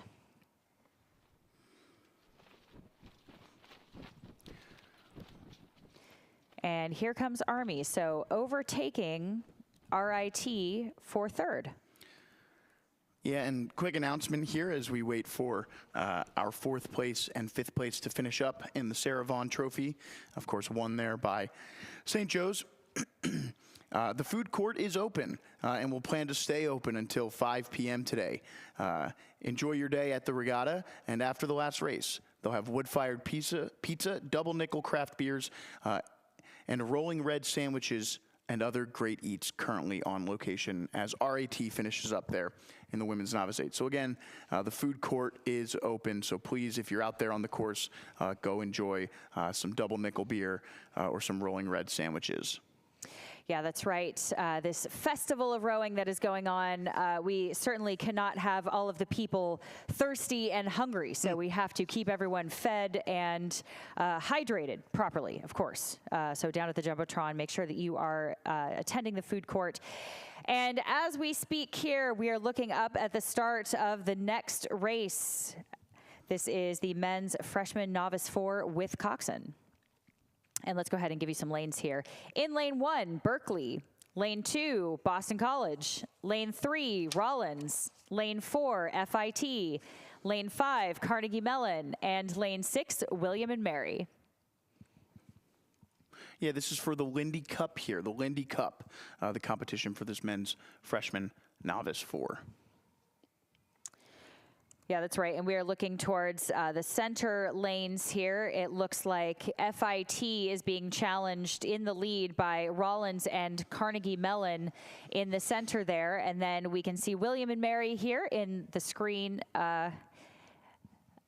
Yeah, I think that's right here. Yeah. Trying to, there we go. Yes, there we go. That's our lanes. Now I can, exactly. Now I can see. Thank you very much.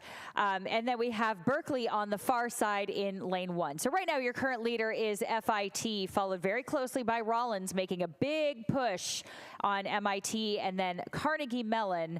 But I'm going to keep my eye again on this Rollins boat because just like Army, Rollins has been a little bit of a slow burn, and they have done a great job just biding their time and being very, very patient. This really speaks to the fitness and the technicality of these crews in the second half of these races. Yeah, it's an interesting point. And again, looking at the time trial from yesterday, Rollins had the fastest time, FIT just about 3 seconds behind them. And then you go ahead and you look at their semifinals, each of them winning their respective semifinals. And, you know, right here, not much between these twos. Looks like, again, FIT right there, maybe give a slight advantage to Rollins here by a couple seats, but FIT hanging tough at the moment.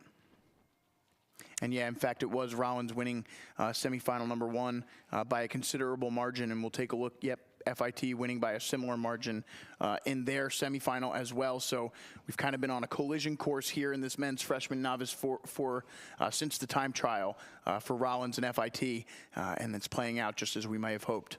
Yeah, Rollins now starting to overtake FIT, rowing at a 36. And I have to say, it doesn't really look like a freshman novice crew to me. But one thing that I do love about watching freshman and novice rowing is that there are oftentimes gears that they didn't even know they had. So younger athletes like this don't necessarily know what their ceiling is. And in fact, I know that they don't know what their ceiling is. So it's really fun to see them pull out a gear, again, that we aren't even sure that they knew that they had. So it's pretty fun to see them all of a sudden find a little turbo out there when they really need it.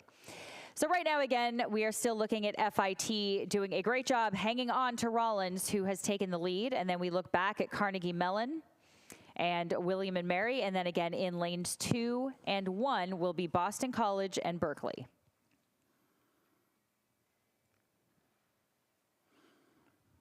And this is a nice shot here, kind of showing you just how long the course is. Again, 2,000 meters, you know, it seems fairly short, I think, in the eyes of most people. But when you're out there, it doesn't necessarily feel like a very short race. And again, it's essentially a sprint race in a lot of ways. So these rowers are going as hard as they possibly can within their body's limitations over the course of 2 minutes, constantly pushing the ability. And again, as you said, they've trained in order to be able to put forth these performances into these third 500s, and continuing to get faster is where you really see see the fitness levels shine through. And it's always impressive to me to see teams attack 2,000-meter pieces with real vigor and still be able to keep that up towards the second half of the race. Exactly, and as we watch FIT and Rollins duke it out here, bow ball to bow ball, just for a little context, adding on to what you say, rowing, boxing, and cross-country skiing are actually the top 3 sports that produce the most lactic acid in your legs in the shortest amount of time. So that has been studied time and time again. So rowing, again, in the top 3, becoming one of the most painful sports that you can do, producing the most lactic acid in your legs in the shortest amount of time. So very, very impressive, again, that athletes come out here and do this and are willing to be in one of those top 3, the top 3%, the upper echelon of sport here. Swimmers and runners are crying in the comments right now. That's right, I know. I will hear about it on the Reddits later, yeah, I'm sure. Yeah. But it is still FIT and Rollins, again, fighting down the course. We are looking at the 1750 mark. And looks like that FIT boat has really struck out here, kind of based on this angle. I know, again, it can be deceiving, but I think it's a solid advantage right now for FIT. You could just kind of tell a little bit that boat slightly hitting those buoy lines a little bit earlier than the Rollins team. So you mean struck out in a good way? Yeah. We're not playing baseball here. That's right, absolutely. So FIT, I think you are absolutely right. As our camera angle changes here, it looks like FIT has brought their rate up just a little bit and started their sprint a little bit earlier than Rollins. So Rollins actually a little bit behind now, starting to bring it up now, but it might be too little too late. Yeah, I think you can just kind of see the stroke seat of the FIT boat there with his eyes kind of trained on the backs of Rollins. And check this out. It was a huge move in the final 500 meters for FIT. And they are going to walk away with the Lindy Trophy with an incredible final 500 here. FIT takes home gold in the men's freshman novice 4. Another really impressive comeback. Yeah. Really nice stuff. Again, we saw them at the 750-meter mark. Rollins, who finishes second there, with a solid little advantage over FIT. FIT really strong over the second half of the race, and super impressive finish from them. And we sit here as Carnegie Mellon finishes in third.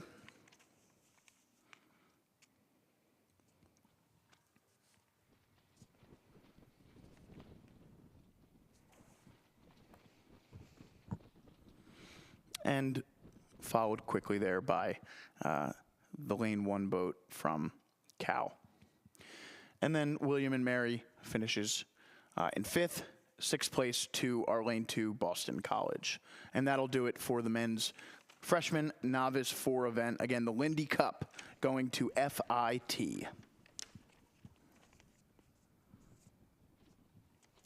And, of course, the women's freshman novice 4 quickly on their heels. You can see here, still within the first 500 meters of the race. We're getting a nice look on our screen here of the boat from Tampa. They are all the way out in lane 6, though. So on the other side of the river in lane 1 is Jacksonville. Lane 2 is Thomas Jefferson. Lane 3 is Monmouth. Lane 4, FIT. Lane 5 is Army. And in lane 6, Tampa. Now on your screen, you shift over and take a nice look at the team from Army there. And there are those 2 boats as they are the first to emerge from behind the trees here of our crow's nest camera. Crow's Nest, I like that. And down there, when we were on the water, you can see what we're contending with a little bit. So you can see the chop on the water and these athletes kind of navigating how to get through that. But all of them very cleanly and doing a great job here. We are still looking at Army, followed by Tampa. And then we will look back at FIT and Monmouth making a charge on FIT. So we will see if that crew from Monmouth can overtake FIT or if they decide to hold them off. I'm not entirely sure, but it is the Army crew in lane 5 that is our current leader. Yeah, so we're coming up on a few of our final grand finals of the day here. Just 3 more grand finals before we switch into some para rowing, some alumni rowing, some corporate rowing, and cancer survivors as well. We'll have a little section here in the 11 o'clock hour where we deal with some of those races. But in the meantime, we've still got 3 championship races headed your way. In the afternoon session, we will be bringing you all of the petite second and third finals throughout the rest of the competition. But here we focus on the boats from FIT and Army there, lanes 4 and 5. At least on your screen here, the leaders. We'll have to take a look at Monmouth, Thomas Jefferson, and Jacksonville when we can. But it does look like, based on the way our camera's behaving here, we've got an Army lead into this second 500. Yeah, we really do. And Army actually rowing a little bit shorter and a little bit lower than this FIT crew. So we have FIT rowing about a beat higher, about a 33, and then Army at about a 32, and just rowing, again, a little bit shorter. This FIT crew is very, very long through the water, and it's starting to work for them because now their bow is overlapped with this Army stern deck. So FIT still on the move, so we will not overlook them yet. Of course, again, we never do, but to see this kind of comeback again from them is pretty exciting here. So watching FIT right now move up on Army just a little bit at a time. Looks like that coxswain is perhaps calling for a move.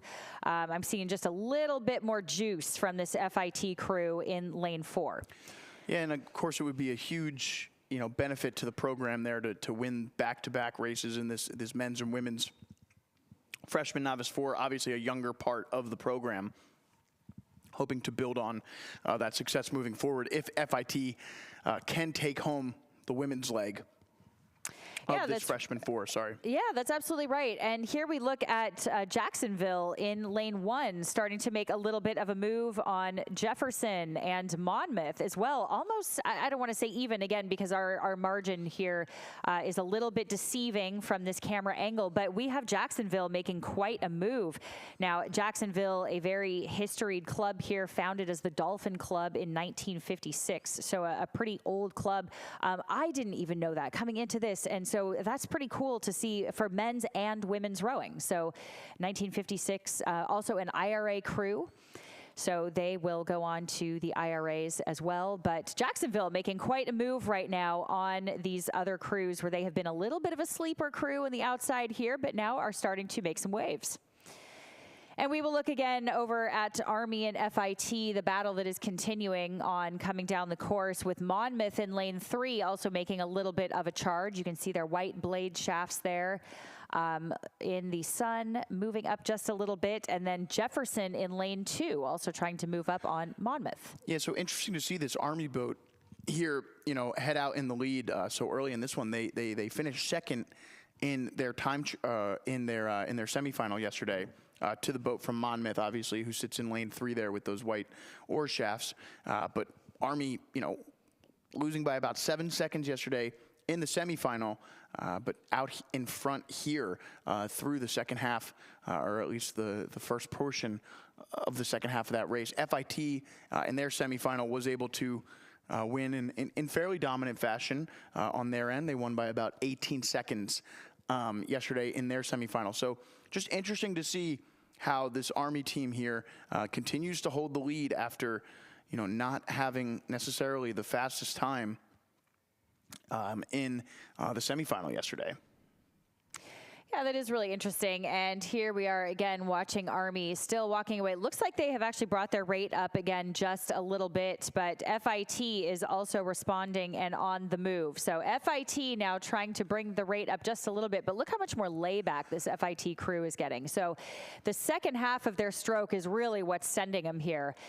Second half strength where the Army crew is actually starting to just bring their rate up just a little bit. So it's the battle of the length versus the rate. Yeah, and I mean that Army boat, I think we're seeing the reason that they're able to maintain this lead despite being a little lower, their leg drive is really impressive here. Their legs are getting down super quick in comparison to that FIT boat. You're just seeing their knees quickly down, and that's allowing them to really send the boat at a pretty nice rate here. So you can see there that white sign on the south bank of the race course is the 1750 mark. That means there are 250 meters left to go for our leaders there, the cadets from Army. Yeah, that's true. And coming into view there was Jefferson and Jacksonville.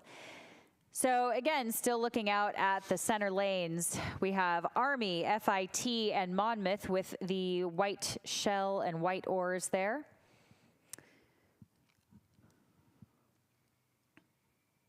So really doing a great job here. We should start to see Army and FIT start to sit up a little bit taller now, bring the rate up, and start to punch the legs just a little bit as we come into the last 150 meters or so. Little bobble there from the Army crew, but they have recovered. Not sure if the water is bothering them a little bit. We're starting to see some little white rollers here at the finish line. This is around the time of day when it was expected to be at its worst. It looks like we've got 17-mile-an-hour winds that may continue here for the next few hours. Again, still fairly rowable here as Army takes the gold medal in this women's freshman novice 4, followed by FIT and Monmouth in third. So that's your top 3 in the women's freshman novice 4 grand final. As we sit here and wait for the rest of our crews to finish, we look ahead to our final 2 races. Meanwhile, finishing there is Jacksonville, followed by Tampa. And I believe Thomas Jefferson will finish in 6th place here. But we've got two events left in our grand final circuit, 2 pair races. We've got the men's and women's pairs coming up next. Those will be the last 2 grand finals of the day. And as I say, the men's varsity pair is out on to the race course already. Yeah, let's go ahead and give you some lane assignments here. In lane 1, Jacksonville. Lane 2, Drexel. Lane 3, Stetson. Lane 4, Oklahoma City. Lane 5, Drexel B. And lane 6, LaSalle. And these men's pairs, I'm actually very excited to see. I love the pairs race. Not only is it a blind boat, but it's a very, very difficult one. And I said yesterday that I will die on this hill. I think the bow seat of a pair is the most difficult seat to row of any boat class. Explain why that is. Well, I think in a pair here, you have to match up so well with your pair partner. Not only are you you're trying to match up with somebody who is steering, but you're focused on so many different things at the same time.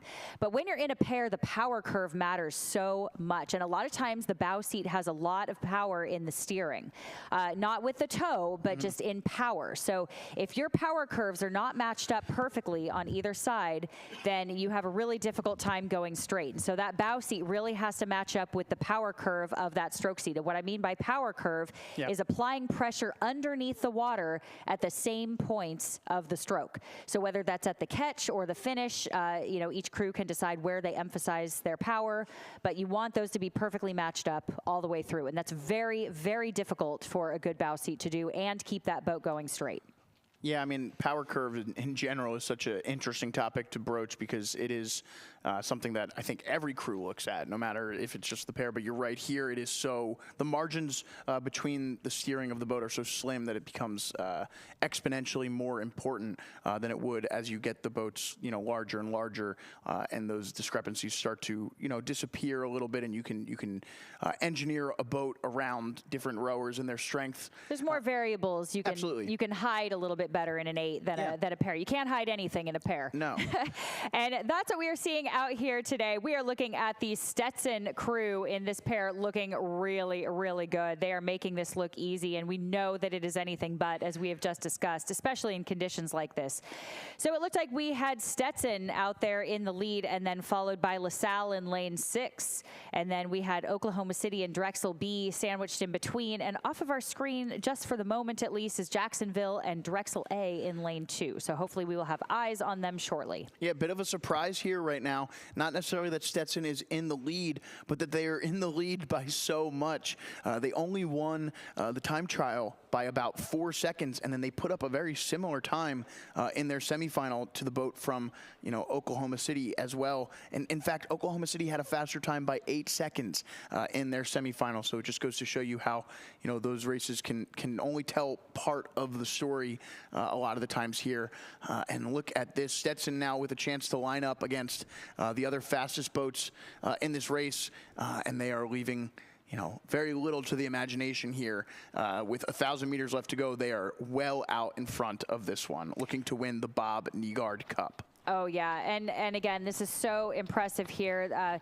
The Stetson crew has been absolutely plagued with injury and illness all year, and this pair has actually not raced this spring. So to come out here and do this and just command the lead, and you know, after so many injuries and illnesses that the team has been dealing with, and to steer perfectly straight like this, they're doing a phenomenal job and just taking an absolutely commanding lead. I mean, this is nothing to scoff at. It's crazy because, you know, generally you think of pairs, you think of long hours learning each other and getting used to the other person there. It takes time to build those partnerships. So just, you know, a really impressive row here so far from the Hatters.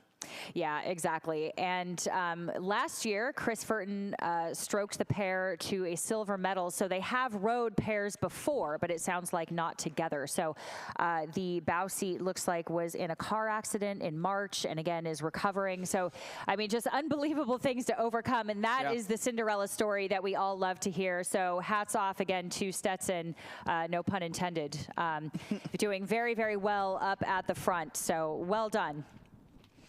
And then we will look back again, if my eyes do not deceive me, again at Oklahoma City, Drexel B, LaSalle, and then in the foreground here in lane 2, we're looking at Drexel A. Yeah, I think when we saw them at the 1,000 meter mark, it actually looked like Drexel A and Oklahoma City were neck and neck for that silver spot there.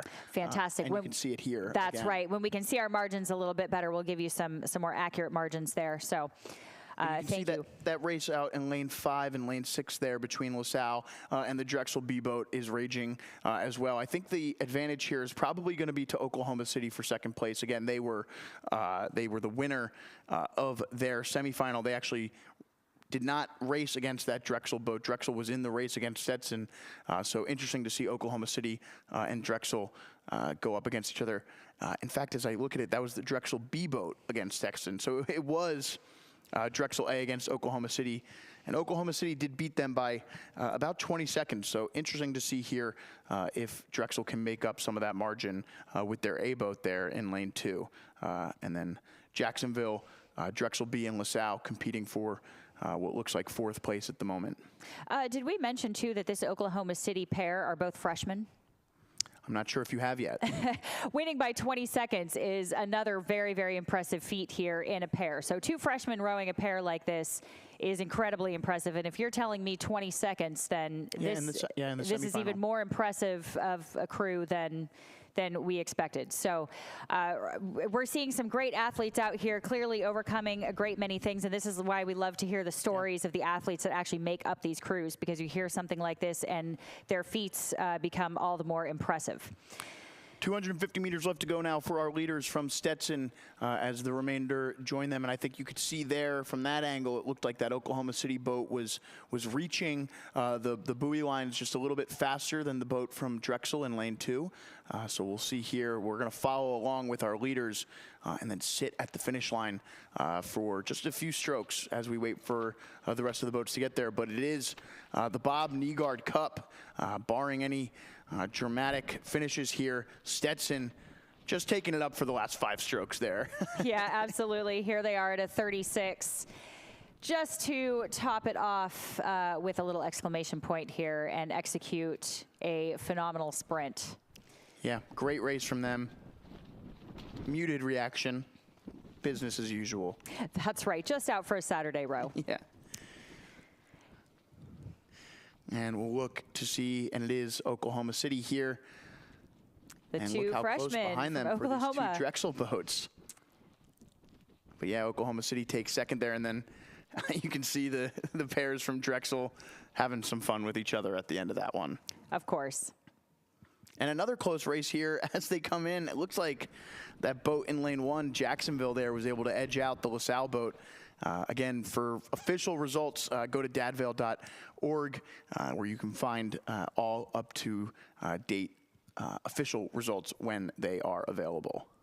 But again, it looked like Jacksonville there, just edging out the LaSalle boat for 5th. All right, and we move on to what is, seems surprisingly, but our grand final of the Dad Vail Regatta here in 2025. This is the women's varsity pair. They're competing for the Morrow Bowl. Lane 1 here is Rollins. Lane 2 is Rochester Tech. Lane 3 is Berkeley. Lane 4, Simmons. Lane 5 is Mercyhurst. And in lane 6 is Western Ontario. So looks like we might have some boats a little bit over the course there. That looks like Mercyhurst has slipped out into lane 6 over there. But in the meantime, looks like the boat from Drexel here, or rather Berkeley, the Berkeley boat here. Sorry, the oar's confusing me just a little bit there, but this boat from Cal Berkeley, your leader in the women's varsity pair at the moment. Yeah, that's right. They're entered as Berkeley, but this is part of the Cal Lights team, which is a club team, an offshoot of the classic men's heavyweight program that we hear about all the time. So this is the club portion of that is a bit of an offshoot. Yeah. Used to be for the lightweight men only, and now it is men and women. So they are able to come out here and race some other crews. So it's really great. We don't often see Cal out here. So it's nice to see a fellow California crew. I get to see them at quite a few regattas out west, but in fact, 2 weeks ago as well. So here they are doing a pretty good job right out of lane 3.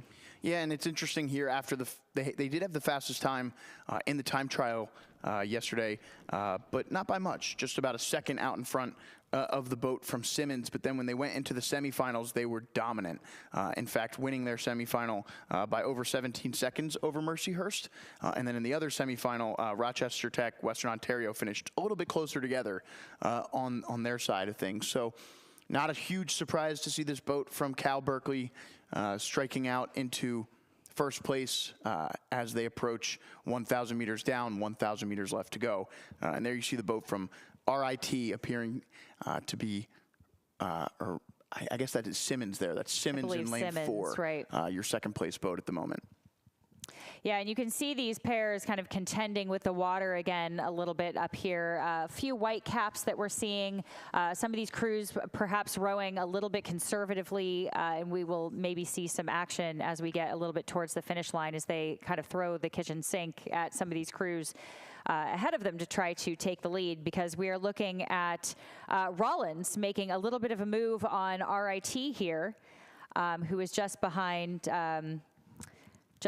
Cal, who is off of our screen now. So RIT, again, doing a great job in second currently, and they are actually just excited to be out here because they've had a very, very tough season being able to practice. It's been unseasonably cold and flooded, so water time has been a very precious commodity to the RIT crew. So this is probably great for them to be out here and even be able to row at all. So they are doing a great job. But right now, our current leader is still Cal in lane 3, followed again by Simmons, I believe, if, again, my eyes do not deceive me in the distance here. And then we will look over to RIT and Rollins making a push on all of them. Yeah, so an impressive row so far for this boat from Cal, as we've stated, and just taking a look back there, you know, Western Ontario, Simmons, we saw they had a nice competition in their semifinal. This is shaping up to be a nice competition again between those two boats as they make their way towards the finish line.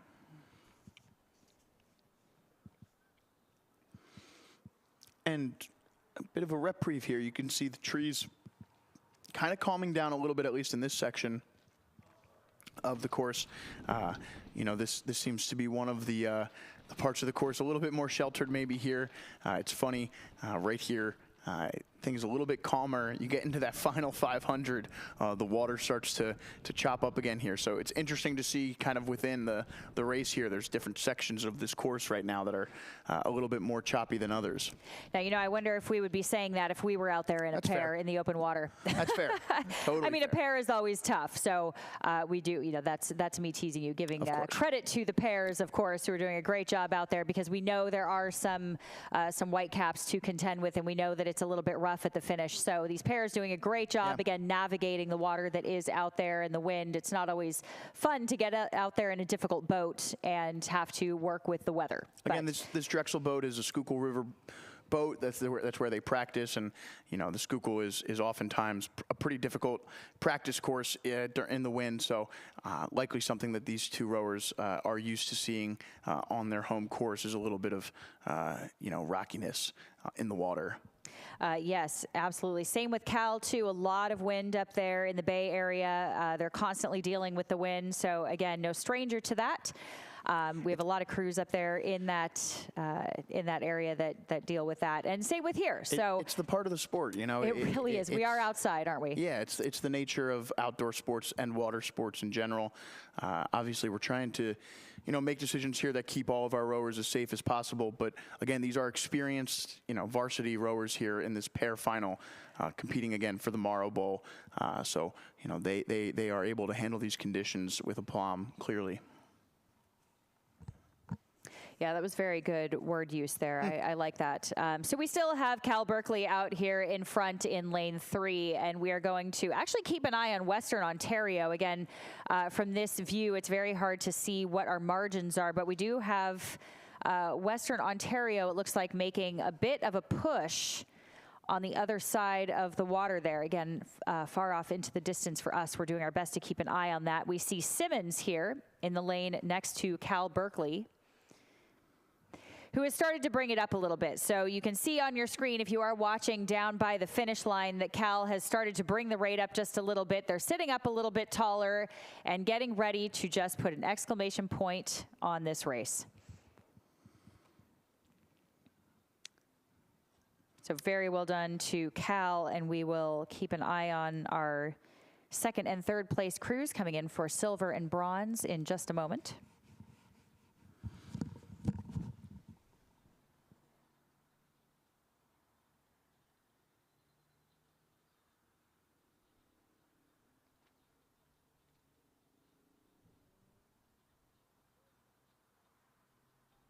All done it.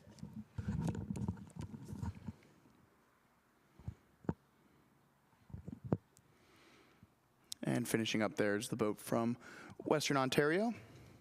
Yeah, that's right. Just tapped the buoy a little bit as they come through the finish line, but a great race nonetheless. And we will have results popping up for you again on dadvail.org as soon as we have all of the crews across the line. Yeah, so again, there, Cal Berkeley, the winner of the Morrow Bowl. And you can see here finishing up is the boat from Rollins.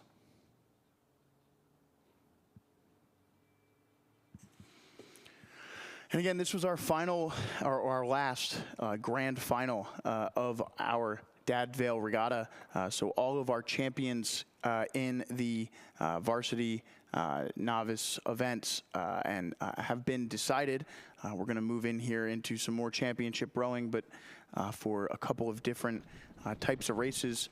Looks like our first race is going to be our men's inclusive double sculls, and this includes PR1, PR2, and PR3 rowers, which are different classifications within the para rowing. This is a great time to talk about the Solidarity Committee of the Dad Vail Regatta. Their purpose statement is thus: the purpose of the Solidarity Committee is to serve the Dad Vail Regatta by using the guiding principles expressed in its mission statements, core values, and vision statement. This service includes promoting the importance of diversity, equity, and inclusion among its membership and the rowing community at large. The critical goals of the committee are reflected in 3 objectives.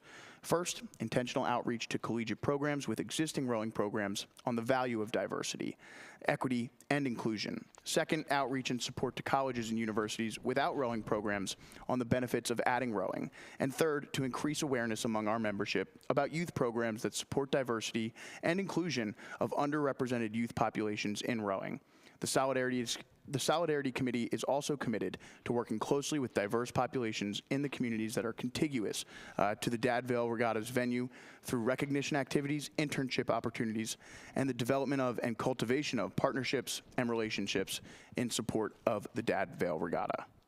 So again, as we look forward to these inclusive doubles races between men and women's, we'll take a moment here to step away for a message from our sponsors. The true values that have stayed with the Dad Vail in all the years that I've been associated with it is its service for emerging programs and for programs that have limited resources. If you want to improve your rowing, you need to be associated with these types of programs. This course here on the Cooper River is a beautiful course, and I wish all the rowers just the best race of their life here. The whole year has been leading up to this. No stress, just focused on the race.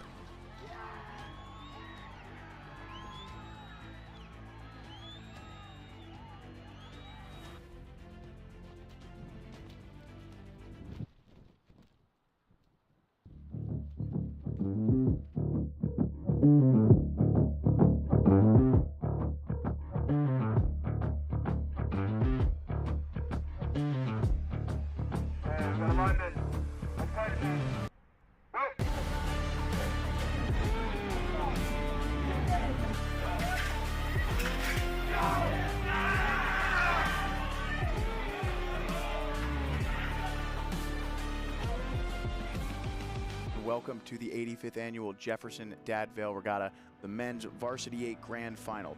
Let's keep in mind that not only is this Drexel's race to lose, this is LaSalle's race to win. With an incredible third 500, it's all Drexel. 250 meters left to go here in the 85th annual Jefferson Dad Vail Regatta. Drexel will not be denied. Rowing does require a lot of hard work to find a lot of success. If there's not that support for each other, it's really hard to do the hard work at a high level. They are 100% Weavers guys. The energy is just like, it's insane. It kind of just like oozes out. At no point in history were the teams really bidding against each other evenly until now. And Evo showed up, and I could see the light. This year, I think we're going to dominate. We all knew what we had, and we knew that if we went out there and did it, that we would win. You know, there was never a doubt. We launch every single day, row by LaSalle, row by Temple. To finally get to race them on a big stage like that it means a lot. Looks like LaSalle might have an advantage over Drexel right now. And you better believe they are going to want to take that title from Drexel. And I don't think they were ever expecting to lose to LaSalle.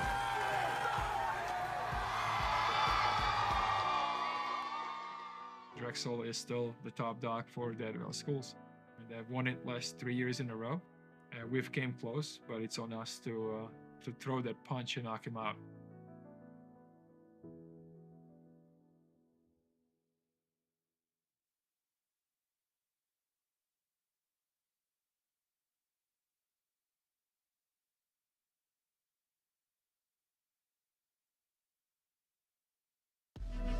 Who are Thomas Jefferson University students? They're designers, healers, builders, but mostly they're in demand by the employers creating the jobs of tomorrow. When you're trained to never settle, but to keep asking why, and your education crosses disciplines, these different perspectives ignite new ideas and make the impossible possible. Jefferson, redefine possible. There's a place where you can come as you are, see how it's made, and why we make it. You'll explore roads less traveled, steal a few moments, and slow down the clock. Then just kick back and stay a while. It's time to get away close to home in South Jersey. Head to visitsouthjersey.com to plan your trip today. We'll see you down the road.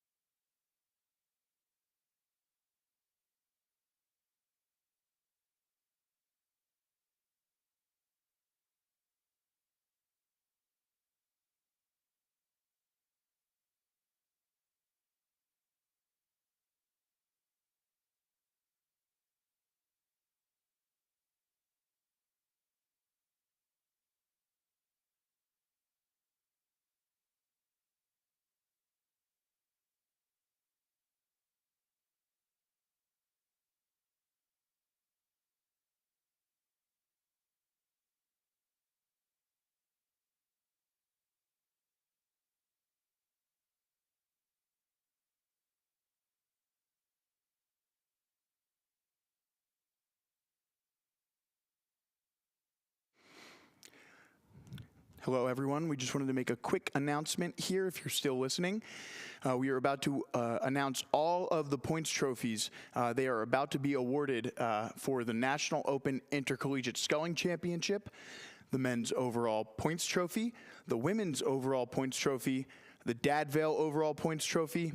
So please make your way to the awards dock area to be part of the awards ceremony at 12 p.m. noon today. Again, please make your way to the awards dock area for the ceremony that will start at noon. We will be announcing all of our overall points trophy winners. Thank you very much.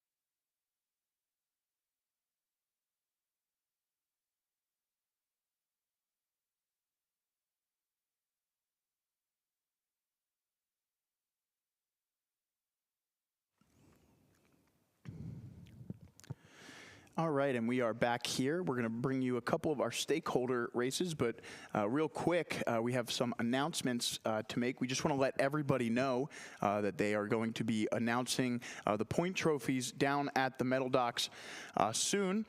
They will be announcing it for the National Open Intercollegiate Sculling Championship, the men's overall points, the women's overall points, and the Dad Vail's overall points trophy. So please make your way to the awards dock area to be a part of the awards ceremony at 12 noon. Again, please make your way to the awards dock area for the ceremony starting at 12 noon. And also, just a quick announcement for our volunteers here. Our stake boat volunteers and dock adjustments have been made here. So any folks who are planning to meet at the boathouse for stake boat volunteering at 12:30, please meet at noon.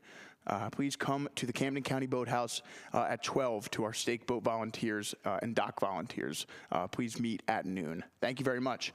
And on our screen here, we do have some of our stakeholder races. This could be our cancer survivors and our para rowers as well.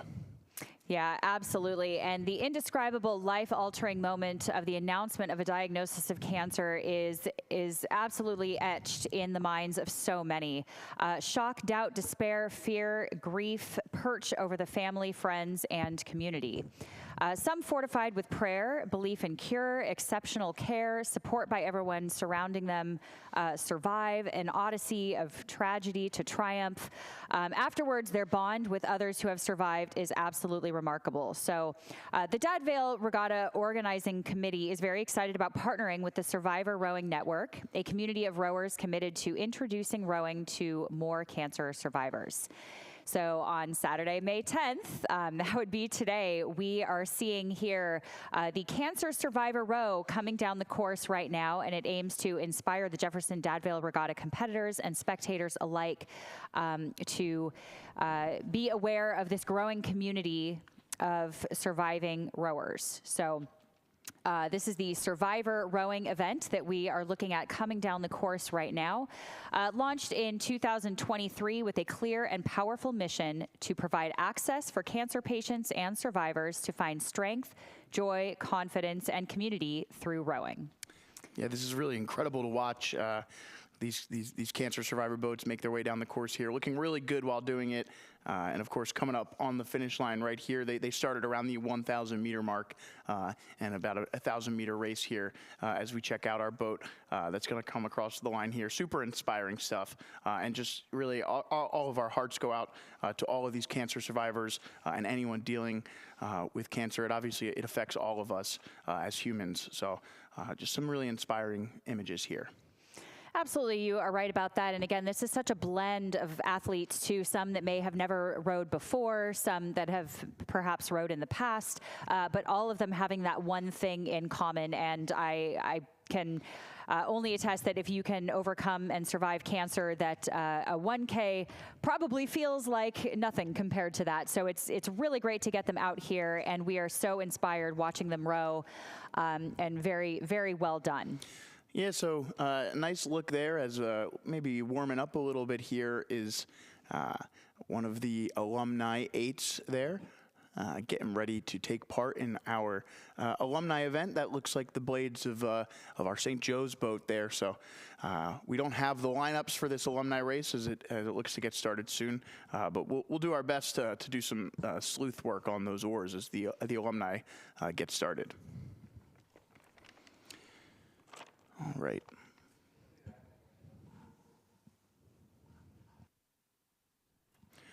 And it looks like we do have some boats out onto the course here in this alumni race. I think that they are just making their way up to what will be their starting line. Again, most likely starting at some closer race, and it looks like there's just going to be a 500-meter dash here in this alumni race. You can see the yellow boat there of Drexel. We know that our program director for the Five Tribes team, Colin Stewart, is in that Drexel boat. He's been helping us out all weekend with this live stream production, so keep an eye out for Colin in that boat. We know we saw that St. Joe's team. And of course, there's an FIT boat here. Just a little background on this FIT boat. It's the 50-year anniversary of FIT winning their first gold at the Dad Vail Regatta. And all of the rowers today in this boat for FIT won gold medals in the 70s and 80s, and 5 of which were part of that inaugural 1975 team. The coxswain, Marion Dion, was a member of the first women's boat at FIT in 1972 and 1973. So, 6 of the 8 rowers, plus the coxswain, have not been in a boat in over 40 years. So, some fun stuff happening in that FIT boat. Absolutely. And just while we wait, we want to make sure to consistently thank our vendors and sponsors for being out here with us. Thomas Jefferson University, a big one. We see that in the title here, the Thomas Jefferson University Dad Vail Regatta. The Space Coast Tourism, Kent McBride, the Stewards Foundation, WSFS, Visit South Jersey, Inc. Now, That's It, Vespoli, Temple University, David Protein, Florida Tech, Freedom Capital Markets, Liberty Coca-Cola, and Leonard Insurance Group. So we want to thank our sponsors and vendors again for supporting such an incredible event that has continued on for many decades now. And we are seeing some of these decades-long rowers that raced many years ago back out on the course today. So as Joe just mentioned, the FIT crew, that some of them have not raced in 40 years. I cannot wait to see this. Yeah, so a cool event happening here, just a 500-meter dash here. Again, hopefully they can hold up here for these 500 meters. It's been a long time, though. Absolutely. Well, do you think this is one of those scenarios where if you're not cheating, you're not trying? Like one of these fun races where the alums get out there and have a good time? We do this. My high school has an alumni race, and the the boats are notorious for jumping the start.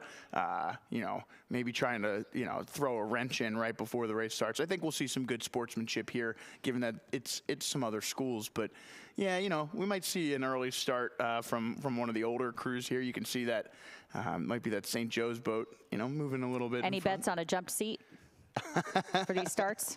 I bet we'll see one. I hope not. I hope not, too. But it will be pretty fun. I have a feeling some of these crews are just going to jump off the start, like you said. And this is kind of one of those scenarios where you go hard and you go harder because it's only 500 meters, right? So you can really just go for it and see how high you can get the rate and see who prevails. Yeah, so I'm excited to see what's going on here. We know we've got a Drexel boat out there. We know we've got an FIT boat out there. We think that we have a St. Joe's boat out there. We'll try and keep an eye on some oars there to see if we can't figure out who these other boats might be.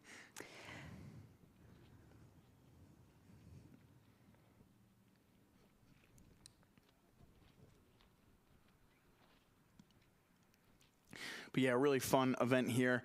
Now just looks to be shortening down to about a 400-meter race Right, here. we're moving forward very quickly here. The wind is playing a bit of a role. Right, and that's what they'll tell us, right? It was the wind. Well, pushing our bow in front of everyone else. Yeah, just about sitting even here. I think they're going to get this started now. And they're off in our Alumni 8 event. And the Drexel boat off to a really good start there. Yeah, that's right.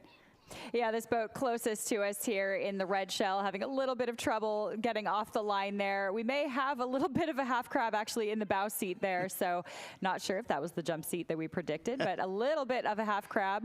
Yeah, so one of these boats is going with Drexel there. Tough to tell exactly who. It does look like the 2 younger boats here have jumped on some of our older competitors, but it'll be interesting to see how it shakes out here. Right. Look at this Drexel crew, absolutely gunning for it. Yeah, so that's a Thomas Jefferson boat we've got there in lane 2 there, and yeah, Drexel on your screen. I'm interested to see who that is next to them. It's the light blue oars. I wonder if it's not the university. Oh, interesting. It's Delaware, of course. I was going to say it looks almost like Delaware. That makes sense. Delaware, a long time program. Nice to see their alumni coming out to compete here. Right, Drexel here just showing off now. I mean, this is, and is that Colin too in the stroke seat? Yeah. Colin. So yes, there he goes. I saw that. I saw that bump, Colin. I saw you hit the wave right there. That's right. Our video producer there in the stroke seat doing a great job for Drexel alums. And we'll wait for a few of the other boats to finish. The Thomas Jefferson boat, the St. Joe's boat there, potentially even the FIT, maybe that red and white boat up at the top there. And coming in here is another boat from Thomas Jefferson. So this is actually likely also combining our corporate challenge into this event. Of course, the corporate challenge was the 500-meter race, and this gives an opportunity for our corporation sponsors in the greater Philadelphia region to become a part of and compete in the largest U.S. intercollegiate regatta of the year. So we thank those corporations for coming out and participating today. Looks like we've got a little bit of a break here. We're scheduled to be back at 12:30 with the petite final of the men's varsity 8. In the afternoon, we're going to be running on 5-minute centers, so things will be going off pretty quick here in the afternoon. We'll have about 2 hours left in our day to bring the rest of the races to you. So sit tight, and we'll be back in just about 50 minutes.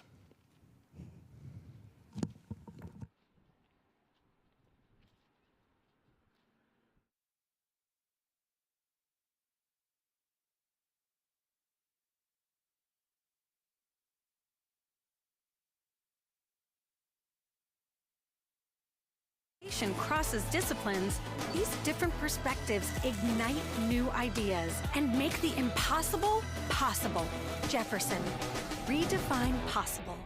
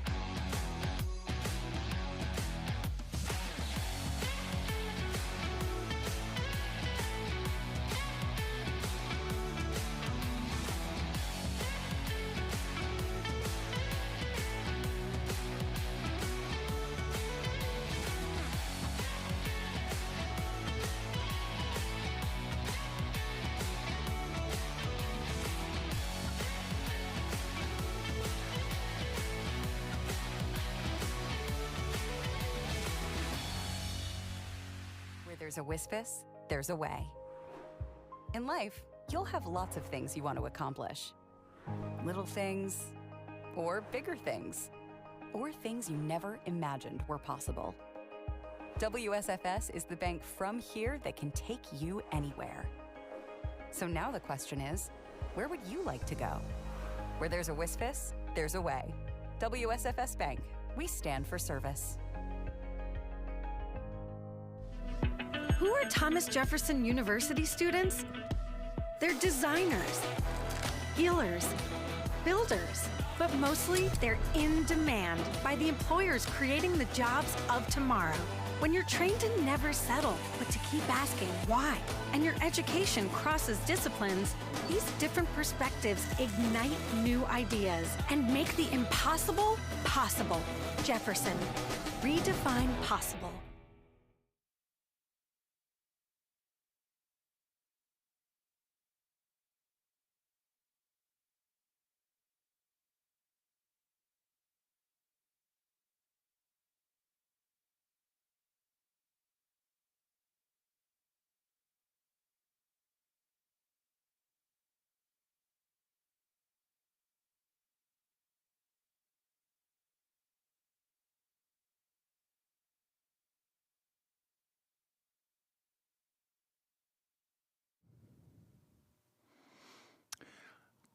And hello, everyone. Just wanted to make one more announcement here in regards to the awards dock.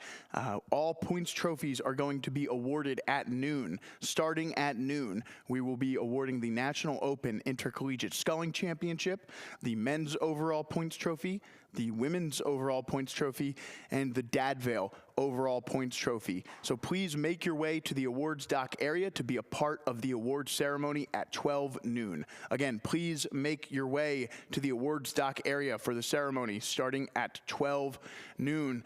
And just another quick announcement to our stake boat and dock volunteers. Please come meet at the Camden County Boathouse at noon instead of 12:30. Thank you very much. Again, awards happening at noon at the awards dock. So please make your way down there to check out the action and see who our champions at the Dad Vail Regatta are this year. Thank you very much.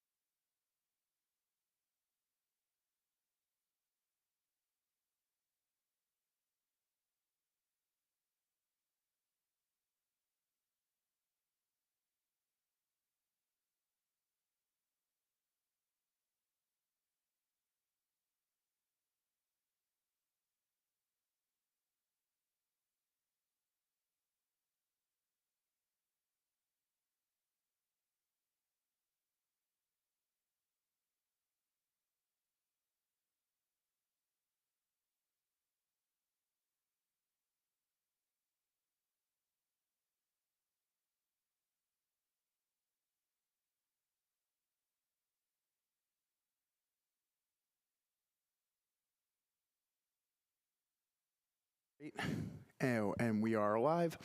All right, just one final announcement here to anyone who might be listening, just real quick. All points trophies are about to be announced. They are imminently going to be announced, so please, if you are still making your way to the awards dock, head there now.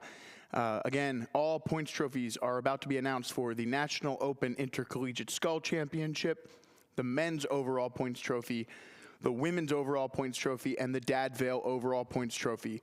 So please make your way down to the awards dock area and be a part of the awards ceremony at 12 noon. Again, please make your way to the awards dock area for the ceremony. Thank you very much.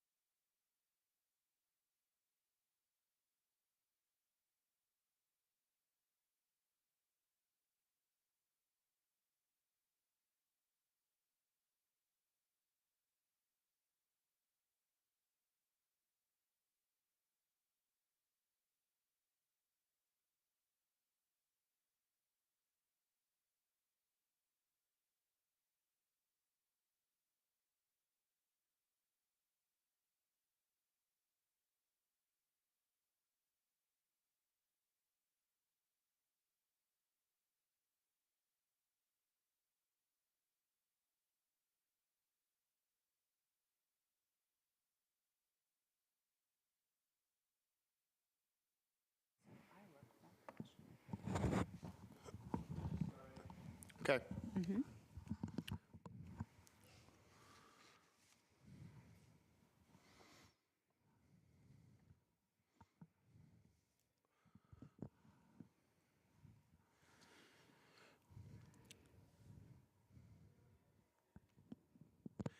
All right, hello and welcome back to the 86th Annual Jefferson Dad Vail Regatta.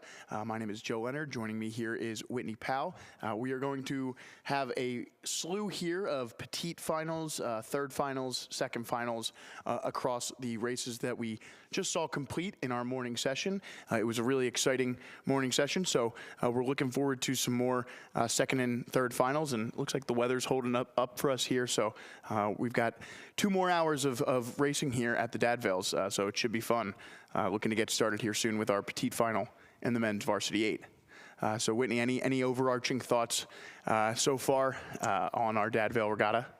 Yeah, you know, we've actually had quite a few exciting races, as you've said before. We've had a lot of what we call upsets, but also just changes of leadership in the last 5-10 strokes or so of a lot of these races that have really surprised us. So it's been really fun watching these races from our angle here. We're sitting at about the 1,000-meter mark, so sometimes we don't get to see the live action at the finish line in the last 10 strokes or so just on our screens here. But man, have we been at the edge of our seats. We've also seen some crabs. Yeah. We've seen some half crabs. We've seen some steering issues. We saw a false start. So we have all kinds of stuff going on. So without further ado, we want to swoop back up to the starting line again, because if my eyes do not deceive me here, I see some flashes of oars on that horizon. Yeah, so our first race in our afternoon session today is going to be the petite final in the men's varsity 8. In lane 1 is Colgate. Lane 2 is Loyola, Maryland. Lane 3, Marist. Lane 4, Jacksonville. Lane 5, Delaware, and in lane 6 is Western Ontario. So the men's varsity 8 petite final out onto the course now. So this should be a fun one. Again, Marist and Jacksonville will have been the first 2 crews to miss out on that grand final that we saw this morning. So those 2 will be your favorites here as we get started. But still early goings in this one. And yeah, should be a fun race. We're going off in 5-minute centers here, so things are going to be happening pretty quickly. Yeah, you are right about that. We will try to keep you up with all of the action here every 5 minutes as things are happening fast, as Joe said. So yes, we will take a look at Jacksonville too and Marist, who both had great races. It was kind of one of those things in the time trials and the semis where any given day somebody else could have won. So it was a little bit of a toss-up there. So they should be bringing some boat speed here in the center 2 lanes. And I think that is what we are seeing now. Again, not too far into this race still. Almost all boats connected, and our current leader, though, still is Jacksonville and Marist in lanes 3 and 4.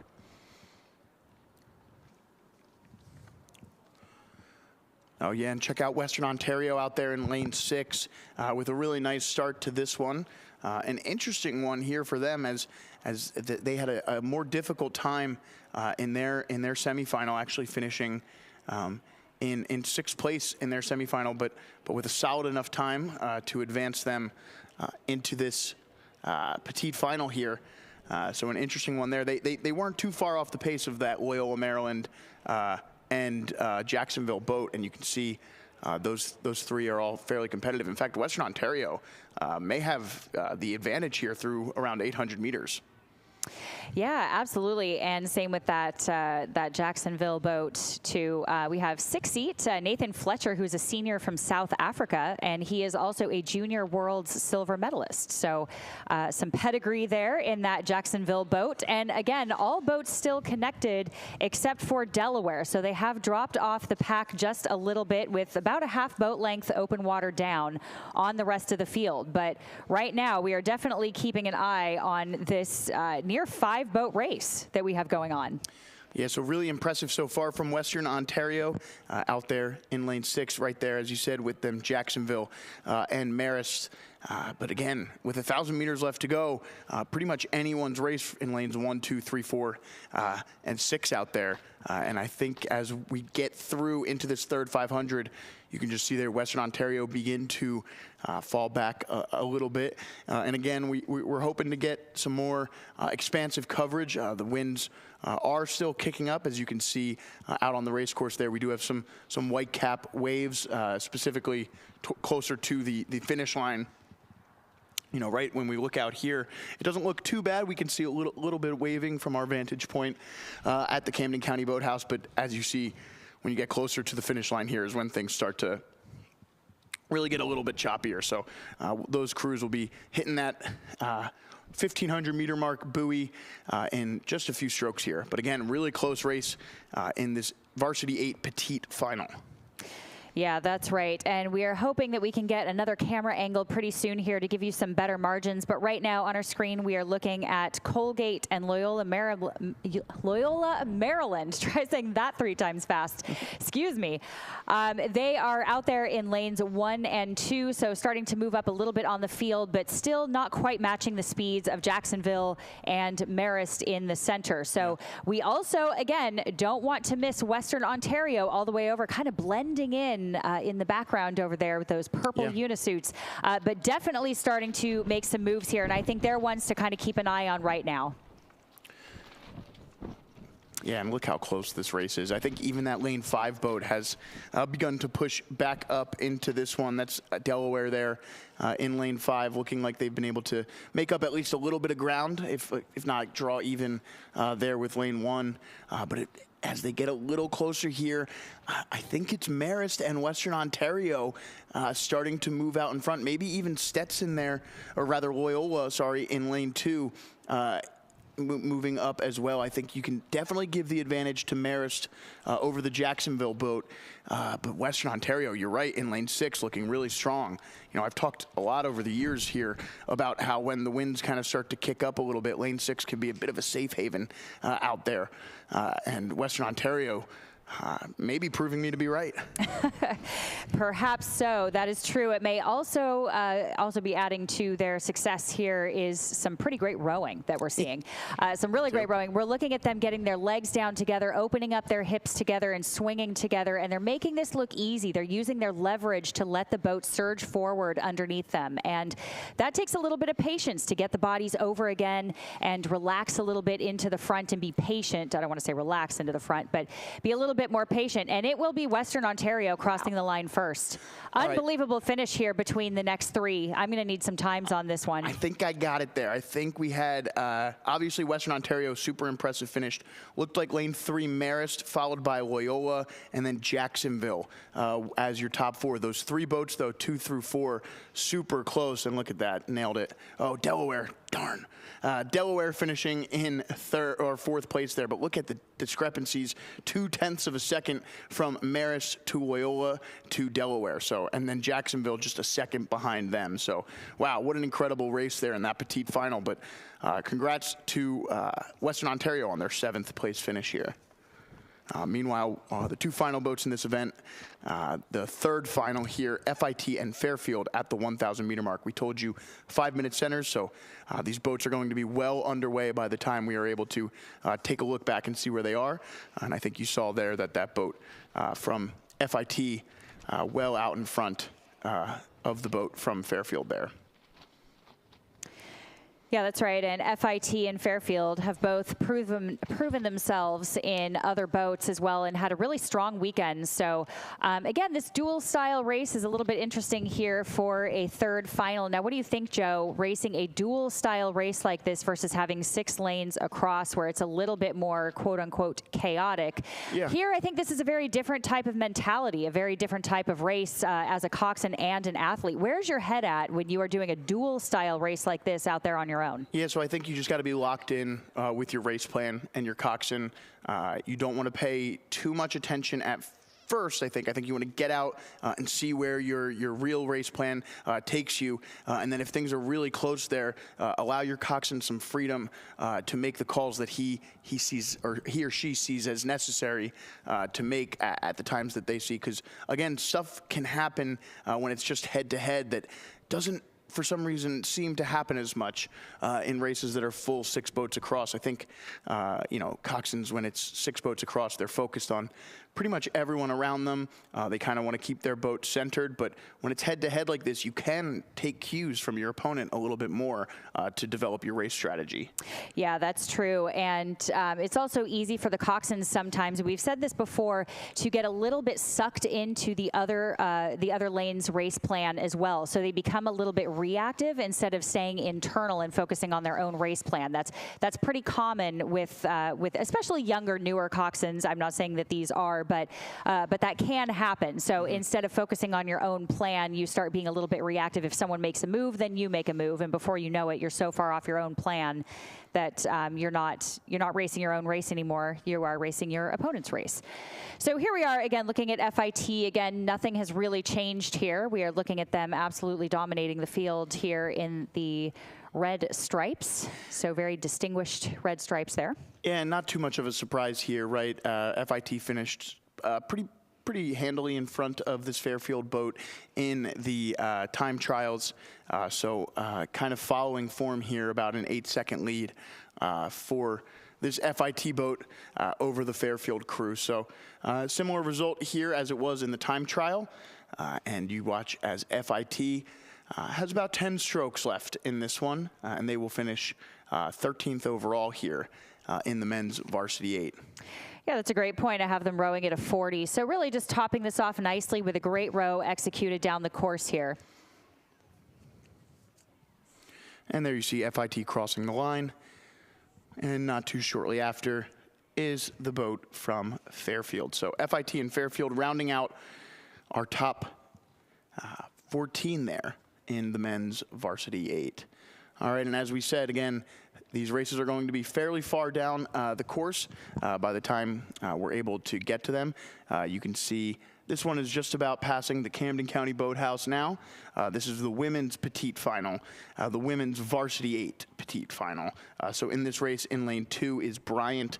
Lane 3 is Loyola there with the green oars out in front, and Monmouth next to them in lane 4. So on your screen now is Loyola and Monmouth. Now just this here is the boat from Monmouth. Or rather, I might have been Bryant there, shown on screen for a hot second. This is Loyola and Monmouth reaching the 1,000 meter mark here.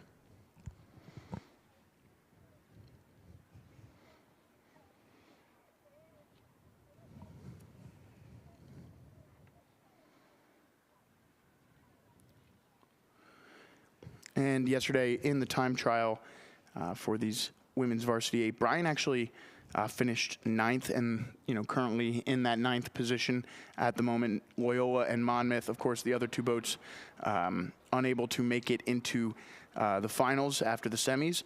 Monmouth actually had a faster time than Loyola in the time trial. And then in the semifinals, just taking a look at those times, looks like Monmouth had a bit of a slower time than the Loyola crew. So they've gone back and forth in the time trial and the semifinals on times. And as things are shaken out here in this third 500, it looks like Loyola Maryland with the advantage so far in this petite final.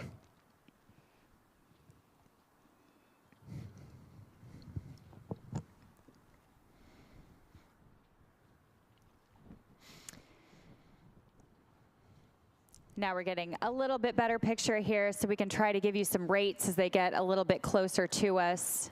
Forgive us for having the cameras jump around a little bit to try to give you all of these excellent angles. Sometimes it makes our margins a little bit tough for us to call. So we do always want to make sure that you're going to dadvail.org to get all of the official results and times, as we just call it as we see it. But right now it looks like we have Loyola rowing at about a 36, 37. And Monmouth is about the same.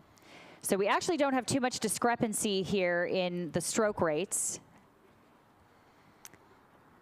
But yeah, maybe just a little bit more juice in this Loyola crew. Yeah, and this is about the distance we saw between them when they passed by at the Camden County Boathouse. So not much has changed over the last 600, 700 meters or so.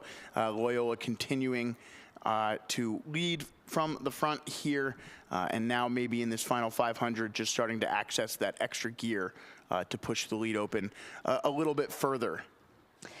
Yeah, that's right. And Loyola, Maryland is a Jesuit school, obviously out there in Maryland, has a sister school in LA, Loyola Marymount University, which is actually where I went to school. I went to film school there. So this was our sister school when we were in college, so it's great to see them out here and doing well. We actually never got to race them or anything, so it was kind of unfortunate, but always heard about them from afar.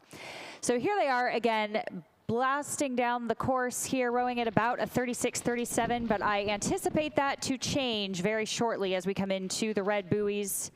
And just like that, looks like the rate is starting to come up a little bit to head towards that finish line. So we'll try to get some rates here for you as they start to kick up the notch a little bit on this finish and see if Monmouth responds. Yeah, so just about 100 meters left to go now in this petite final. Loyola Maryland really strong throughout this race, and it looks like they are going to take 7th place out in front of our 8th place boat here, Monmouth, and our camera will pan to the left, and we will see the finish line here as Loyola Maryland crosses, followed closely by the team from Monmouth. And there's the finish line.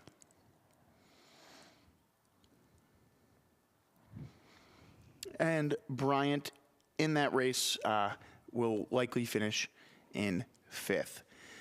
And we head back up the race course. Looks like we're just approaching 500 meters into this race. That's those buoys there.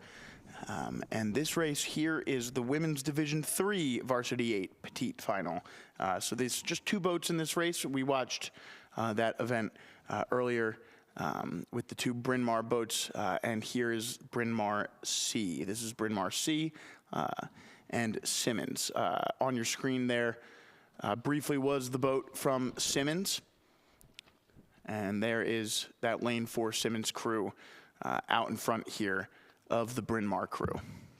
Yeah, that's right. And let's keep in mind, too, that this is still a huge accomplishment for Bryn Mawr to be out here. This is their C boat again. So this is the largest their team has ever been, like in the program's history ever. So it's incredible that they have brought 3 8s out here that have all been competitive and made a final.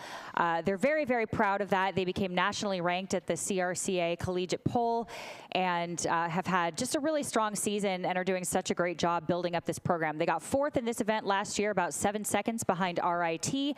Go Owls. So they're very proud of that. That's right. But we're seeing some great racing here. Again, Simmons really giving them a run for their money here. So Bryn Mawr is down a little bit, open water to Simmons. Again, it looks like a boat length or so from here, but again, our margins are a little bit deceiving. And one thing I'm noticing here in this Simmons boat is that there is a bucket. So we're looking at a bucket in 2 and 3, I believe. Joe, what is a bucket? Yeah, so a bucket rig specifically here, if you look at, and nice zoom in by our camera operator there, on that bow for the 4 rowers in the back of this Simmons boat.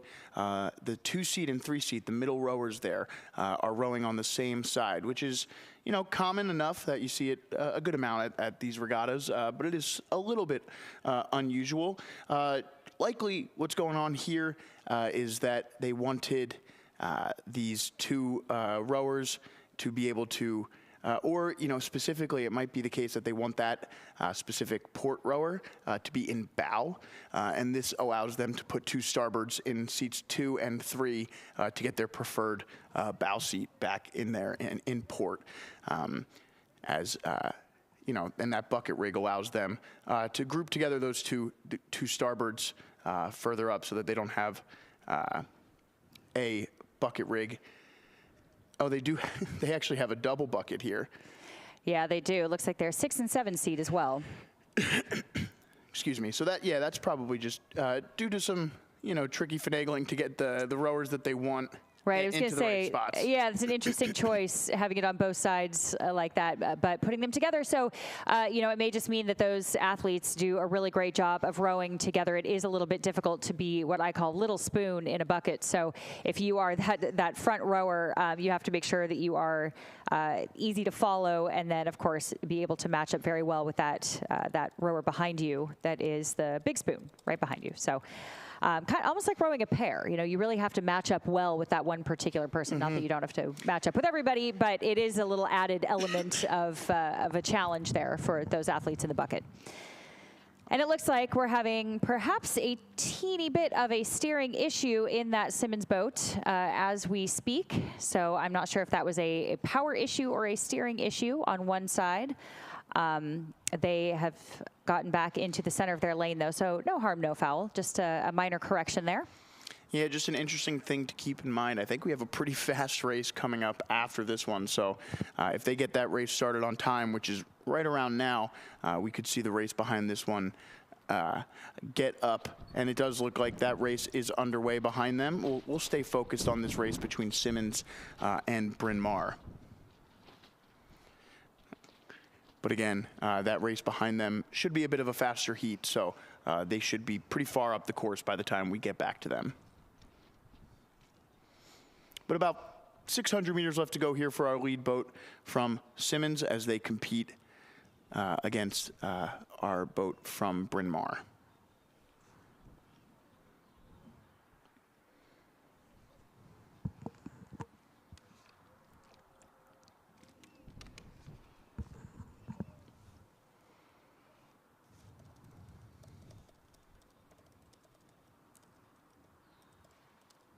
And just 500 meters left to go now for our lead boat here from Simmons.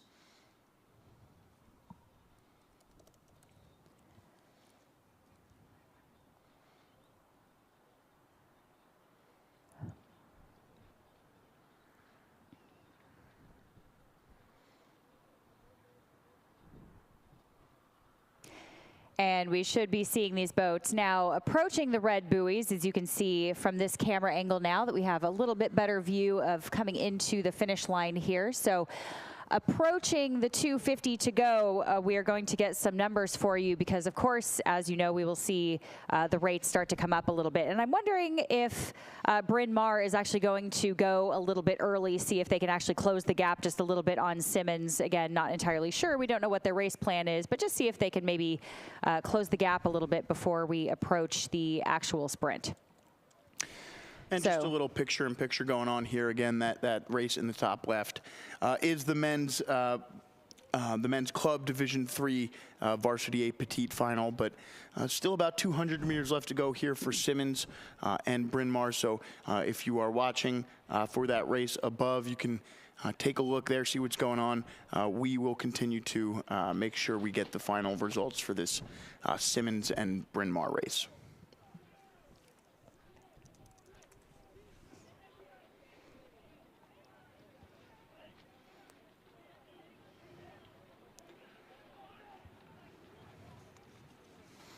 And final stretch here.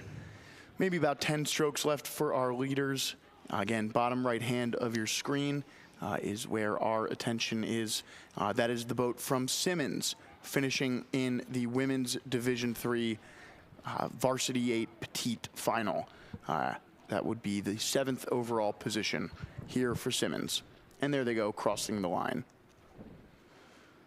And not too far behind them will be the boat from Bryn Mawr, and there they are. All right, so we will look back ahead, and as I said, this race would be pretty far down the course. They are halfway through. This is the men's club Division III Varsity 8 final. In lane 1 there, on your screen closest to us is Boston College. Next to them in lane 2 is Maryland. Lane 3, Villanova A. Lane 4 is UCF. Lane 5 is Villanova B. And in lane 6 is RIT. So that Central Florida boat there in lane 4. Looked about even there with our lane 3 team, Villanova. That's right. Of course, Central Florida looking pretty good out there. They have only raced Rhode Island and Boston College, so they are pretty excited to be out here, just racing on a new venue with new competitors. They haven't been out here at the Dad Vail since the early 2000s.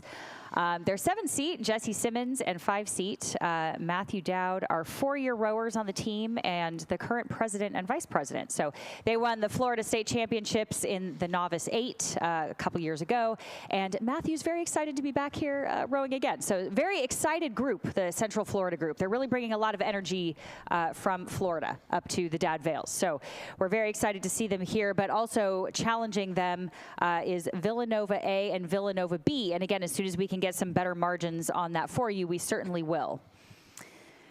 But a really good race shaping up here, that is for sure. So a little bit of a spread here. And again, we will get those margins and numbers for you in just a moment. So right now, just keeping an eye on that Central Florida boat.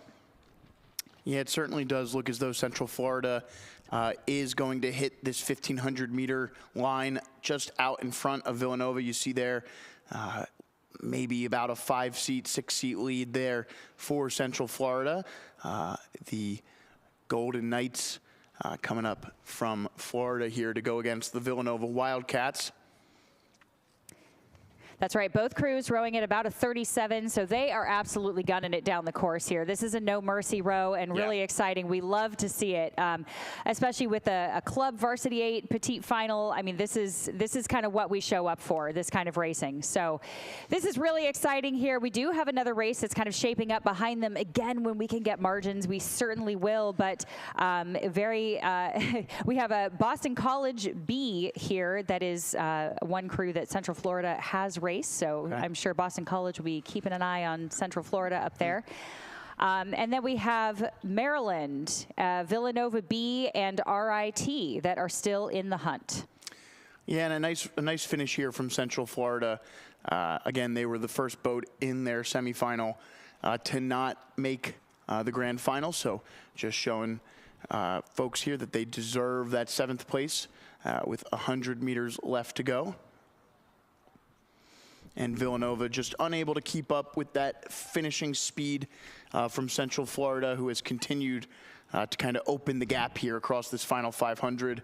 And as we move across here to look at the finish line, Central Florida crossing in just a few strokes here. And a nice race from them. And Villanova crosses in 2nd, finishing 8th overall. And let's see how this race afterwards is. Maryland, nice to see the Terrapins there, coming across 3rd. Really close here. That one might have been the tightest finish of the day between lanes 2 and 5 there. I think those bow balls crossed at the same time, or rather lane 1, BC and Villanova, and then RIT finishing in 6th place. So again, dadvail.org for all official results if you want to check out how that one finished up. Meanwhile, we look back to the starting line here, and coming down the race course now in the first 500 still is the men's varsity single. The men's varsity single 2nd final. In this race, we have lane 2, William and Mary, lane 3, Carnegie Mellon, lane 4, Adrian, lane 5, RIT, and in lane 6 is American University. So we might see some large distances between these boats as this race was, consistent of the teams that almost made the grand final and those who might have been a little bit further away. Only 11 total entries here in this men's single scull.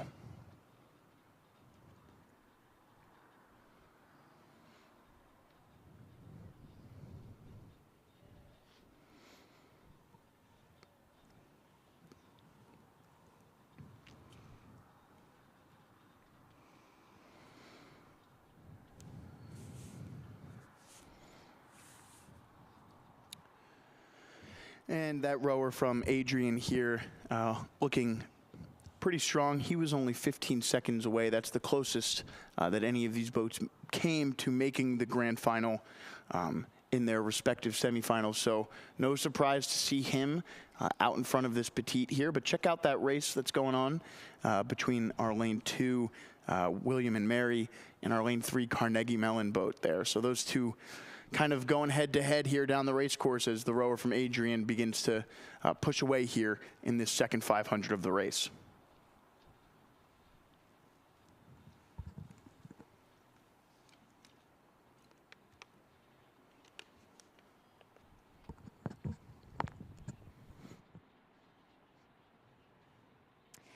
Yeah, you know, one thing I would like to point out here, just watching these guys for a few minutes, is the incredible steering that's going on here. Now this, we understand, is a second final, but any of these guys, you know, all of these guys have done such a great job steering straight down the lanes, and again, with a little bit of push from wind. We have a little bit of a breeze out there. It's heated up a little bit, so it's actually really beautiful out there. But you are getting a little bit of push, and again, in these tiny, tiny boats, they're so sensitive and barely wider than the athletes, right? So they're so small and they're so delicate. And these guys are doing such a great job just steering them straight down the lanes. It's really impressive. So that means that those power curves are so even on both sides. So the blade is entering the water and they're pressing off of the footboards and off of the heels with equal pressure and bringing those blades through the water. I hesitate to say pulling, but they are pulling those blades through the water, pushing them through the water at even pressure, even parts of the stroke, which is partly what makes the pair so difficult. So Right.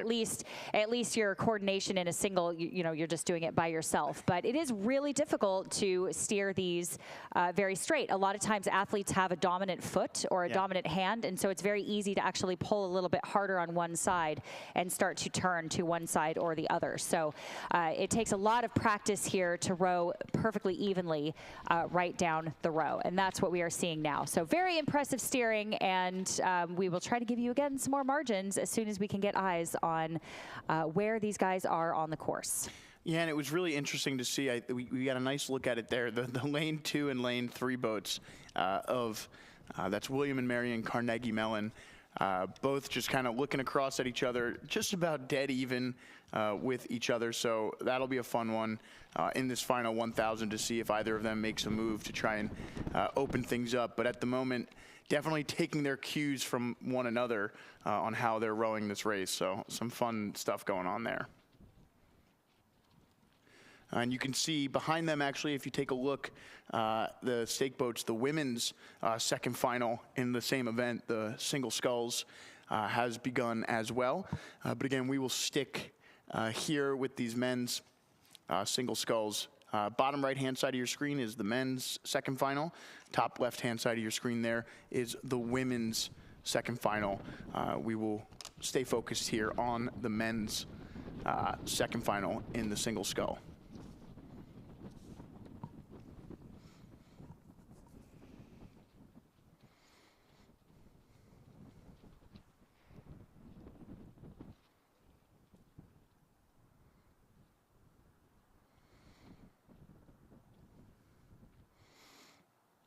And there is a nice shot of the rower from Adrian as he makes his way through his third 500 here. Yeah, he really is in a league of his own up at the front here. Looks like he's just out for a Saturday row, which I know he is, but doing it in a very grand fashion here. So really giving us a show, very impressive representative of Adrian. Really doing a great job.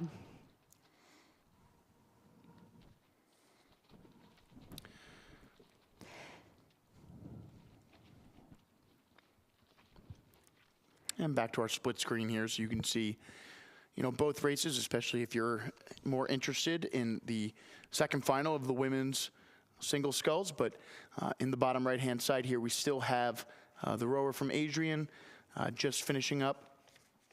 And again, that race for second and third there is a fun one. So interested to see as they move into this final 500 if either of those two rowers has, you know, anything left in the tank to give to a sprint, or if just kind of competing with each other, keeping up with each other has really spent them.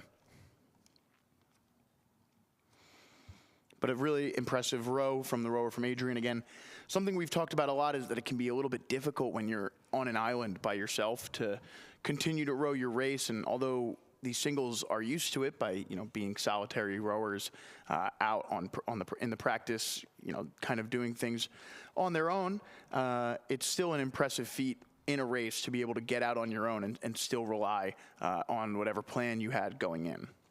Yeah, absolutely. And I think being a single sculler is a very special type of mentality. I think a lot of us know singles rowers that just really love to row the single. That is their thing. They would prefer to be in a single over a big boat or an 8 or another team boat.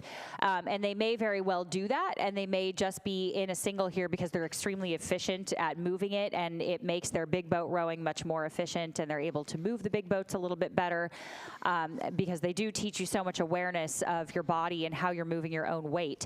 But it does take, I think, a special person and a special mentality to actually get through a 2K and race out there. It is just you versus you. So, you're really out there with no one else to rely on or match up with or anything like that. And we all kind of know that, and I mean this in the absolute best way, that the single scullers are a little bit cuckoo sometimes, in the best way, because it really takes a special gear to be able to go out there by yourself and crush a race like this. I mean, and I mean that in the highest praise kind of way.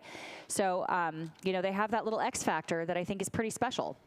Yeah, so we're going to sit here and watch this race between William and Mary and Carnegie Mellon for second and third in this men's single scull petite final, second final, and it is the rower from Carnegie Mellon separating himself over that final 500, followed closely by the rower from William and Mary there.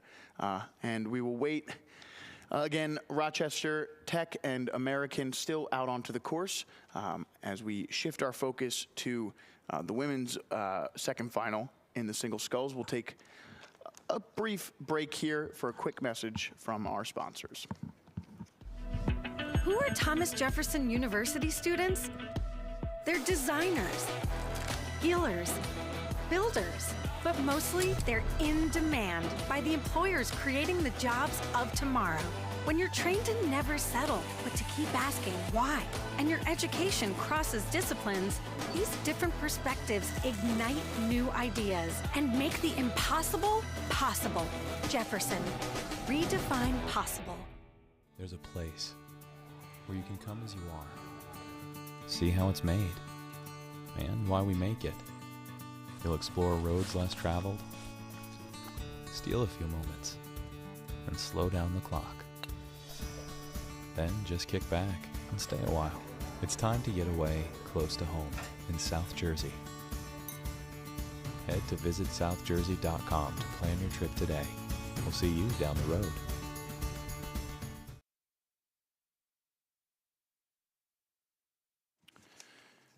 And we resume coverage here with the second final of the women's varsity single.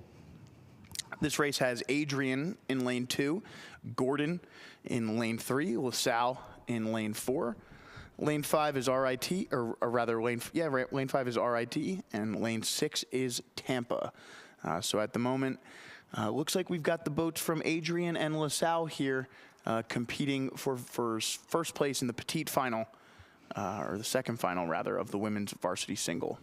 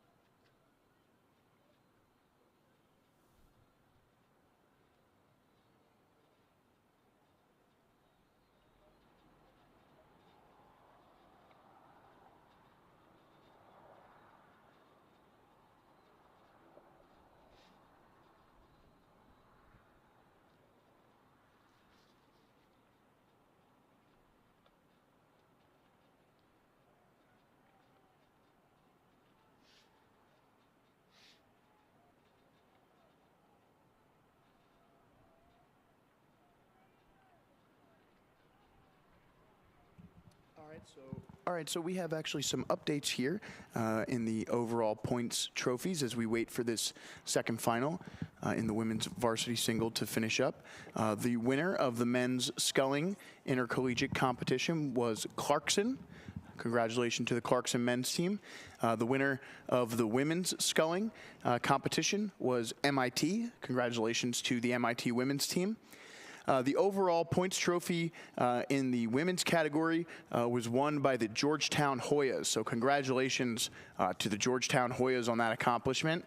The overall winner in the men's trophy was the Drexel Dragons. Drexel, congratulations on winning the overall men's trophy. And the overall points trophy, men's and women's combined, your winner here at the 86th annual Jefferson Dad Vail Regatta is Drexel. So congratulations to Drexel on their win in the men's and the overall points trophy. So again, we'll run through that. Clarkson and MIT in the men's and women's sculling, respectively. Georgetown and Drexel in the men's and women's overall, respectively. And then Drexel in the overall. So again, congratulations to all of our winning teams. It's been a really nice day of racing, and those winners are really no surprise.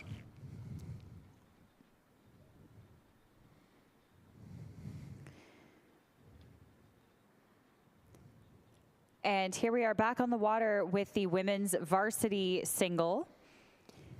And again, in lane 2, Adrian. Lane 3, Gordon.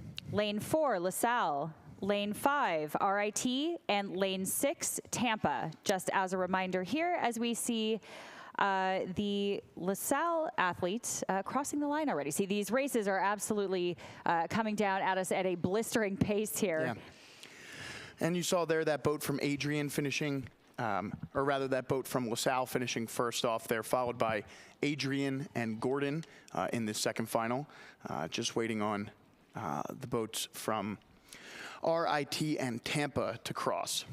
Yeah, that's right. RIT, again, just excited to be out here. They've had a long winter. They've not been able to practice too much, though they've had unseasonably cold flooding weather, so water time has been very precious to them, so they're excited to be out here. So we'll wait for them to finish up before heading back up to our next race, again, starting in just moments.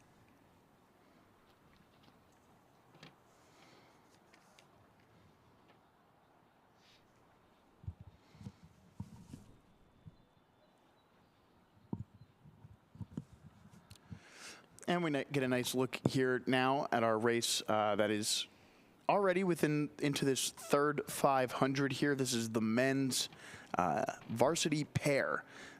Second final here for the men's varsity pair. And again, we're still waiting on a few boats to finish in that women's single event. But this men's varsity pair here, we've got lane 2 is Pittsburgh, lane 3 Mercyhurst, lane 4 RIT, and in lane 5 Rollins. And you see there the pair from Mercyhurst and the pair from Rollins competing to win this second final here. Just about 500 meters left to go for them. Yeah, that's right. And here we are seeing some very impressive rowing as well. As I was blabbering on about the power curves in the single, it is very, very important to have that equality here in the pair on both sides, as we've talked about before. We said it earlier today, and I'll say it again. I think the bow seat of a pair is the most difficult seat to row of any boat class. And to match up these power curves on both sides with one port and one starboard is incredibly difficult. And so these athletes are out here doing a really, really great job. So as we are looking at some of these pairs finishing up here, again, when we can get a view on some of these margins at the finish line as we come up towards the last 500, then we will give you those margins ASAP. So again, we are looking down at the bottom. If you are looking at the screen or the Jumbotron, we're looking at the bottom right. But if you do want to watch for yourself on your device or get all of the updated results, make sure you go to dadvail.org and you can get all the information there. Yeah, so you can see here in some of these smaller boats a little bit longer down the course on these centers. So with 5-minute centers, some multiple races at a time right now, maybe 3 races at a time on the course at once. But the referees are still moving things along, and we are making our way through the schedule. But again, that men's varsity pair there in the bottom right-hand side of your screen, looks like we got those 2 boats duking it out. And then again, the women's varsity pair not far behind them, just passing the 1,000 meter mark. But as we focus in with 200 meters left to go in this men's varsity pair for our lead boat, that's Mercyhurst there. and Mercyhurst just edging out the boat from Rollins at the moment. Rollins now trying to make a push, though, as Mercyhurst steers across their lane into lane 2. And this is bad news for Mercyhurst here, as Rollins has a straight point. I know you always hate to see a crew do more than 2,000 meters. And I think it's going to be okay for them as they finish in lane 1 there.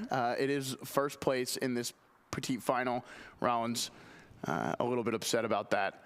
Thought they might have had him on that steering issue. Mm-hmm. And again, you see the exhaustion in the pair race afterwards. Usually means they did their job right.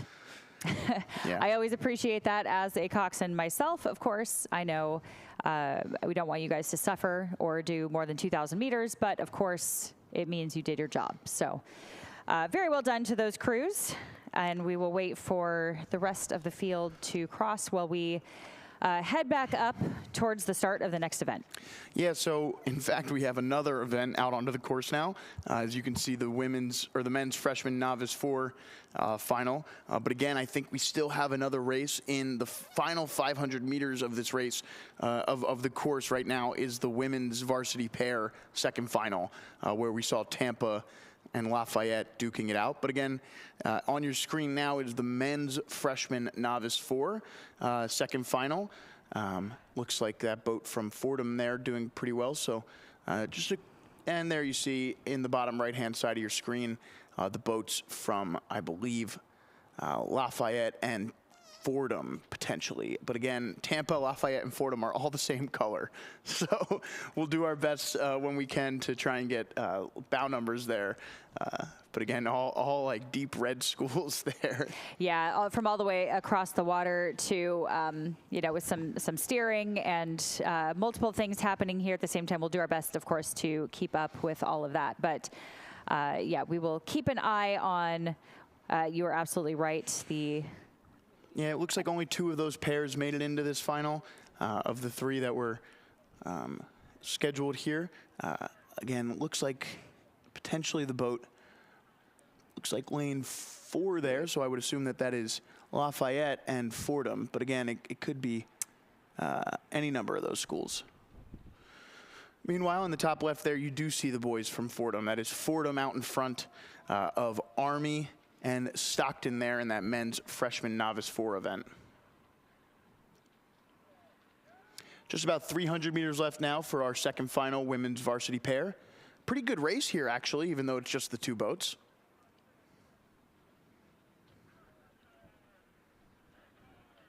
Yeah, it really is. And you also have to think about things like looking over. If you look over too often, you can also take the steering with you. So while these 2 crews are having sort of a dual race coming into the last 250 meters, they're going to have to be really careful, keeping an eye on each other while also not taking the steering of the boat with them when they look or offsetting the boat. So any little movement of the body like that can be very, very disruptive to a boat. So especially in a small boat, you have to be very careful. But yeah, I think we are seeing, if I'm not mistaken, Fordham start to take that up.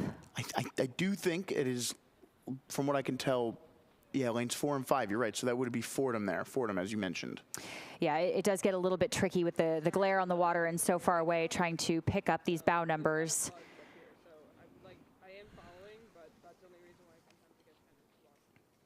And they're just approaching the finish line now. We might get a good look. I do believe that's bow number 5 there, although it is small. And from what we think, yeah, I think I see a bow number 4 on this closer boat here. So we're going to go ahead and safely assume Lafayette is that bow number 4, but Fordham there crossing out in front of Lafayette. Yeah, there you go. Big and splash. They popped the buoy there a little bit and going through the line, but we will, call it a race. And make sure, again, that you are going to dadvail.org, again, for all of those official times at the end, as we are moving things along very, very quickly here. So before we can even see results on the screen, we are back up on the screen with the freshman novice 4 with coxswain. Yeah, and again, although we're waiting for our picture to clear up a little bit here, we know, based on what we had seen a little earlier at the 1,000 meter mark, that boat out in front there is Fordham, the Fordham Rams here in lane 4, your lead boat in the middle here. Yep, there they are. And then on the left-hand side of Fordham is Stockton, and on their right-hand side is Army. So those three boats here, just about 550 left to go, but a pretty tight race here in this second final of the men's freshman novice 4. And a crab there for Fordham, but they are able to quickly recover. That was a good recovery. And another one. Fordham just trying to make things interesting. 500 meters left to go now. Stockton passing through Fordham after that double crab there. Fordham has a lot of time left to still get back up to speed, but this is where, oh, and another one. Oh my gosh, that is heartbreaking.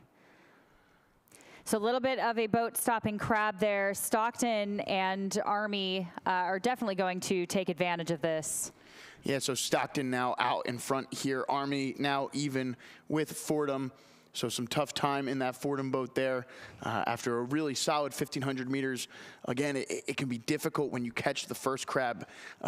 You can just start compounding mistakes because, again, your heart rate starts to immediately go up because you start thinking, oh, my goodness, we need to get back. We need to start rowing again. When in reality, the best thing you can do is sit still, wait for your coxswain, and then get back in line with your stroke. And you're seeing this Fordham boat continuing to kind of compound that mistake into this final 500. So a bit of a learning moment here for this men's freshman novice 4 for sure. Yeah, definitely. And especially if you are a newer coxswain as well, sometimes you have to think about what to do instead of just reacting because you just haven't been in a boat quite long enough as we see them struggling a little bit again. I think the seat's broken. There's something going on definitely in this Fordham boat. They are having a little bit of trouble just getting back in the game and getting the rate up again as Stockton walks away. And that can be a little bit tricky for a freshman or novice coxswain. Again, you just haven't been in a boat long enough to really know how to quickly react without having to think about what to do.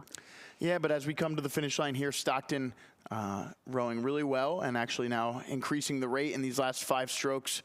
And a little bit of missed water there, but not enough to let Army totally back into it, I say, as they... Oh, unbelievable. Wow. That was an interesting race.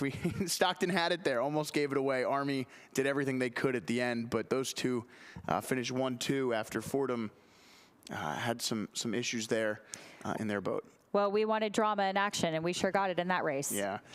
So tough race there for Fordham, but they'll pick their heads up and get back at it this week and try and fix those mistakes. And after a big flurry there, it seems like we might have a bit of a break in the action. So if we could step away right here for a quick message from our sponsors, we'll be back shortly after that. Who are Thomas Jefferson University students? They're designers, healers, builders, but mostly they're in demand by the employers creating the jobs of tomorrow. When you're trained to never settle, but to keep asking why, and your education crosses disciplines, these different perspectives ignite new ideas and make the impossible possible. Jefferson, redefine possible.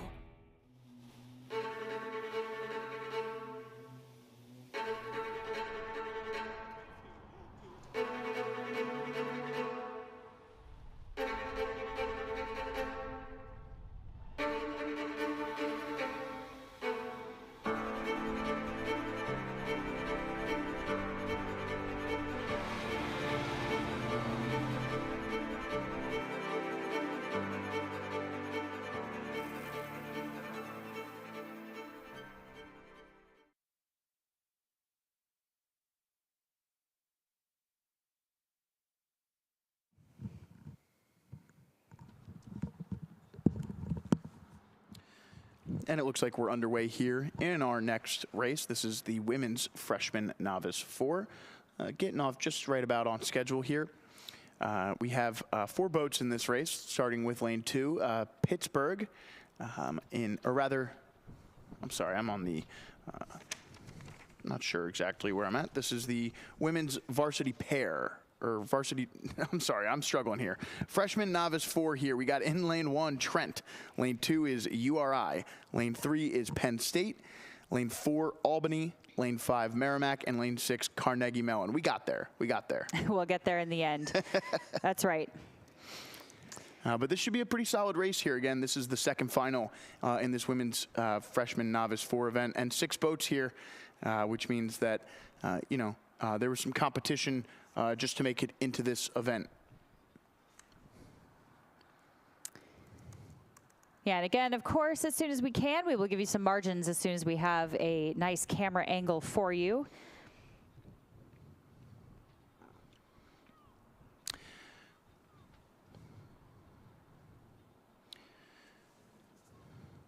Yeah, so there will be a third final in this event, just coming up in right around 40 minutes. But the second final here, so these boats competing for places 7 through 12 here, and we do have actually 17 boat entries in this event. So should be a solid competition here in this second final.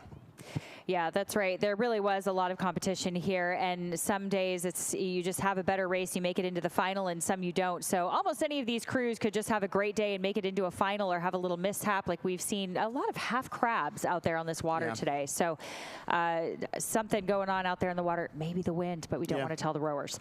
So yeah, we're clearly having a little bit of trouble in a few of these boats. Just every once in a while catching a little half crab. We've seen it in the last few races. This Penn State crew, we do want to keep an eye on as well. They started their spring season off very, very strong, winning at the Commonwealth Sprints against many of the Virginia club programs.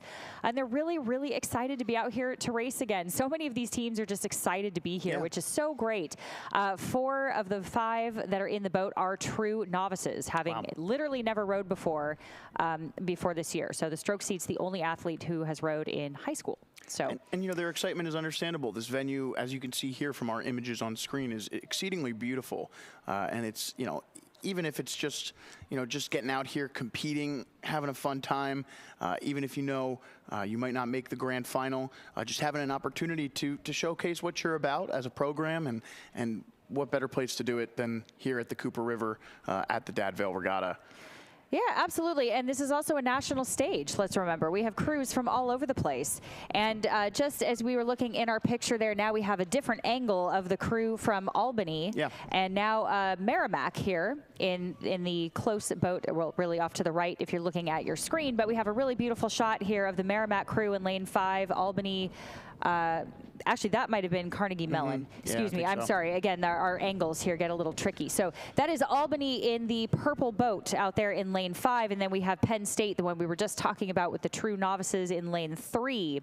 Rhode Island is sneaking up behind them here in the bright blue shell. So right now, those are your current leaders. But we are going to take a look on the outside. Carnegie Mellon, lane 6, who is really charging on Rhode Island in lane 2 for that 3rd place spot. Yeah, impressive row so far for Albany at the 1,000 meter mark, but you're right, it'll be interesting to see what Penn State can do over the final 1,000 meters. It does seem like that gap has, gone down just a little bit here in the last 100 meters or so, but Albany's still looking really strong in that lead position out there. Yeah, absolutely. And again, we've said this before with novice rowing, that there's always a little extra gear that they didn't necessarily know they had because they just haven't been in the boat that long, so they don't know what their limits are. So they race with a little bit of abandon and excitement sometimes. And, what the blessing is there is also the curse sometimes, where you get a little bit anxious and it's hard to reel them in a little bit. But sometimes you don't really want that. You really want them to go out there and race with some energy and excitement and just keep people excited about rowing. Yeah, but, we've already seen the double-edged sword effect, and there it is again, rearing its ugly head. And that was a really rough crab out there in lane 5, that boat from Merrimack. You can see almost perpendicular on the course there. So, these conditions out there, they're not ideal. And for a novice, a freshman novice boat who may not have experience racing in conditions like this, we're seeing, there are some mistakes happening. Yeah, absolutely. So we will keep some eyes on that Merrimack crew in lane 5. But right now we still have our current leader, Albany, in lane 4, followed closely by Penn State. And then looking at the charge here from Carnegie Mellon and Rhode Island in lane 2. Yeah, it looks like Trent not too far off the pace either there in that lane 1. There's a nice shot of Trent on the right-hand side. So you can see they're back here, but they're not too far out of it. Or rather, that's going to be our lane 2 URI boat starting to fall back a little bit here. So we've got Penn State just trailing Albany, and Carnegie Mellon just trailing Penn State there. Your 3 lead boats on screen at the moment. Albany to the left-hand side out in front. 500 left to go for them.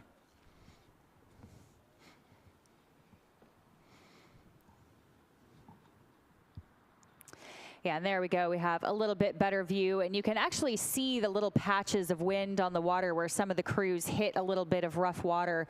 And some of these little patches out there, you can see it sort of across the surface there where they catch their blades under the water just a little bit, so like a mini digger or a little half crab there. And we've seen that quite a few times in multiple boats, but again, hasn't really changed the leading 3 too much. So they don't seem too affected. Again, most of these crews will be used to a little bit of wind here. It doesn't seem to be affecting their rowing too much or their places. So I guess if the conditions are equal, they are all just managing it the best way that they can. And right now, it is still Albany, Penn State, and then Rhode Island and Carnegie Mellon. Yeah, you can see our next race is out onto the course here. And as we wait for this women's Novice 4 second final to finish up, we have a quick announcement here that the food court is open and will stay open until 5 p.m. today. So plan on enjoying your day during the regatta and after the last race. We've got wood-fired pizza, double nickel craft beers, and rolling red sandwiches, not to mention other great eats currently on location. So even though we're getting finished up a little bit earlier than expected here today, the food court will stay open until 5 p.m. for any folks hanging out afterwards.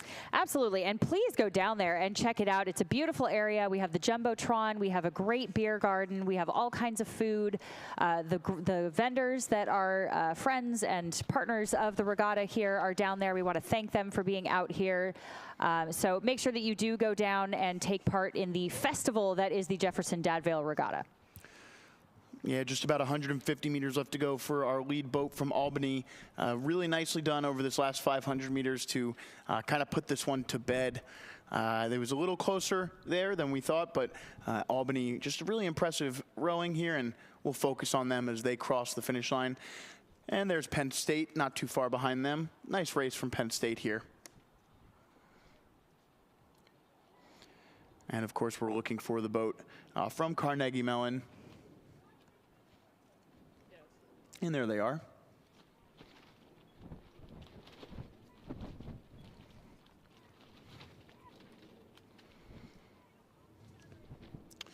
And you see crossing now is Rhode Island. And a little bit further back, of course, was Trent, and then Merrimack seemed to have gotten things back on course after that crab and should finish things up in that women's freshman Novice 4 final. As you see crossing there is Trent. Meanwhile, we focus our attention onto the race behind it, which is the men's second varsity 4. And this is the second final. Just 3 boats in this event, lanes 2, 3, and 4. It's Temple there, you can see on the left-hand side with that lane 2 bow marker. And then Pitt right next to them. And looks like we were about to pan over to check out our Army boat, but in fact, Army is actually well out in front here.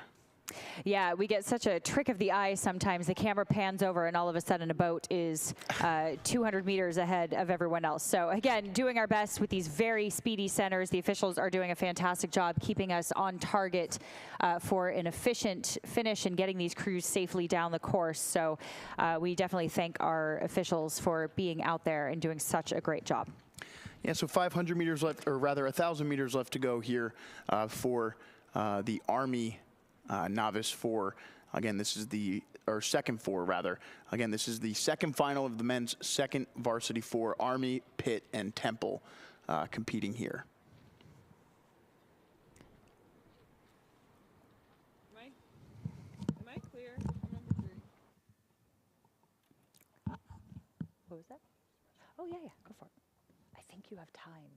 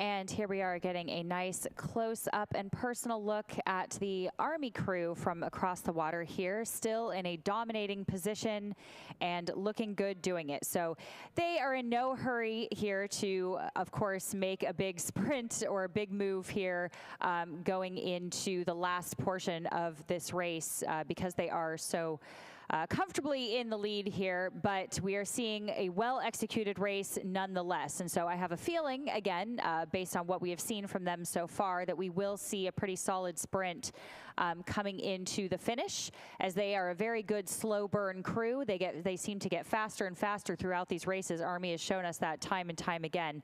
So we will keep an eye on them as we get a little bit closer, but the spread has only gotten a little bit wider here as we look at Pittsburgh and Temple in lanes 3 and 2. So we will give them just a little bit of time to shake this out. Again, no places have changed. Margins have only widened just a little bit.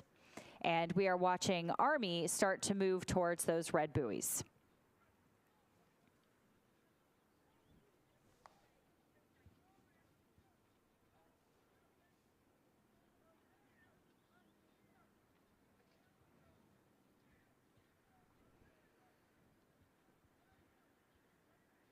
Here's a nice shot. Nice shot here of our lead Army boat as they cruise to victory here. And you can see still a little choppy here down at the finish line. Seems like our winds are still expected to stay around the 17, 18 mile an hour mark that they've been at since around 10, 11 a.m. But again, despite our worst fears, the course has remained rowable, even if it's provided some difficulty here on this Saturday at the Dad Vail. But we get a nice shot here of the Black Knights of Army finishing up that race. And we'll have a bit of a wait here until we likely see that Pittsburgh boat. Temple likely not far behind them.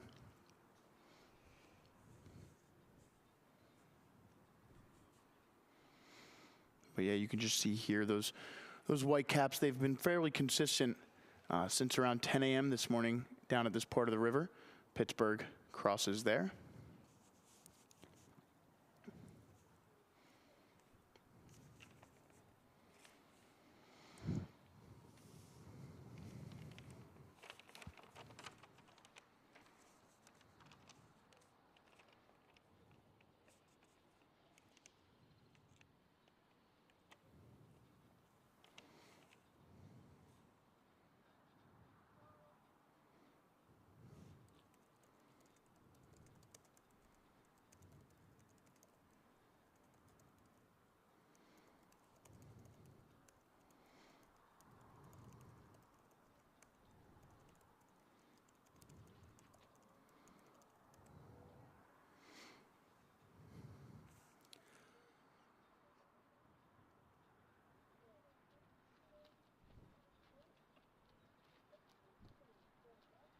And there's the boat from Temple. I could hear their coxswain before I saw them, and it makes sense there. They're having some issues in 2 or 3 seat there.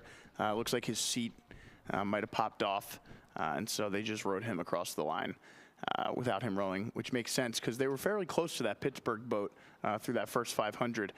We know that there is another race out onto the course here. This is up at the start line. This looks like the boats in the men's second varsity 8 petite final or second final.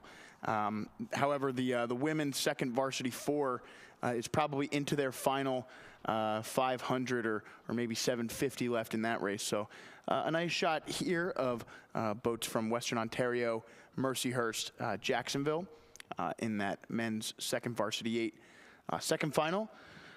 And there's our split screen, and we'll keep it focused here for a moment on this bottom right-hand part of your screen. That's the women's second varsity 4 final, second final, and those 2 boats appear to be LaSalle, or rather George Mason and Merrimack here. But again, we'll try and get a clarity on the lane assignments. I'm just basing it off of that boat being in lane 3 and the other boat being in lane 4, we would think it is George Mason and Merrimack. But you can see in that top left, a pretty fun race shaping up not too far behind them. So final 200 meters here for George Mason. You know, we used to actually do this as a training tactic out at the good old Penn-AC boathouse out on the Schuylkill River just across the way. Our coach would send out the small boats first, and just behind them he would send off the 8s and said, well, you better stay ahead of them or you're getting mowed down. So that was one way to train those small boats and make them fast.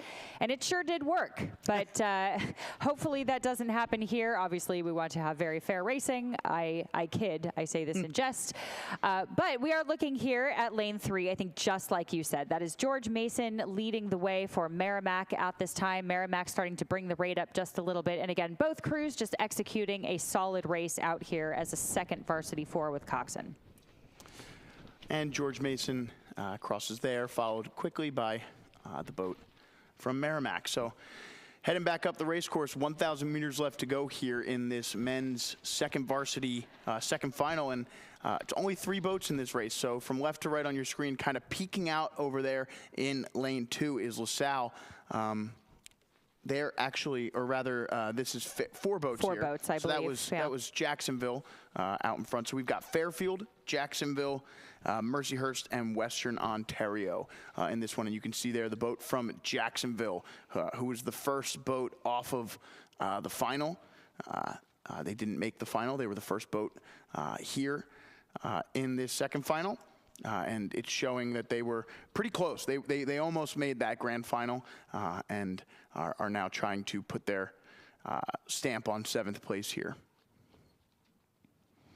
But a nice shot from our follow launch here of the boats from Western Ontario. And you can see they're following behind that Mercyhurst boat, who's just behind that boat from Jacksonville on the left-hand side.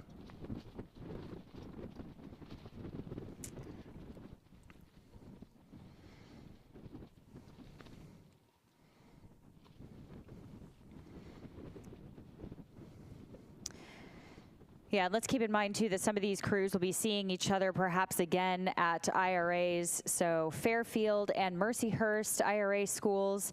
Western Ontario doing a great job out there. It's really great to see them out here and hanging with some of these IRA schools, and they're looking really good doing it, and those nice purple unisuits there. So we're seeing some great racing out here. Again, Mercyhurst has a long history up in Erie, Pennsylvania of a good lightweight program. So they've also had Olympians come out of that program. They've had some phenomenal coaches coming out of that program and coaching that program. And again, very strong history of lightweight rowing. It also gets extremely cold up there in Erie, Pennsylvania. As we've said before, Mercyhurst probably has some of the most beautiful winter rowing photos you will ever see in your entire life, but boy, do they pay for it. So, seeing some great racing here. Again, it is Jacksonville and Mercyhurst that are going head-to-head down the course here. Again, Jacksonville, one that we've mentioned quite a few times and has had quite a presence here at the Dad Vail Regatta, all the way across the board on the men's and the women's side. So, we will see how this race starts to shape up as they bring the rates up and start to head towards the last 150 meters. Yeah, Jacksonville here drifting a little bit across their lane. I don't think it's going to be enough to allow that Mercyhurst boat to catch up. But Mercyhurst putting on a really nice sprint here in what you said is probably likely a lightweight boat there. Just doing a nice job with this Jacksonville crew. Yeah, you know, I'd actually really like to point out this bow seat here in this Jacksonville crew. Very, very patient coming up to that front end. I think it's so important. I love in an 8 having a very patient, strong bow pair, especially a bow seat and bow pair. As a coxswain, I really, really respect and need and want a strong bow pair in my 8s when I'm in a boat. So I always notice when they're very, very patient, because a bow pair can really help you keep the pace of the boat, keep the patience of the boat. So you almost give them a special job and make sure that they are kind of maintaining the patience in the bow. It's very easy for them to get sucked into the speed of the recovery much quicker than the rest of the boat. So it's like a little vortex back there. So I give them a special job. Yeah, you always hear you always hear the stern pairs like, oh, bow pair's Russian, bow pair's Russian. Yeah, exactly. But they get sucked into it. So it's Excuses. Yeah, exactly. Well, that's what we tell them. We give them a special job, and it's really nice having a great, solid bow pair. So well done in the Jacksonville boat. Yeah, so we shift ahead here. Just 2 boats here in this men's club varsity 4. Just Haverford and Central Florida. And if my eyes don't deceive me here, I think we've got some headgear on these Central Florida rowers. Oh, I certainly hope that I am seeing what you're seeing. It is a little bit through the trees. It's keeping us in suspense here, but hopefully that will be revealed very shortly. See if we can get eyes on this. Yeah, I think you're right. Maybe we'll get an up-close personal shot here ASAP. But a pretty good race, nonetheless, between these 2 boats. A little bit of unbalance there for that boat from Haverford, but they're sticking in this one. Yesterday we saw they were having some trouble, and those troubles might be persisting, but they're still putting up a good fight. Yeah, Haverford has really had a great weekend out here. They're a very vibrant, student-run, novice-oriented team, as we've said before.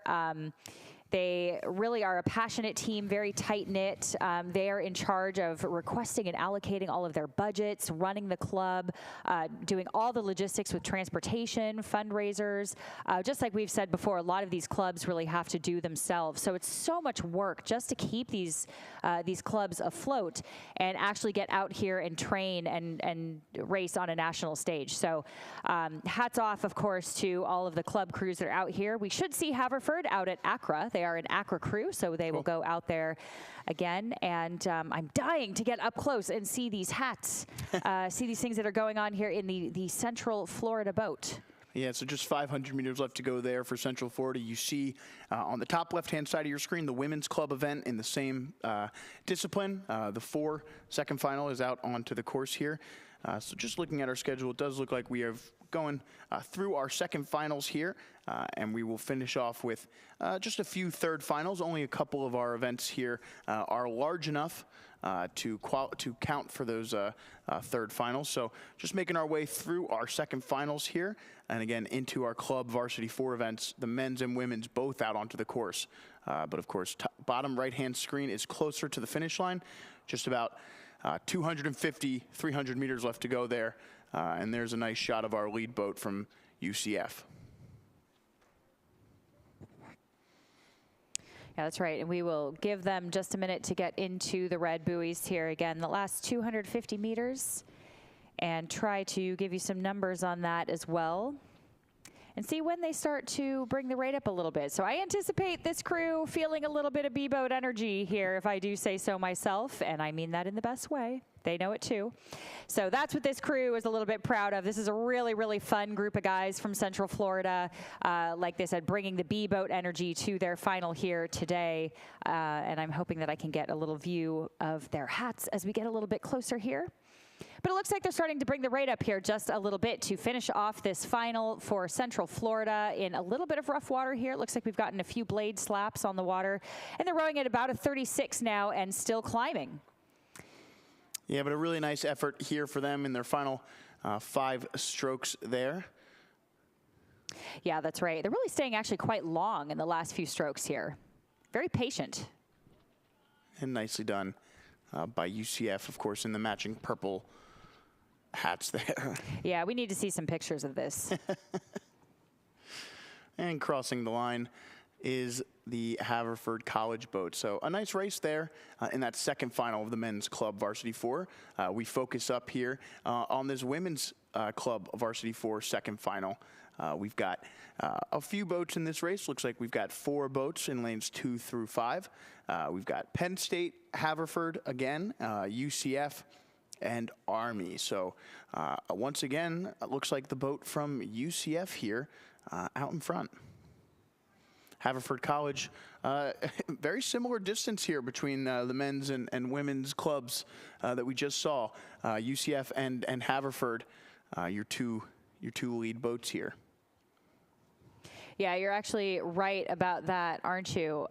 We do have another race, again, going on behind them that actually looks quite close here, Army and Penn State. So if we see the little bow balls here poking off of the screen on the right-hand side, you will see them going just behind the trees here just for a few moments while the leaders, Haverford and Central Florida, pop out of the other side of the trees, though. So still Central Florida is the current leader, followed very closely by Haverford. Army and Penn State sounds like a classic college football matchup. Oh, that'd be great. Absolutely. Well, we certainly don't have any football games going on right now, but we do have a good showdown happening on the water here. Yeah. Army and Penn State putting up quite a good fight here behind Central Florida and Haverford in lanes 4 and 3. And look at that race off behind them. Again, we said the 5-minute centers here. They're keeping things moving quickly here. So that boat into the second half of the race behind them already underway. So these women's varsity fours here with just about 750 meters left to go. Looks like the men's varsity fours second final is off behind them.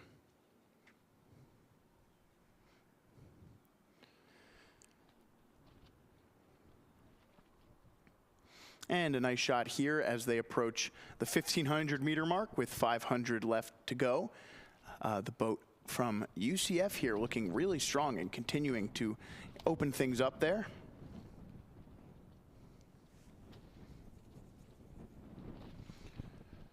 And we'll see if Haverford now maybe getting a push here from that boat from Army on the outside there.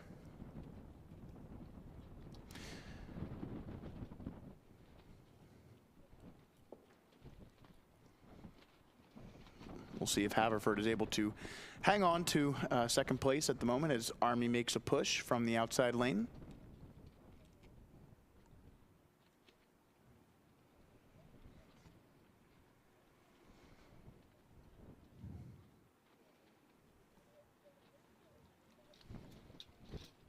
Nice shot there in the top left of that men's varsity 4 second final. And you see the boys from Catholic looking really nice there. And that just switched over to the boat from Trent there in lane 6. Meanwhile, we've got just about 300 meters left to go for our lead boat here in the women's club varsity 4 second final. Central Florida looking really strong here, and that race for second has really come alive as Army has moved back on the Haverford College boat. So a nice race going on there between Haverford College and Army as UCF looks to put the finishing touches on an impressive race here, going back-to-back, winning second finals with their boys 4 as well.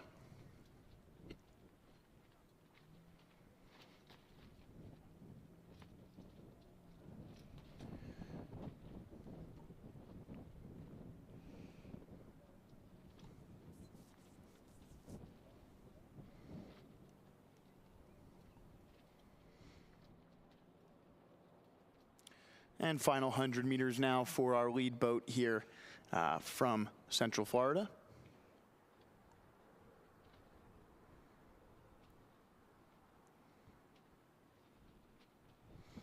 And a nice 7th overall finish for the Golden Knights here.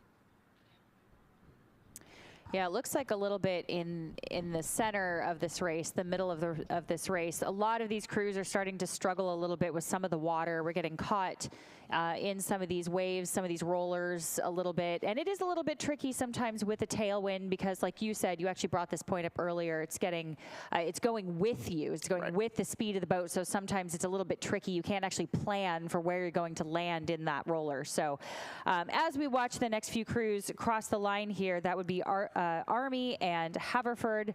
We have Penn State coming in. Before you know it, this will be over, and we have the other race on the course already. Like I said, we're moving along very quickly here. So we will just wait for the rest of the field to finish up and go right back to the men's varsity 4 final 2. And it looks like we have a strong leader here in Catholic. Again, if I can get a clear view of this crew that is coming down the course right now. Again, our camera's adjusting just a little bit, kind of finding its balance here. So Catholic University from Washington, D.C. Fun fact, our race director, regatta director, Kirsten Marasco, rode for Catholic when it just started out as a club team. And they actually became a varsity program in 2018. So they are now, they are no longer a club, they are a varsity program. So congratulations to them, that's a big deal.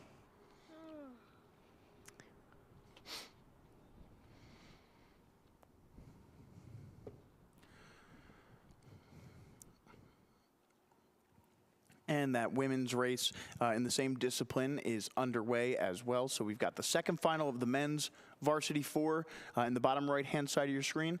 Top left-hand side of your screen is the women's varsity 4 second final.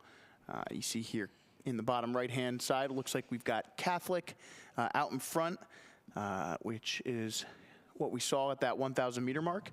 And then that race for second between Temple and the Merchant Marines is a pretty good one. So interesting to see how that shakes out as they make their way to the finish.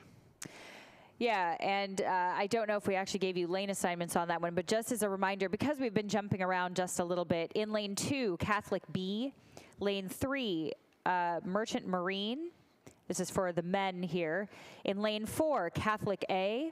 Lane 5, Temple, and lane 6, Trent. So that is what is upcoming right now. So we will remind you again, it looks like we have a very tight race shaping up, but we will let the women here cross the finish line first before we swoop back up to the men's 4. Yeah, so Catholic just finishing up there, and looks like Merchant Marine is going to be on top of the boat from Temple. So Merchant Marines across the second, followed by Temple there.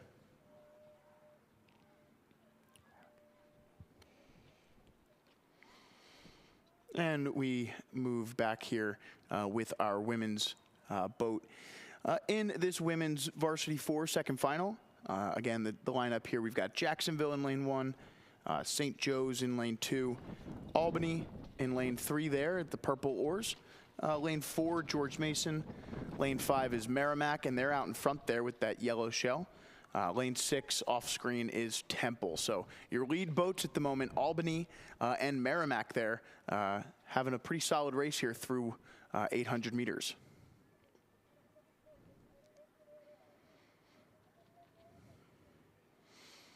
Nice cinematic shot here of the boat from George Mason. And we come alongside the team from Temple here.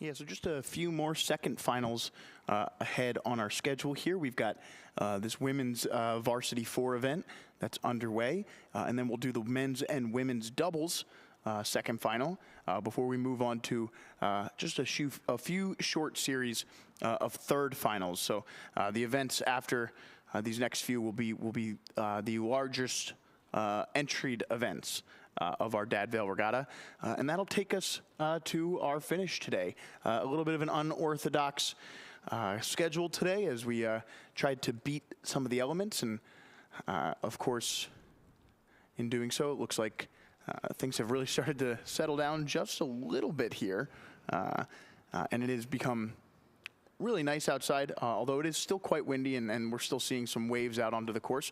The temperature's gone up considerably as the day has gone on. We're reaching up to around 70 degrees now. And just another quick announcement about what's going on in the down by the finish line here.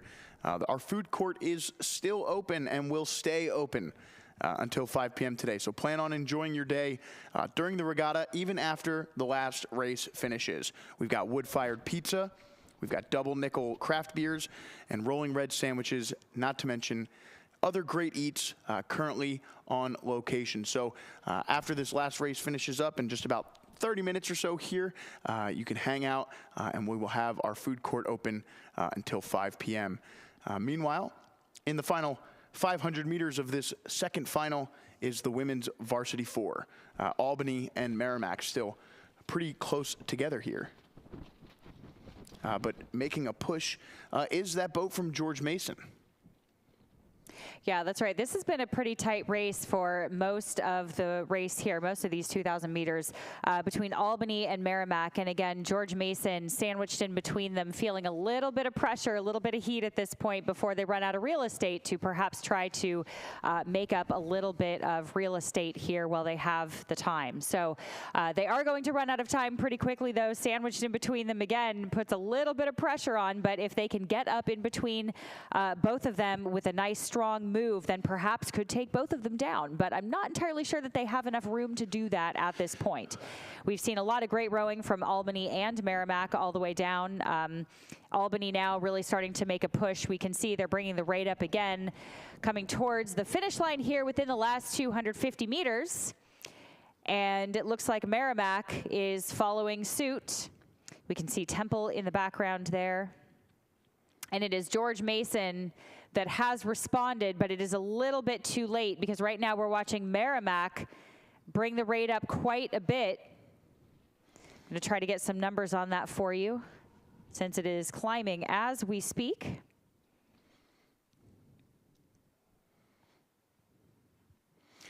And a really impressive race here from Albany. They were about even with that Merrimack crew, and check this out, George Mason now starting to move through that Merrimack crew, and I do believe George Mason has surpassed them. So Albany here going to finish in what is essentially 7th overall, first place in this race, and George Mason with a great final 500 there to get up into 2nd, and Merrimack there in 3rd. Again, that's 7th, 8th, and 9th overall. Yeah, of course, if they maybe had a little bit more water, they could have done it, but, you know, we only have 2,000 meters, so. Hey, you know, if it's not their last race of the year, they learned something Exactly. about what they have left in the tank. Exactly. And there's Temple.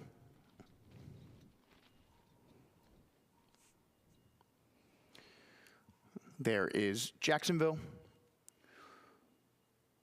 And we're just waiting here for St. Joe's to finish up, but we saw up on the race course underway was that men's varsity double second final. Again, these will be our last 2 second finals of the day before we move into just a few of our third finals, but these are the men's varsity double sculls second final out onto the race course now. In this one, we have RIT in lane 1, FIT in lane 2, Dominican in lane 3, lane 4 is William and Mary, lane 5 Lafayette, and in lane 6 is Rhode Island.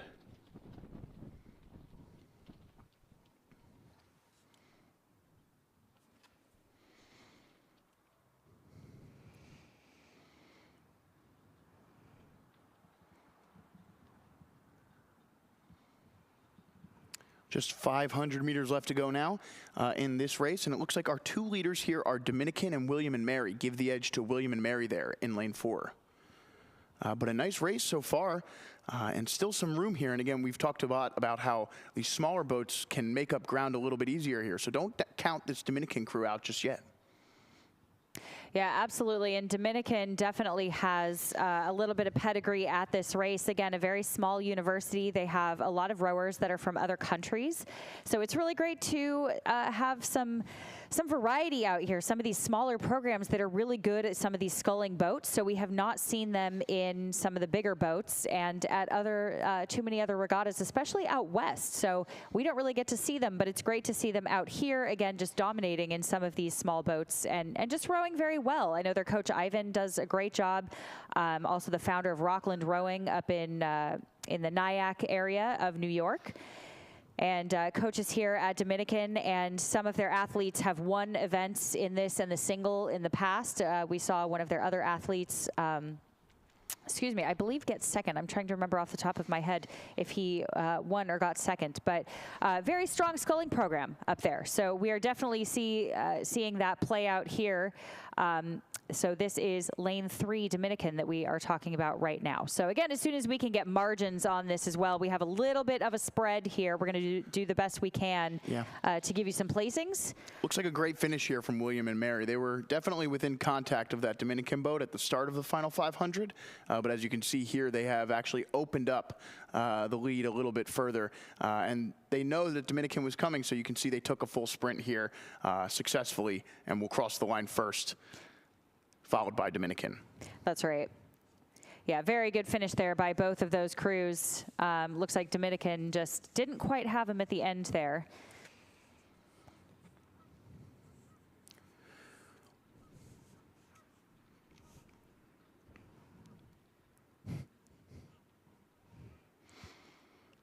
Finishing up third. Oh, sorry.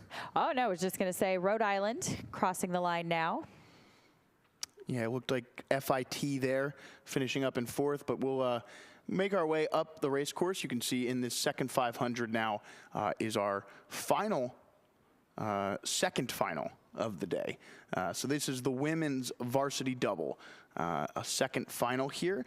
In this race, we've got Lafayette, American, and I think that's the American boat right here on your screen, and that is Gordon B. And actually, listed here is a boat in lane 6, Thomas Jefferson. So keep an eye out and we'll see. And that is, yep, Thomas Jefferson is out there in lane 6. I wonder if we had a lane 5 scratch at some point. But you can see all 4 boats in this one on screen there. Lafayette, out in front is Gordon. Lafayette there in second, American, or Thomas Jefferson in third, and American in fourth. Yeah, this does get a little bit tricky. Thank you so much for bearing with us. We have an empty lane in 1, an empty lane in 5, and we're very spread out throughout the field and looking from all the way across the water, trying to find bow numbers to make sure that we're dead on with this. So we appreciate your patience here with us as we try to make things as accurate as possible.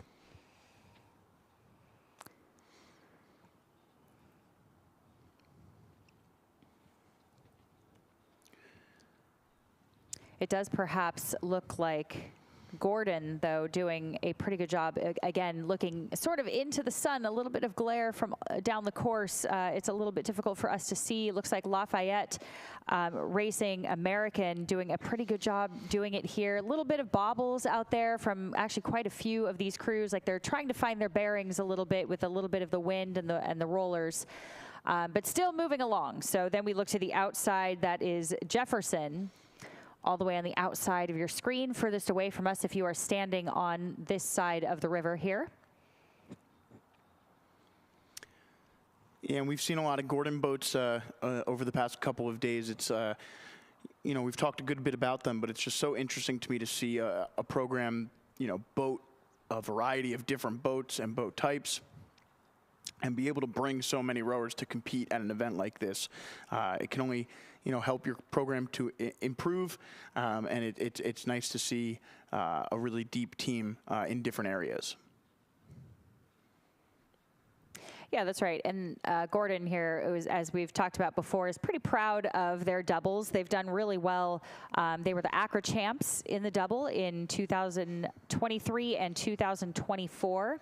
And we actually have Coach Hopkins' younger sister actually rowing in some of these doubles as well. So very fun to be able to coach your family. So yeah, so a lot of rowing pedigree here in the Gordon team in these small boats, and they've really had a great weekend so far. So, you know, what more can we say? We keep talking about them, but they're doing a great job out here. Gordon here, this Gordon B boat in this event, on their way to a pretty decisive victory in this second final.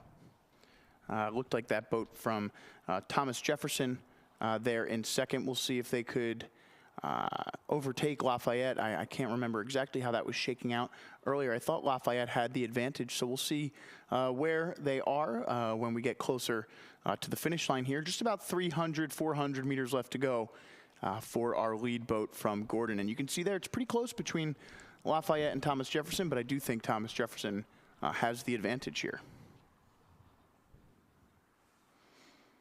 And the American boat into this final 500 here, so not too far back off the pace of that Lafayette crew. There you see the difference between Thomas Jefferson out in lane 6 and Lafayette there in lane 2.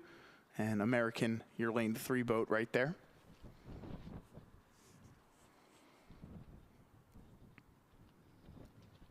Final stretch here in our last second final of the day before we have just about 5 third finals. 5 third finals to end our day here. This is our last second final.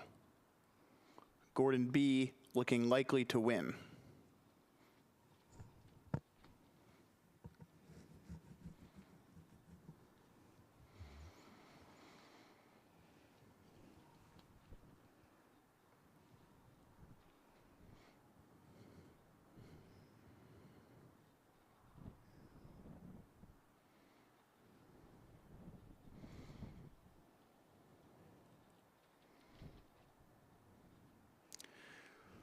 And final 5 strokes here for Gordon.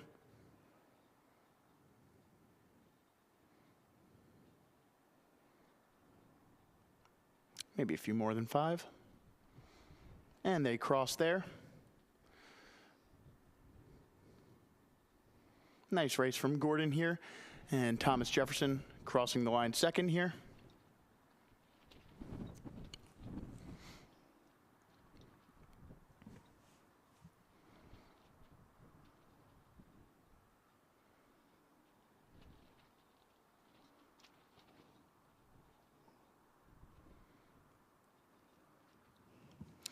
There's the boat from Lafayette.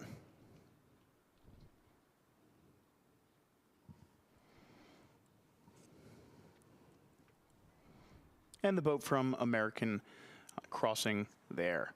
So that will do it for our women's varsity double sculls. And it looks like we actually got ahead of schedule there briefly. And we're just back on. We're going on schedule here from 2:10 to what should be right around 2:40, 2:38 p.m. today as we look at the start here of our women's varsity 4 third final, women's freshman novice 4 rather, third final. So we've got 5 boats in this one. We have lane 1 Merrimack B, lane 2 is Oklahoma City, lane 3 is Fordham, lane 4 is Catholic, and lane 5 is Pittsburgh here in this women's novice 4 third final. So again, we just watched that second final not that long ago. This is one of the most popular events here at the Dad Vail Regattas, the women's freshman novice 4. So we'll get to see places 13 through 17 here.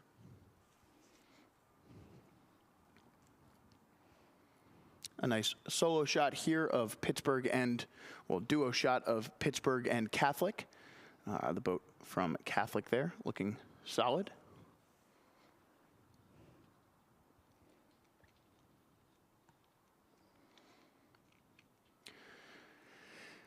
But as they make their way to the first 500-meter buoy line, pretty close race so far in this one.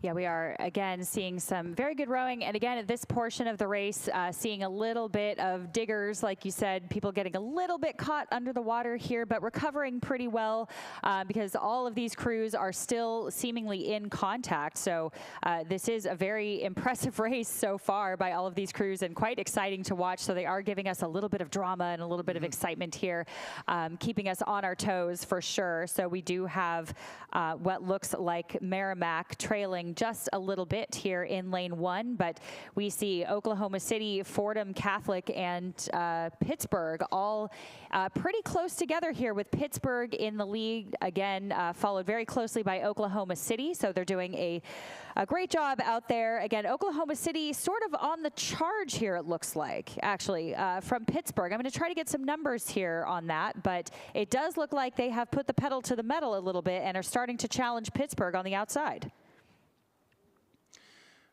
Yeah, strong row so far from Oklahoma City, and as we watch these boats make their way through this second 500, I just wanted to take one final time to shout out all of our sponsors here at the Jefferson Dad Vail Regatta. Obviously, Thomas Jefferson University is our title sponsor, but we'd also like to thank Vespoli USA, Leonard Insurance, Space Coast Tourism, Visit South Jersey, Kent McBride, Wisfis Bank, Freedom Capital, That's It, David's Protein Bars, Inc. Now, Temple University, Florida Tech Institute, the Stewards Foundation in support of Marietta College.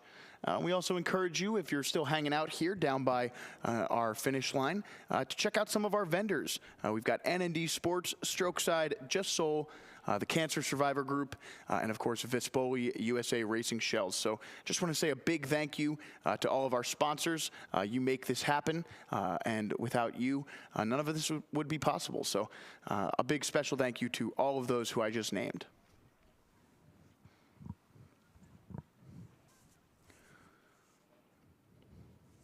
And here we go with this nice shot of Pittsburgh and Oklahoma City in the background there. Oklahoma City, a fairly small team of athletes coached by Brian Volpenheim, very decorated Olympian and phenomenal rower out there in Oklahoma City, doing a great job building up this team. And you can see them in the background rowing at a fairly low rate, but look how long their blades are in the water. I really think that's what's working for them here. So we see Pittsburgh right in our screen here, this beautiful shot of Pittsburgh. And they're pretty long, but just a little bit shorter still than Oklahoma. So I think Oklahoma's advantage right now is the time in the water, especially when there's a little bit of roughness here on the surface. That time under the water is really serving them here, so they're not having to deal with the elements on the surface, and they're being very, very effective moving that shell forward. So very well done. Actually, some nice blade work too on this side that we are seeing right before they hide behind the trees again. Yeah, so that race for second is a pretty solid one there between the boats from Fordham, Catholic, and Pittsburgh there. Looks like Merrimack, as we said earlier, just struggling to keep up at the moment with those three boats. Excuse me, give the edge to the boat from Fordham there for second place. But again, Oklahoma City looking strong here in this third final of the women's freshman novice four. And check that out behind them. We have a dual race going on. Two boats in the third final of the women's varsity four out onto the course behind these freshman novice fours as well.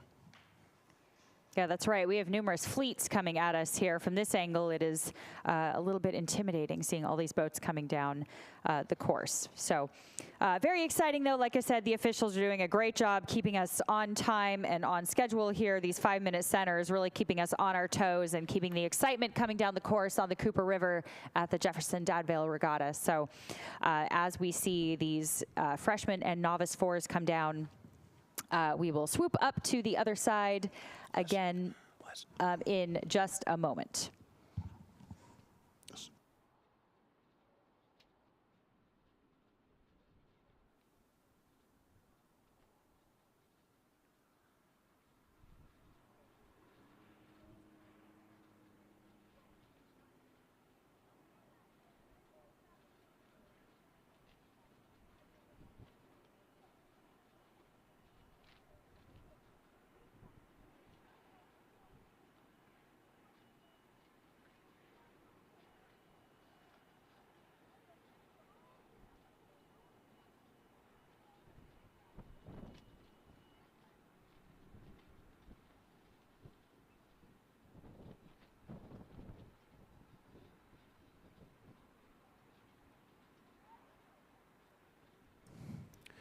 All right, final 500 meters here for our leaders from Oklahoma City.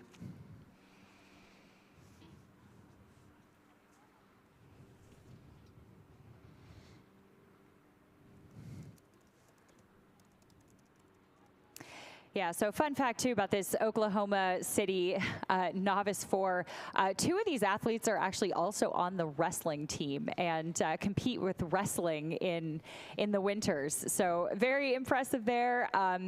They have a couple athletes that have not been able to row very many times, and this is only their second race. So very impressive this late in the season to have only had 2 races. And this is very much a novice crew. So they're really doing a great job out here.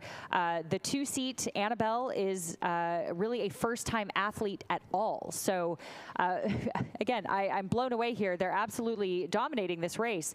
And they have 2 wrestlers, a brand new novice, and someone who hasn't gotten too much water time out in that 4. So a very motley crew, but it is certainly serving them well, as we have said before. So in the short time that they have been together, they have learned quite well to keep their blades under the water and just spend more time in the water than on the surface. It's really serving them here. Yeah, so just about 250 meters left to go, and it's a nice point. It's so important to get the blade in at the catch. It is oftentimes, I think, most rowing coaches would tell you it is generally the most important part of the rowing stroke, because you miss so much water when you can't execute the catch correctly, and then you feel your other boat members get their blades in, and so you have to start going in order to keep up with the flow of the boat. But if you miss water there, you're just setting your team back a little bit here. So you're right, getting the blade in and staying connected through the water is essentially the most important part of the sport. Certainly. As we say, we really do have a simple sport. We put a stick in the water and we push really hard. And we do it time and time again until we get to that finish line, just like Oklahoma City is doing here. So I'm very impressed with the performance that we've seen here from Oklahoma City. Again, a true motley novice crew. A job well done.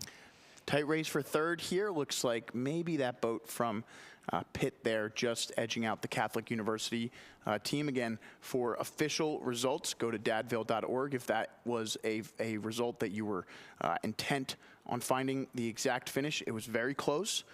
So make sure that you don't take my word for it. Go and check the official results. In the meantime, we're still waiting on our women's varsity 4 third final. Here on your screen is what we believe is now the last race of our day, the third final in the men's double. It appears, based on the most recent schedule, that the women's third final double and the women's third final single have been canceled, which means that this men's varsity double final is our last race of the day. And what a day it's been. Well, you are right about that. We have seen all sorts of action from start to finish, both in the day and the course, all over the map, from steering to crabs to delayed starts. So much action going on here, too. So let's pick up this men's varsity double here. This is the third final. We have lots of action left in the race here with Pittsburgh in lane 1. Lane 2, Gordon A. Lane 3, Gordon B. Lane 4, Stockton, and lane 5, Oklahoma City B. Yeah, see on your screen there, you've got a nice race, although something just happened as we cut away in that Gordon A boat. They were in lane 2 there. Stroke seat just stopped rowing for a second, so Stockton, your lead boat at the moment. Gordon A back up to it. Whatever it was, they figured it out, and we'll see if they can't draw back even with that Stockton boat. You see the other Gordon A boat there in lane 3, currently in third. I wonder if we can't get a finish line shot of this LaSalle and Fordham finish of the women's third final in the varsity 4. If not, not the end of the world. Again, check those results on dadvail.org for official timing. And here it is. And you see here that boat from Fordham crossing the line here in this third final of the women's varsity 4 there.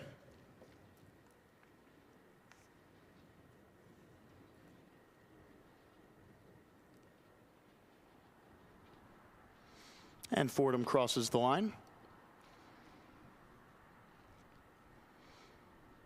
And we don't know if LaSalle was out in front. And in fact, LaSalle is right there with them. LaSalle finishing second there in that race. All right. And we throw it back up to the middle of the course here. into this third 500 now is our final race of the day, the men's third final in the varsity double. Again, we had a really nice race here, hoping for some fireworks in our last race of the day. The race between the Gordon boat in lane 2, Gordon A, and the Stockton boat in lane 4. Third place to Gordon B in lane 3 at the moment.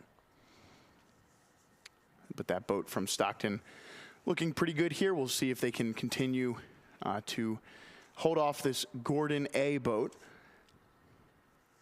But pretty tight between these boats. I think we're going to see an advantage here for Stockton, but it's close. It's very close. And again, the angle here is somewhat deceiving, but I do think that boat out in lane 5 has, or lane 4 rather, has a slight advantage. We'll see as they come by our camera here. Yeah, it is really hard to tell from this angle. Of course, it's our eyes are oftentimes deceived by this one. So we will wait for them to cross our screen here, and as they come to the buoy line here, it is going to be that Gordon boat, I think hitting just a second in front, but now they're about even with our camera here. So it actually was the Stockton boat out in front by just a little bit. Here's a better shot of it. There we go. Letting you know, this is from the launch, so this is still behind that boat on an angle. So I think Gordon is a little bit closer, but this is a better idea of what's going on in this race. It is Stockton there out in front. And really our first shot today of what our setup on the sideline has looked like throughout the day, all those tents there for our spectators. And as we finish up here, I want to make one final announcement about our food court today. Again, if you are still out there on the race course waiting for things to finish up, our food court is staying open until 5 p.m. So plan on enjoying your day here at the Cooper River Park after the regatta with wood-fired pizza, double nickel craft beers, rolling red sandwiches, and other great eats currently on location. So finishing up here, what has been a really incredible day at the Dad Vail Regatta, the 86th annual Thomas Jefferson Dad Vail Regatta, and our final race ending with a close one between Stockton here, close to you, and the Gordon A boat there in lane 2. So a fun finish ahead. Yeah, that's right. It certainly is. What a finale for all of us here on screen and on the beach or the shore. If you are watching from the beer garden and grabbing some food and drink, stay hydrated out there. It is very dry, so keep an eye on these boats as we start to bring the rate up here for the finale of our Jefferson Dad Vail Regatta. Look at those rates starting to come up just a little bit here in this Gordon shell. That bright blue. There they go, bringing it up to a 37-38 as they cross the line. Oh, just edging out lane 4, that is Stockton. Yeah. And that will be Gordon A for the win, followed very closely by Stockton. Yeah, great racing there. Gordon being able to pass through that Stockton boat over the final 500 meters of that one. You see that boat from Gordon B also finishing up there. We'll sit here and wait for our final boats of the day at the Dad Vail Regatta here in Cherry Hill, New Jersey at the Cooper River Park. Reporting to you live from Camden County Boathouse throughout the past few days today. It's been our pleasure, of course, to sit here with you and talk to you about these races. That's right, and I always say here, I am oftentimes behind the mic, whether it's in a boat or in a booth. I get to talk a lot about rowing, and it's my pleasure to get to do that for you today. This is such a special event as we watch some of these other crews come in for a finish. This will be lane 5, Oklahoma City B, crossing the line now. Yeah, and again, before we sign off here, waiting for Pittsburgh, just want to give a special shout out once again to our winners of our points trophies. Again, in the sculling events for the men's, it was Clarkson, the women's side, MIT. For the women's overall, Georgetown was your winner. The men's overall was Drexel University, and the combined overall, as Pitt finishes up our regatta here, the combined overall, of course, won by Drexel University. So that will do it for our 86th annual Jefferson Dad Vail Regatta. Whitney, any final thoughts to leave our viewers with? Yeah, you know, I was so excited to be watching, obviously, like everyone else, the Temple Drexel LaSalle showdown that went down today, earlier this morning. And we know that we had to flip the schedule around, and we want to thank everyone for being so flexible and showing up and giving us such a great show. No matter what, they had to show up earlier in the morning than expected, but everyone showed up and gave us a great time. So it was really exciting to see all of the action like we saw earlier, some steering, some missed starts, some crabs. We've seen it all today. So it's really been an action-packed day, and we want to thank our race directors, our volunteers, our officials, everybody that has been out there working so hard out in the elements, putting on this incredible regatta. So thank you very much again to all of them. Yeah, that was great. Well said. And one final thank you to our production team, the Five Tribes team here, for putting on what's been a pretty seamless production, bringing coverage of all of our races today. So for one final time here, my name is Joe Leonard. For Whitney Powell and, of course, Megan Calmo, we are signing off. Thanks for watching. Thank you. We invite all collegiate programs to come to the Dad Vail. Whether you're a men's, women's, varsity, club, or power rowing program, or if you are a sculling program who wants to win a national sculling championship, we invite you to join us at our regatta. We are steeped in tradition. Each year, we honor our coaches with a Matt Ledwith Award. We honor our past rowers of the 25th and 50th anniversary men and women's Varsity 8 winners by inviting them back to celebrate. And we honor our volunteers with the Sites Award. Every May, we look forward to seeing our sponsors like Jefferson University, who make this regatta possible, and our coaches, rowers, spectators, and volunteers who make this event special